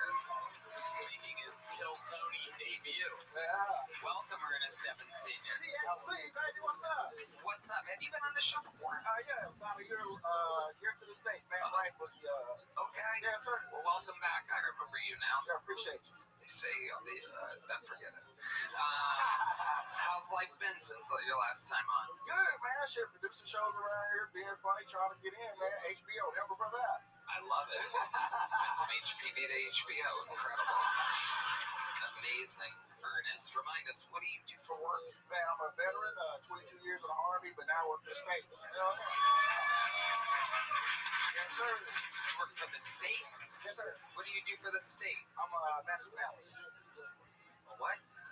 Process improvement specialist. Process improvement specialist. Oh, now you know. Yeah, I know you got it, Wu-Tang. What is a process? Can you give us a explanation? What is a process improvement? So I just take all the processes that we do in the state, try to streamline them, make them efficient, make them better. You couldn't lead with that? Well, shit, I knew you knew. I didn't know what the hell like Sal. I don't know why he's working on. He's fucking funny. I appreciate that, sir. Yeah. Thank you, sir. Yeah. Thank you. It's amazing. You know, very funny. Thank you. The confidence is next level too. I love this. Yeah. Well, people say I look like Jamie Foxx, so. I'm gonna make you do with it too, baby. It was pretty cool, man. Yeah, like it was a full. It felt like a set in a minute. You had a beginning, a middle, and end. That's like that doesn't happen a lot. So it was nice to see like something out well rounded in a minute. Yeah. Okay. It is amazing, Ernest. What do you do for fun when you're not performing? Oh, man, fish, shit. I'm trying to do this full time. I'm trying to quit my job, man. Shit, I'm trying to all that. Okay. Yeah, so jokes and fish, chill with the kids, Okay. What's Your grandpa. I am. I got 2 grandkids. Wow, look at you. Done a lot of shit. You look very young. The only reason I think you're older is because of the gray, but otherwise, you know, I guess that's it. Yeah. Black don't crack, right? They don't. They don't. Well, I got 3 gym memberships, so that shit better pan out. Well, you took mine. You keep it. Yeah. You probably don't want this planet fitness. Why do you have gym memberships?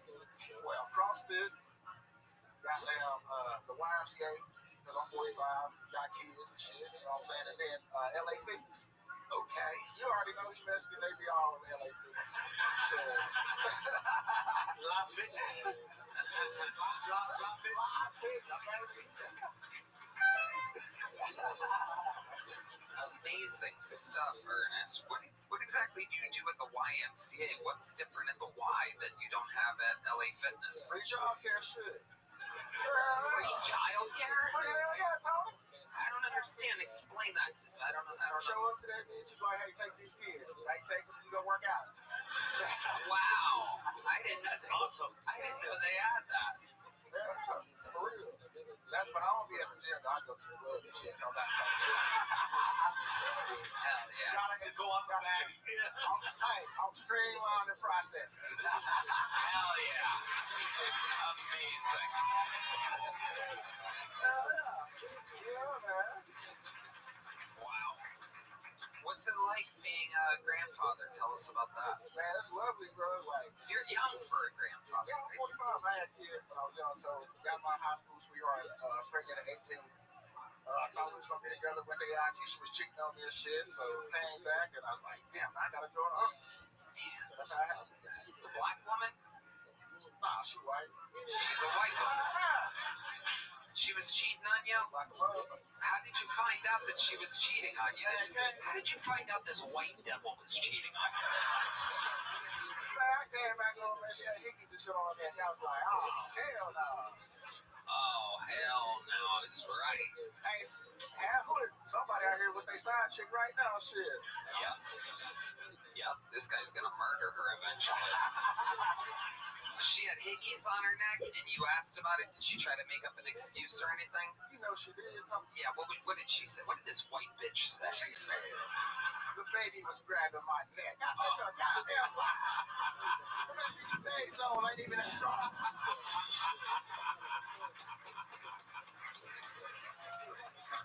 What's that? Is that in your set? You ever talk about that on stage, Jojo? That's right there. You should do that. I got it right now. I should. Yeah. I love he asked the drummer. Hold on, let me ask the drummer if I should put it in my set. No, My goodness. And did she end up admitting it? Did she end up coming clean that she was cheating on you, or did she lie down to the very end? Man, cheaters don't admit shit, bro. Yeah. Still been admitted to this day. But we cool now, so. Until she see this. Right. Yeah. Hell yeah. Until she see this shit. Ernest Evans, you got a big joke book last time you were on? Yeah, yes, sir. Did you already fill it up? I did. Well, here's another one, my friend. And Ernest, I'd love to have you on the Secret Show Thursday. The Secret Show. It's Thursday. Ernest Evans Sr. being booked on a real comedy gig here in Austin, Texas. How fun. Oh, hello again. Jeez, you're always there. This podcast is sponsored by Shopify. When we were young, we used to dream of being anything, an astronaut, the president, a fireman. Instead of dreaming of going to space or owning your own castle, start dreaming of owning your own business. How about? Yeah, you'll need a website, a payment system, a logo, and a way to advertise to new customers. Thankfully, that's where today's sponsor, Shopify, comes in. Shopify is the commerce platform behind 10% of all e-commerce in the U.S., from household names like Mattel and Gymshark to brands just getting started. A lot like Heidi's new podcast online. With hundreds of ready-to-build templates, Shopify helps you build online stores to match your brand style. Right, bam? Tony, Shopify is the best. I Shopify all the time. Shopify is packed with helpful AI tools. Now you can accelerate your content creation, get the word out like you have a marketing team behind you. Easily create email and social media campaigns wherever your customers are scrolling or strolling. Oh, hey, you're still there. That's right. It's your Shopify e-commerce expert, so give yourself a chance to make some with Shopify on your side. Sign up for your $1 per month trial and get a Shopify.com/Kiltony. Go to Shopify.com/Kiltony. We're just gonna keep flying right through it. Your next bucket poll, ladies and gentlemen, goes by the name of Pamela Galvez. Everyone, Pamela Galvez.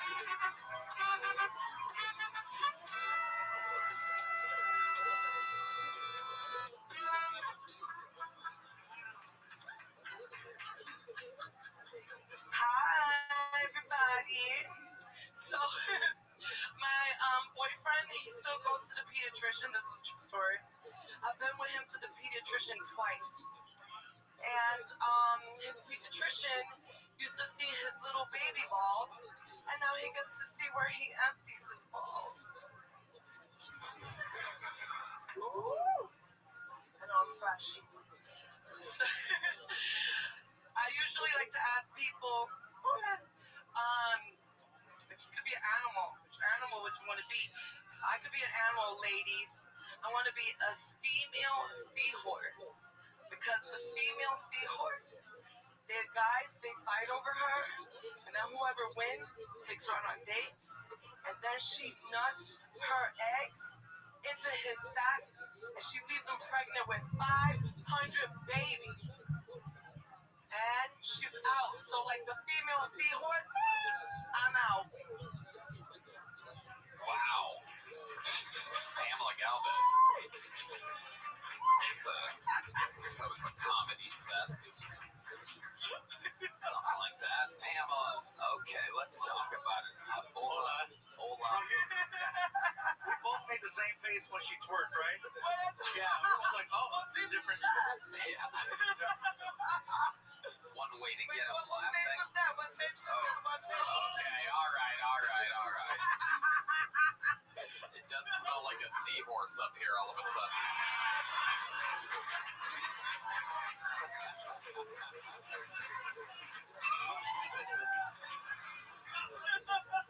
Deep Madness is sensitive to smells, so.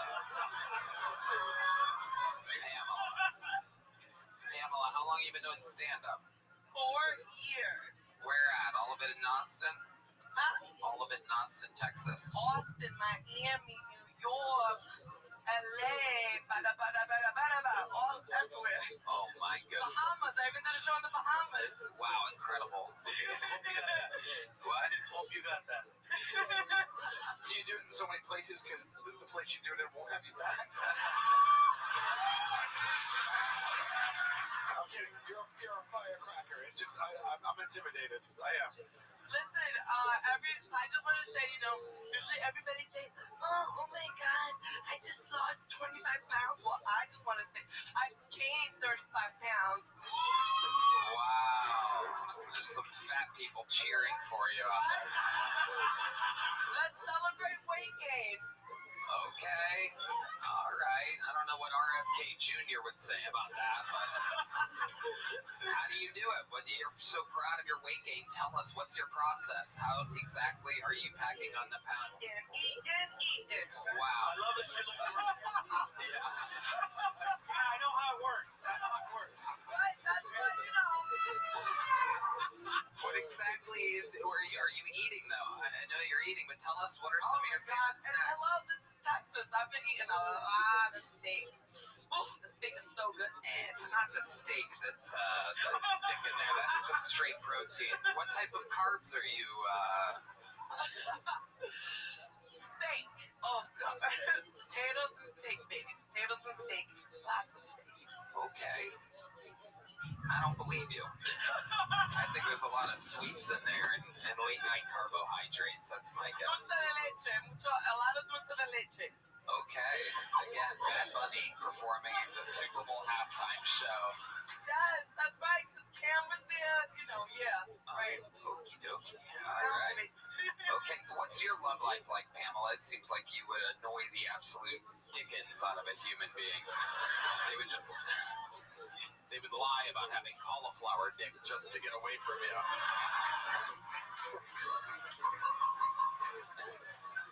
Something tells me she's eating that cauliflower. Only steak. Cauliflower has no carbs. Some carbs. Okay. Yeah, some fat.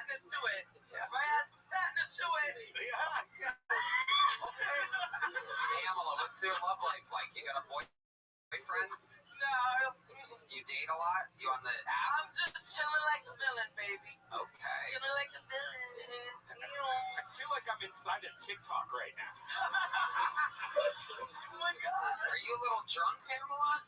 No, I'm just excited and nervous to be here. Okay. I was gonna ask the same. Are you genuinely just stone sober? Yeah, I mean, I have like some tequila, of course, but that's it. Oh, that's it. Yeah, that doesn't even have alcohol in it. Tequila. A tiny bit of tequila. All right, Pamela. And you want to ejaculate into men and give them 5 minutes? Yes, I wanna get you pregnant. No. You pregnant. You pregnant. Hey, not Get gonna you get pregnant. Hey, get over there. And then you pregnant. We'll have 4 babies. Yeah, let's do it. Come on. All right, Pamela. Want some Mexican babies? If I get There you go. There you go. We'll have the blind babies. I got you. All right, Pamela, over here, Pamela. Here's a little joke book. I'm gonna get you out of here before we get fucking. Wow. There she goes. Pamela, put the mic in the mic stand. Get the fuck out of here. Literally, no one wants to see you dance. There she goes. Pamela Galvez, everybody. Jesus Christ almighty. All right, let's have some fun here. Yeah.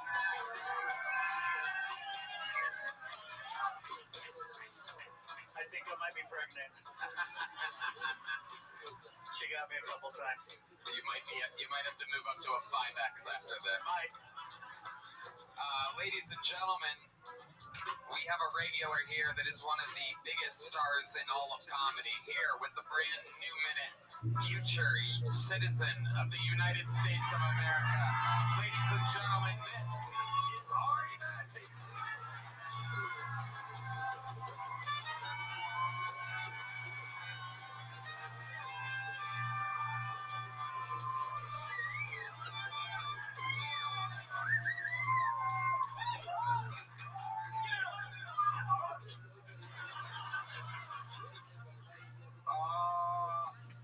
I had my first American Advil.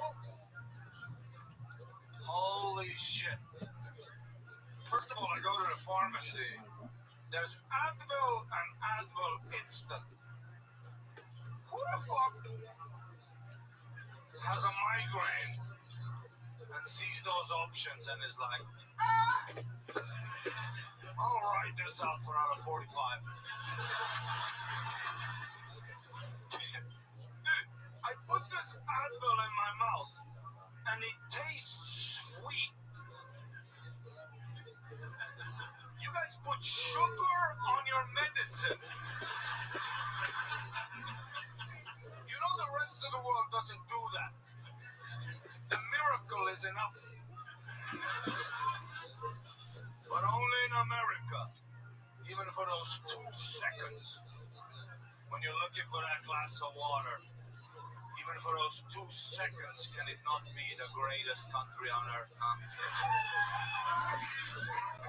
It's gotta be fucking born in the USA! No wonder you guys are fat. You have sugar on your medicine. The government is trying to kill you.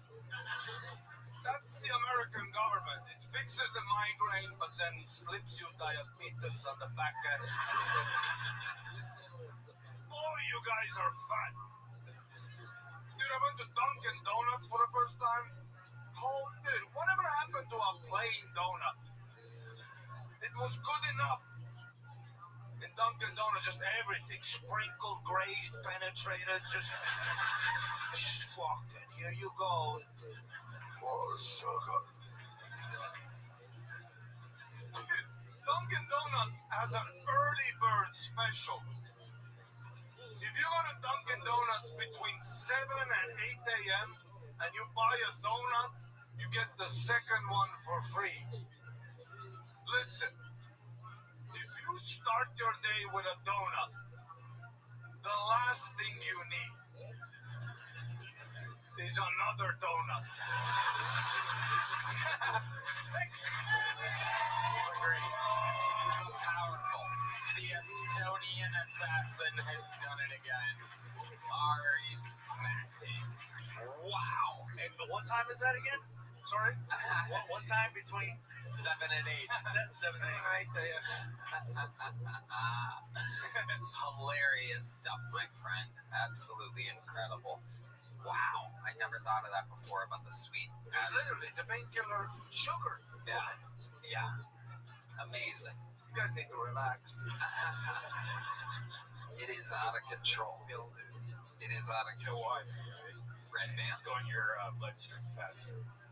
Sugar? You know that. Yeah. That's what you keep telling yourself. Yeah. No, it actually helps. No, it helps He just sucks the candy part off the Advil and spits it out like a sunflower seed. Throws another one in his mouth. Oh, it's good for you. It's in bloodstream. I love it, Ari. You are a huge fucking superstar. You absolutely destroy everywhere you go. Tell us about life a little bit. How's it going? How's it evolving? How's it changing? What's going on being a rock star? Yeah, it's good. Listen, we need more bitches in the Kill Tony fan group. Every time I go out, it's all dudes. Great set. Great set, dude. I love your stuff. And then they try to fix my joke. They're always like, yeah, you should say you raped your sister at the end. Sure, buddy. We need Matt Rife. We need Matt Rife on the panel every fucking night. Where's the bitches at? Where's the bitches at? I mean, there's a lot of lovely ladies out here today. I mean, there's a lot of... Yeah, every chick here came with their boyfriend, and they don't like the show. Look at that one. Look how pretty that girl is with the hat and the mustache and the Adam's apple right there. What's up, Kid Rock? Good to see you. Yeah. So, Ari, I mean, you're out there on the road. What's going on? What else is happening? It's crazy. You been anywhere fun? What do you like? Where you been? Like gigs, riding a little bicycle around, you know. That's what I do. I ride my little bicycle around. You got a bicycle now? Yeah, I don't have a driver's license, so I got to do what I got to do. Like an e-bike or regular bike? Yeah, No, red band. regular. Yeah, red band. This guy needs. Anything It that actually helps it get to the bloodstream back. So you got a little 10 speed, or you got a little 10 speed? I just think the hills on old school, dude.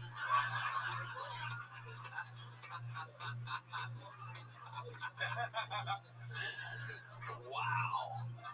E-bike.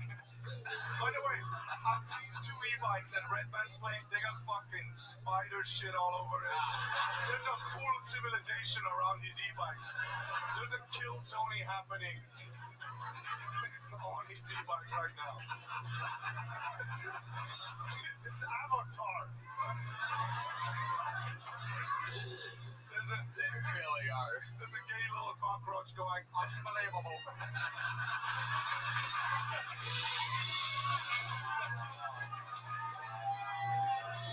Those are some dusty bikes at Red Man's house. Even with an electric motor, you can't get his ass out on the fucking streets. No sun absorption. When's the last time you went on a little e-bike ride? Press only motor and never touch the pedals. I can't use it because I can't park anywhere. That's why I don't use it. But I use like Lime scooters every day. But I used it like 2 weeks ago. Oh wow! Look at that. Where'd you go? I just ran my neighborhood. Yeah, Carl. I like near the Goonies shit. Like, let's go exploring. You know, the fight dead bodies. Yeah. Reynolds looking bright like, sure.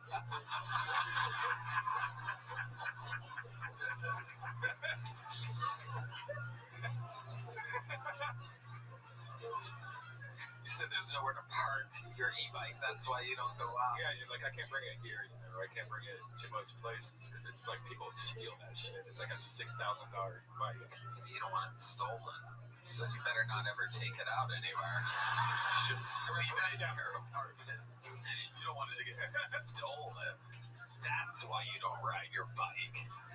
No, Dunkin' lets you park them. Dunkin' Donies, 7 to 8, double donuts, double your donuts. Where do you park your bike, Ahmed? Let's help Red Van out a little bit. Maybe we can get his fat ass out of the apartment. Too, but it is a stress. Like I went to Trader Joe's the other day, and then when you see the bike, the steel, the rack. The rack. I always, sometimes they're full, so you try to pick, because my bicycle is nice. So I try to pick which bike to put my bike next to, and I try to tell a story of what this guy's lifestyle is like. So I try to find like a nice bike to go with my nice bike. And then, dude, like a week ago, I come out, and my bike is just hanging, like all fucked up. I saw that motherfucker. It was an e-bike, by the way. Of course. This e-bike shit. Just took his bicycle, left mine in the dirt. I'm gonna find him. I'm gonna go to Trader Joe's every day. I'm gonna kill this motherfucker. Because I'm obsessive about scratching. Yeah, like there's 3 new scratches on my bicycle, dude. I almost fucking rented a U-Haul and drove through a fucking Sabrina Carpenter concert at ACL. Feel my pain. Fucking babes and labubus flying. Oh my god. So funny. Dude, ACL has a lot of these whores. Oh yeah. It really is. And I'm 33, and when I look at young girls now, I don't want to fuck them anymore. I just want to raise them. You know, just tie a bitch down and yell at her like, dressed like this, huh? There's a breeze coming.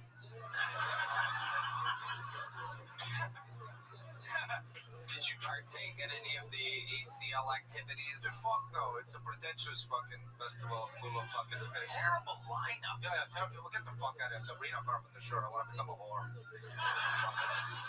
Yeah, as we all know, the great Sabrina. Yeah. Yeah. Outside in a porta potty, $400 tickets. Dude, it's $400, by the way. Crazy. Dude, if it's $400, fly me in with a helicopter, dude. Yeah. I'm not taking a shit in a porta potty. Yeah. This episode is brought to you by Facebook. Nothing good. The So, lineups aren't good, and it's just a ton of people. I went last year, and I see one of the Red Hot Chili Peppers. No, that's fine. It was so mediocre. Oh, So mediocre. California.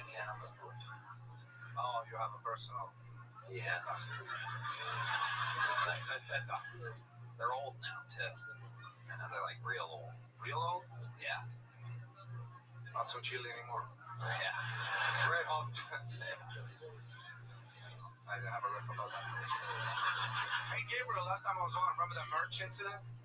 Oh, by the way, yeah, last time I was here, he almost got one of my employees fired. Because I Yeah, I know. uncovered a scam in your organization. Scandal over there, yeah, the organization. You're watching your merch now, huh? ¿Dónde está la mercancía? Dinero. And follow it. You don't realize, I went back and I showed the video clip of him outing my merch guy Ivan. Yeah. Thank you, Ivan. I still have 6 bottles of fluffy Tapatio, by the way. It is so good. I swear to God, something about your label makes it a little bit better than normal Tapatio, which we love. They have a special edition now, right? Or something like that. Oh, yeah, black label. What's that like? Extra spicy? It's just a little label. Extra black? You know what I mean? Shit! This shit! It's hot sauce! You know, shit water on your ass! Just David Jolly on the label, just...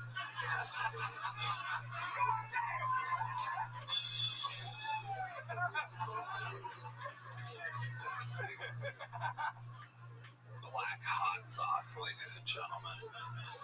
So anyway, watching the merch, a lot better. Very So good. thank you for covering that. That was the best review of what's going on. T-shirts everywhere right now. In Ukraine, dude, half the soldiers are wearing flag. Even the Russians.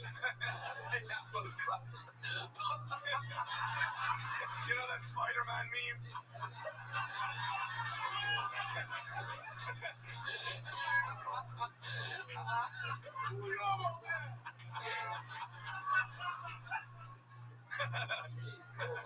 Oh god, too funny, Ari. You are truly one of the best in the world. Unbelievable. Go see him live. Killers of Kill Tony touring all over. Everything's amazing. It's all happening, people. That dude's a legend. It's incredible. You should see, I mean, in his longer sets, he just comes out guns a-blazing and does not chill at all. He is non-stop relentless. One more time for Ari Matty, everybody. All right, we found him in the bucket, and anything can happen.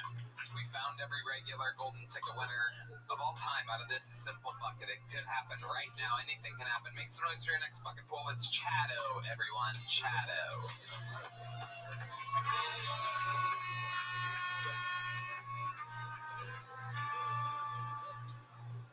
What's up, guys?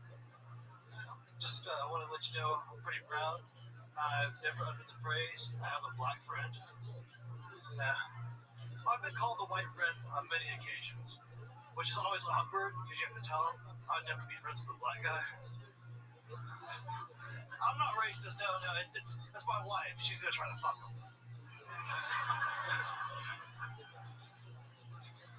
No, she leaves me little hints around the house. Like the other day, she got me this book. She left it out on my nightstand. It's called How to Make a Woman Orgasm. I don't know how it ended. I didn't finish it. I knew it was too complicated for me because the first page said lick your fingers to turn these pages. Fuck this. But I have a lot of collections. I don't pay anybody back. If I owe you, if it ain't getting cut, it ain't getting paid. All right? Yeah, some of the biggest collections I have is to a sex shop, an adult store. You know, one of these. Oh, never mind. I'm not paying you. Fuck you. I'm Chado. Thanks a lot. Okay, Chado. It's nice of you to stop your Twitch stream to be here. Thank you. You look fantastic, Chado. It's incredible, Sal. I like how you came out and pointed to the other Joe Dirt. Yeah. Game recognized game. Hell yeah. Chado, remind us, how long you been on stand-up? I'm going on 4 years now, all here in Austin. Okay, what do you do for work? I own a cannabis college, and I write books. I write novels and children's books for adults also. Yeah. How's that going? Good? No, it's nobody knows who I am. Going by Chado is very hard for people to find you. Writer Chado. Okay. Right. Oh. Yeah. Hey. No, just Oh, yeah. Yeah, oh. Yeah. Why do you go by Chado? Because the last name, if I pronounce it, it's not spelled that way. It's just hard to find or hard to understand or hard to say. So doing open mics, it was just easier to cut it down. You really do have a wife? I really do. I think she's in the backyard, about 3-4 feet down right now. But yeah, she's good. What do you mean by that? No, she's not dead. I was just kidding. Oh. Not yet. What does she do? She works for U-Haul. She takes calls. Wow. Yeah. She answers the phone at U-Haul. From home. Yeah. Wow. Incredible. She's a white lady. Yeah, believe it or not. Yeah. Okay. And have you made her? Do you actually make her orgasm? Or Yeah, we've been married 26 years. How do you keep things fresh in the bedroom? So you asked me this. We do a lot of things, but the latest thing is I gotta wait for her to fall asleep and make sure she's gone, and then I just turn it off. Very exciting.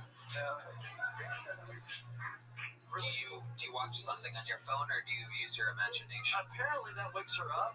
So yeah, you gotta keep on the DL, you know. But yeah, the headphones help. But then again, she's just watching for 3 minutes. You don't even know. She's just calling her name out. Like, So she's sleeping and you're jerking off. yeah. And then it's children's books, you say you write? Yeah, for adults. They're for slow adults. Yeah. Oh, for real. It's a book for. I brought you guys some today, actually. You did? Yeah, if you guys would like. That's different. You usually give out books. Yeah. Let's see. Where's one at? They're coming right now, I believe. They Wow. He has an assistant. Okay. Let me see one of those, Heidi. Let's see what we got here. So these are based on my stand-up, so they're hilarious. Wow. Yes, so there must be bedtime stories then. Okay. Based on stand-up comedy by Chado, Stevie J moves to the burbs. Stevie J. Chad, what is your actual full last name? It's hard to pronounce. It's Olszewski, but it's spelled Olszavsky. So yeah. Oh. Yeah, Chado. I noticed, just looking through this real quick, half the time you use Stevie J, but then other times you just use Stevie. Like, what's going on here? Yeah, some people don't use their last name all the time. It's just sometimes. Yeah, thanks for pointing out continuity of my errors. I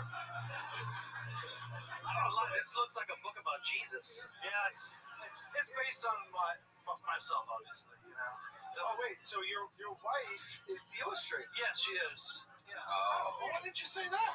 Well, these are ensemble illustration. Can we not make everything about the bitch? Come on. She's kind of. Wait, that's not AI. Really good illustration. Thank you. Yeah, just good. Red Band thinks it's AI. Is your wife AI? Actually, my wife is not, but she does use AI and then Photoshop to make them. Wow. AI is very consistent. type artwork. Yeah. Really, it's does good. Yeah, it's really hard to get AI to be consistent, and she does a really good job making it happen like that. Wow. Circle. Prompts. Yeah. Make better. Make better. Make better. Make better. Oh, this is good enough. Yeah. Good enough. It's amazing being able to utilize AI for your art. It's just incredible. Make a little better. More urban. Okay, Chado. You have a little joke book? I got a big one last time. Okay, well there you go. Ladies and gentlemen, that's Chado. We're gonna keep it moving along. Chado after Ari Maddie is like a sugar-free lemonade after a shot of tequila or something like that. Oh my goodness, look at that. Speak of the devil. Heidi. Alright, this looks like a new name. This could be fun. Make some noise for Julio, everybody. We're gonna meet Julio out of the bucket right now.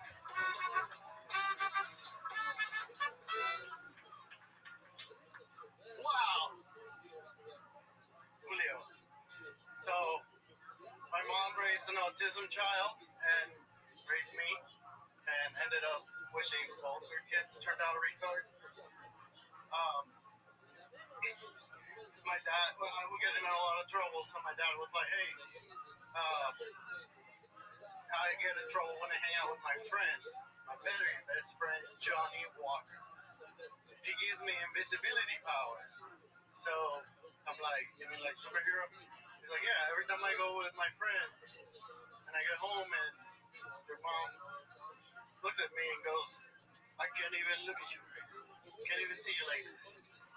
I used to be gay. I went to one of those pray the gay out of you Jesus camps. And now I'm having all kinds of heterosexual sex. Wow.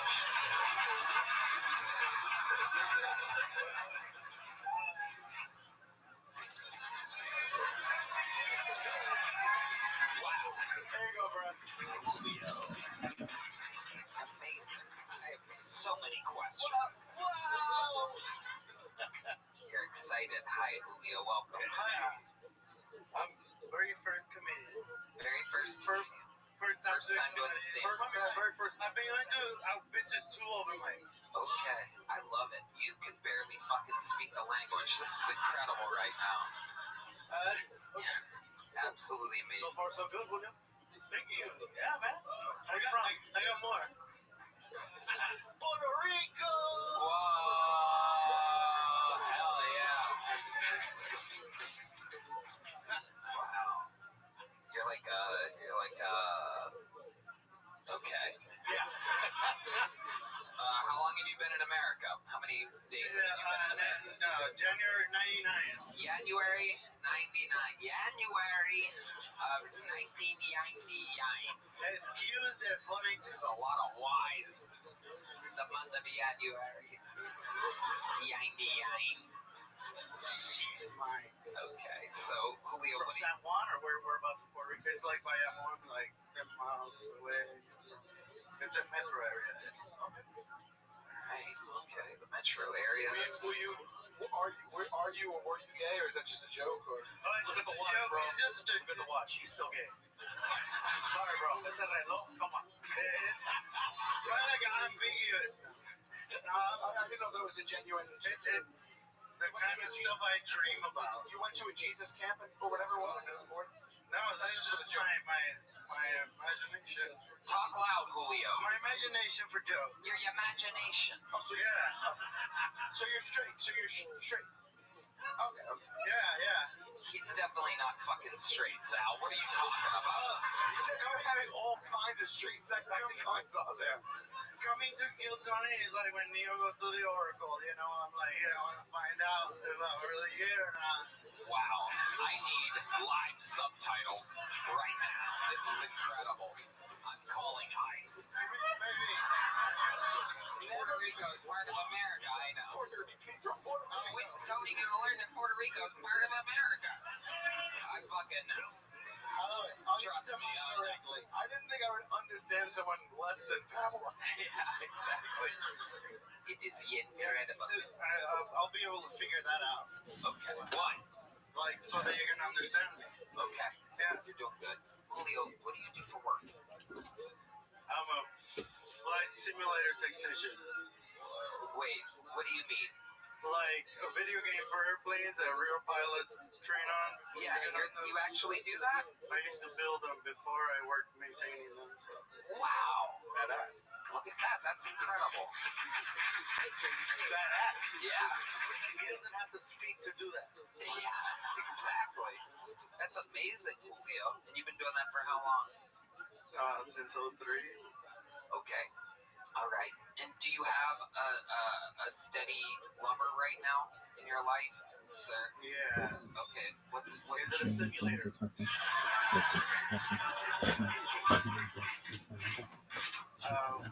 You can't get cauliflower from a simulator. Say what you want. So where'd you meet this guy at? Tell us about it, Julio. It's actually a machine. What? My bicycle. It's my love. Your bicycle. What do you say? Hope it's not Ari's.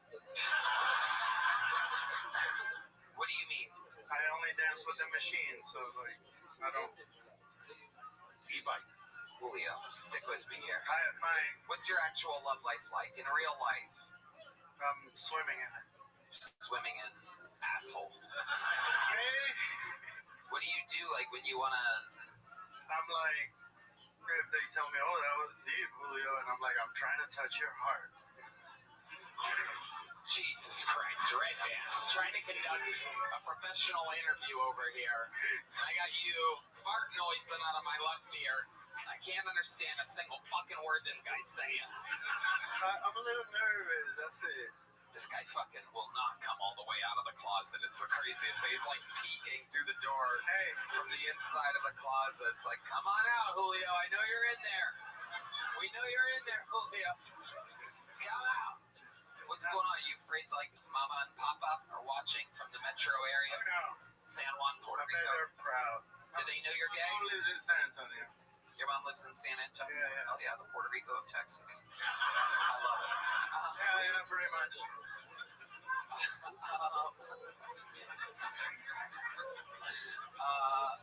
Does your mom know you're gay? I guess she knows that. Wow. Wait, sorry. So you are gay? Yes, he's gay. This fucking guy is gay. I'm playing along. I don't. The more you speak, the more I can't. I mean, I feel really comfortable with my sexuality, so Yeah. like, no big deal. No big deal. Like,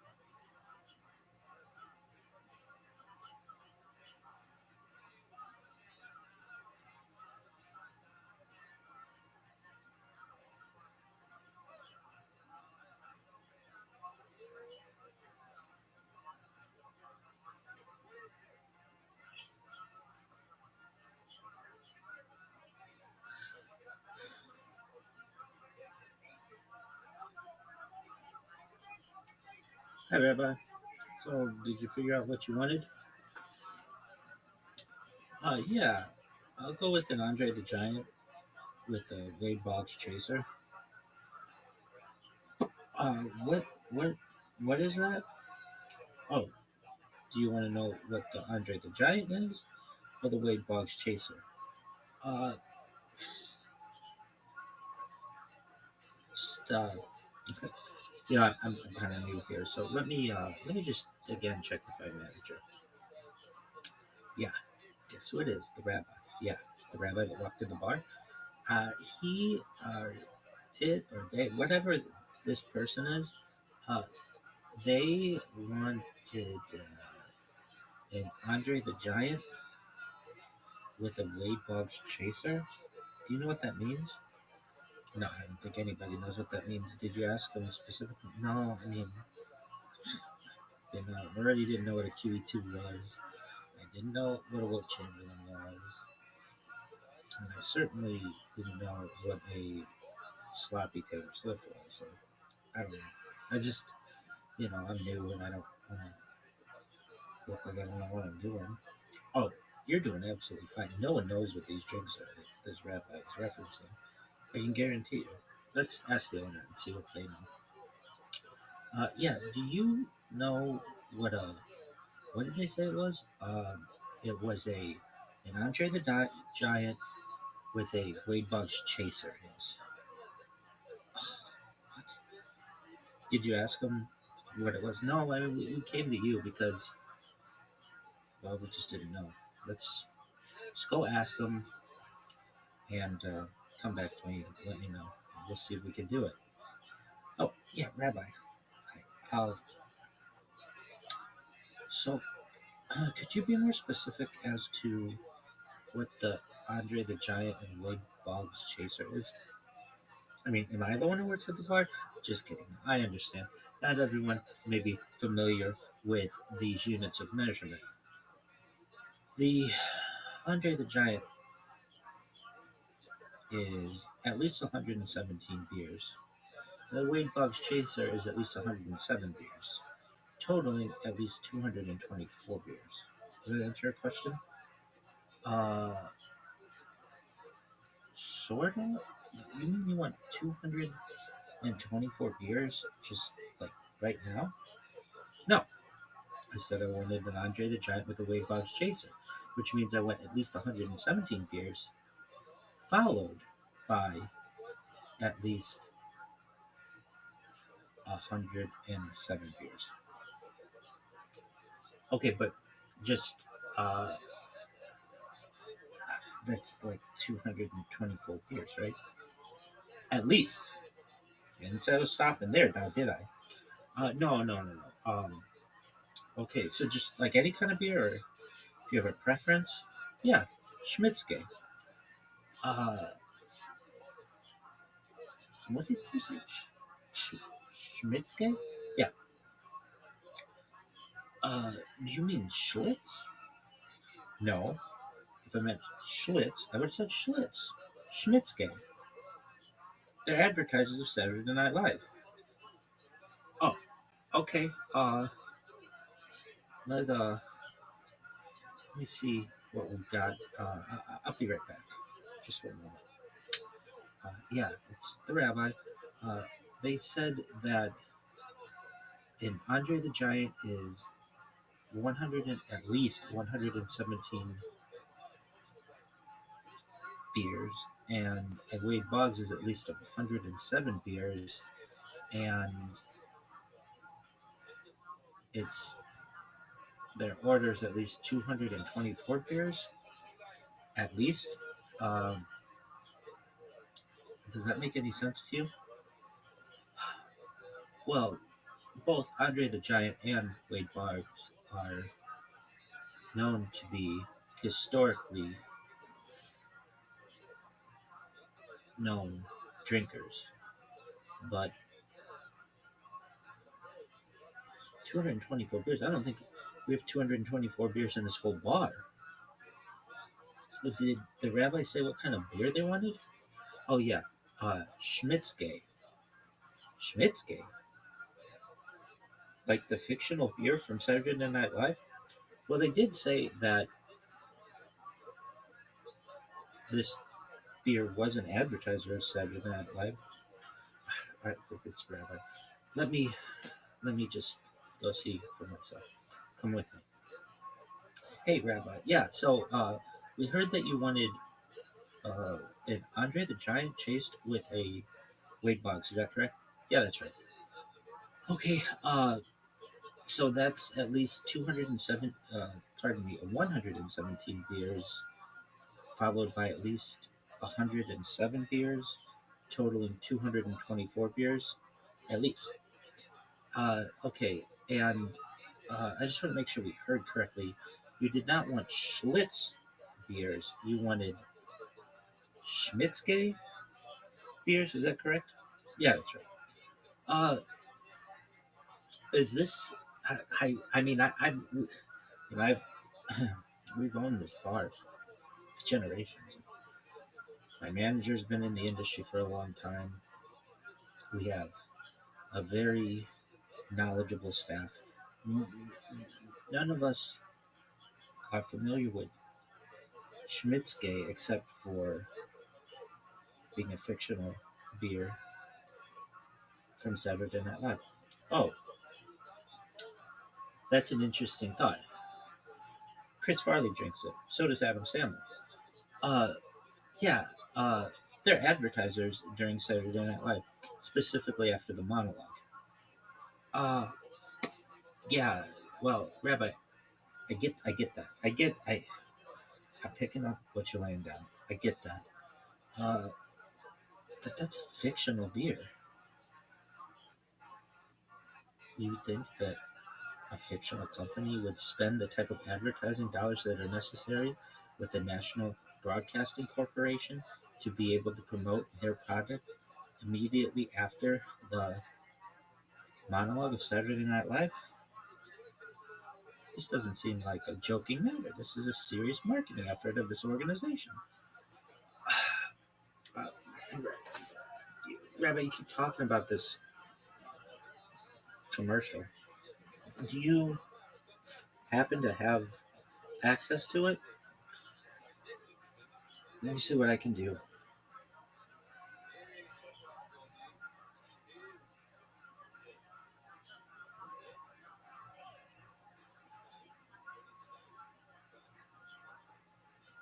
This is a great house sitting deal that you found.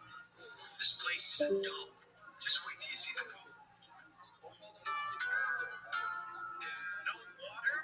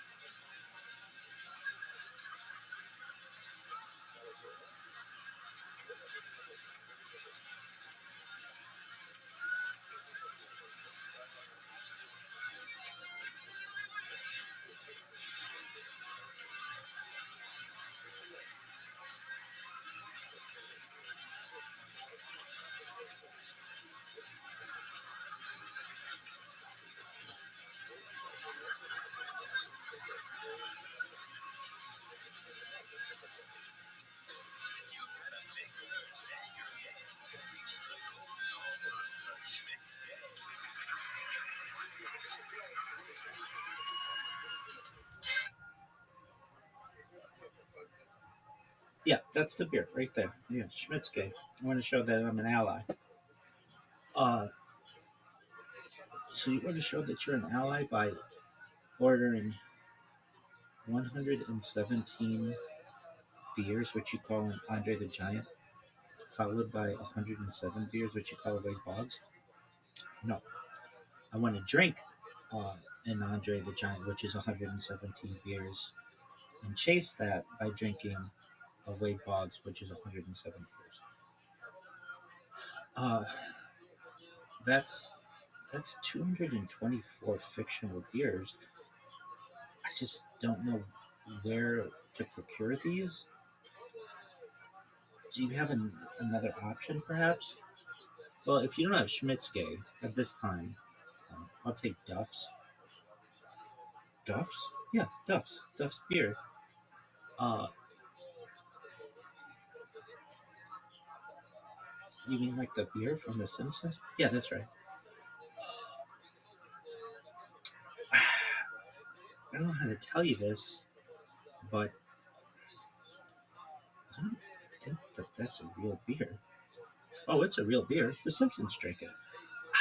Yeah, Rabbi, I don't know how to put this to you. Look, if you don't have Duff's, then I'll take Pawtucket Pat, perhaps, if you have it. But, you know, I prefer Schmitzke. Rabbi, Pawtucket Pat? Like, from Family Guy? Yeah, that's right.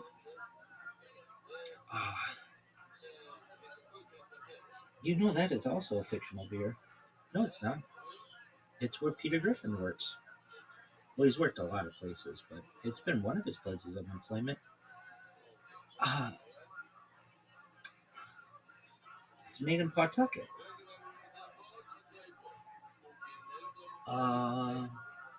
It's one of the most consumed beers in all of Quahog.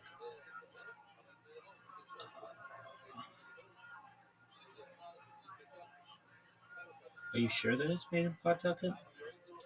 Perhaps. It's distributed in Pawtucket, almost certainly, but definitely consumed a lot in Quahog. If we can't find Pawtucket Pat, and we might not be able to get together 224 Schmitzke, at least 224 Schmitzkes.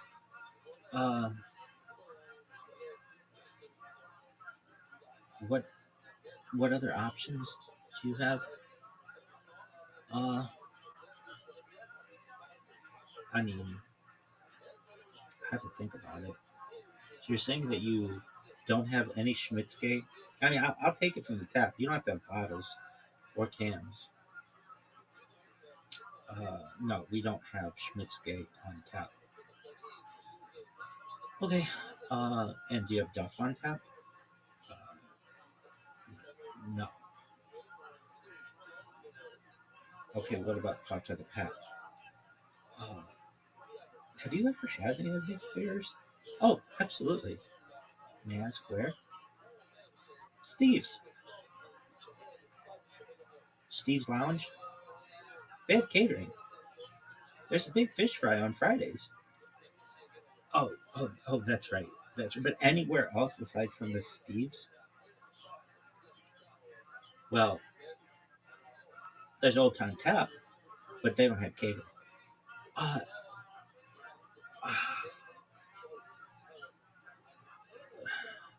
You mean, are you saying Steve's Old Time Tap? No, that's in Rock Island.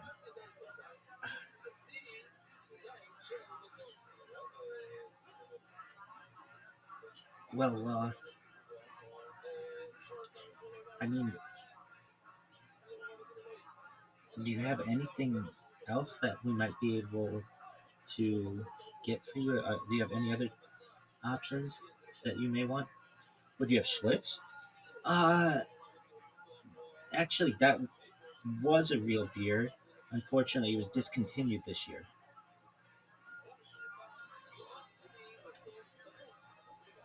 Do you have Schlitz? Well, I mean, the distributor, it's been discontinued. That sounds like a you problem.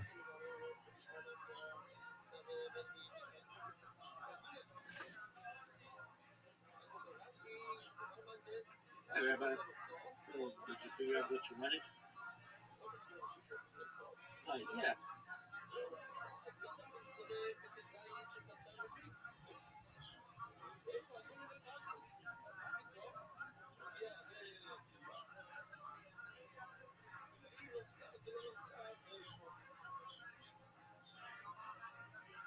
You ever wondered what this green translucent visor that you see in movies and cartoons to show that stereotypically someone is an accountant is? Well, that is a green eye shade that was stereotypically worn by office workers back in the early days of gas and electric lighting. It came in several versions, including this weird eye hood version that you see here, but the purpose was always the same, which was to reduce the glare from these harsh electric or gas lamps and to improve contrast on the papers that you would be looking at up to 8 to 10 hours a day. And so this became a very common look for any paperwork-heavy profession back in the day. As lighting became better in offices, the green visor look essentially became obsolete in the actual workforce. However, just like how I talked about in a previous video with the round head mirror still being used to stereotypically depict doctors, the green visor stuck around to stereotypically depict accountants. That's because if you were a cartoonist or costume designer, you can just add like sleeve garters and this green visor and instantly distinguish someone as an accountant or some sort of banker or some sort of like, general paper pusher. From here, you will still occasionally hear like politicians described as like a green eye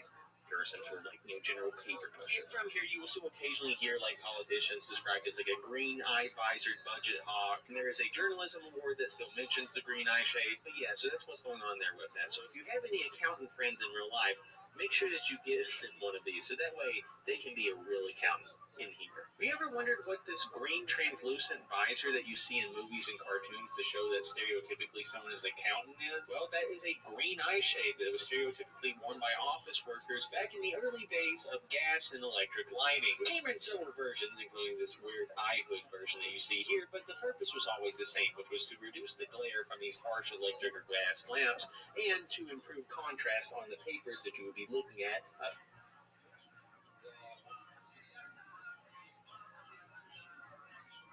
Kind of hard to come by. National treasure. Yeah.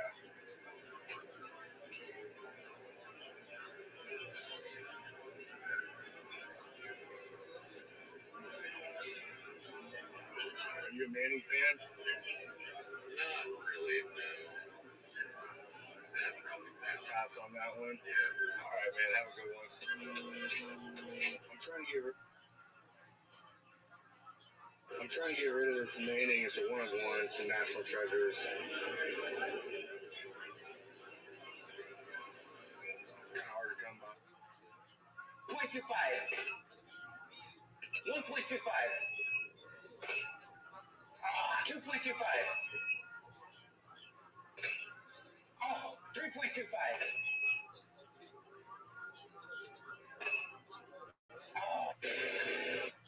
Why do all my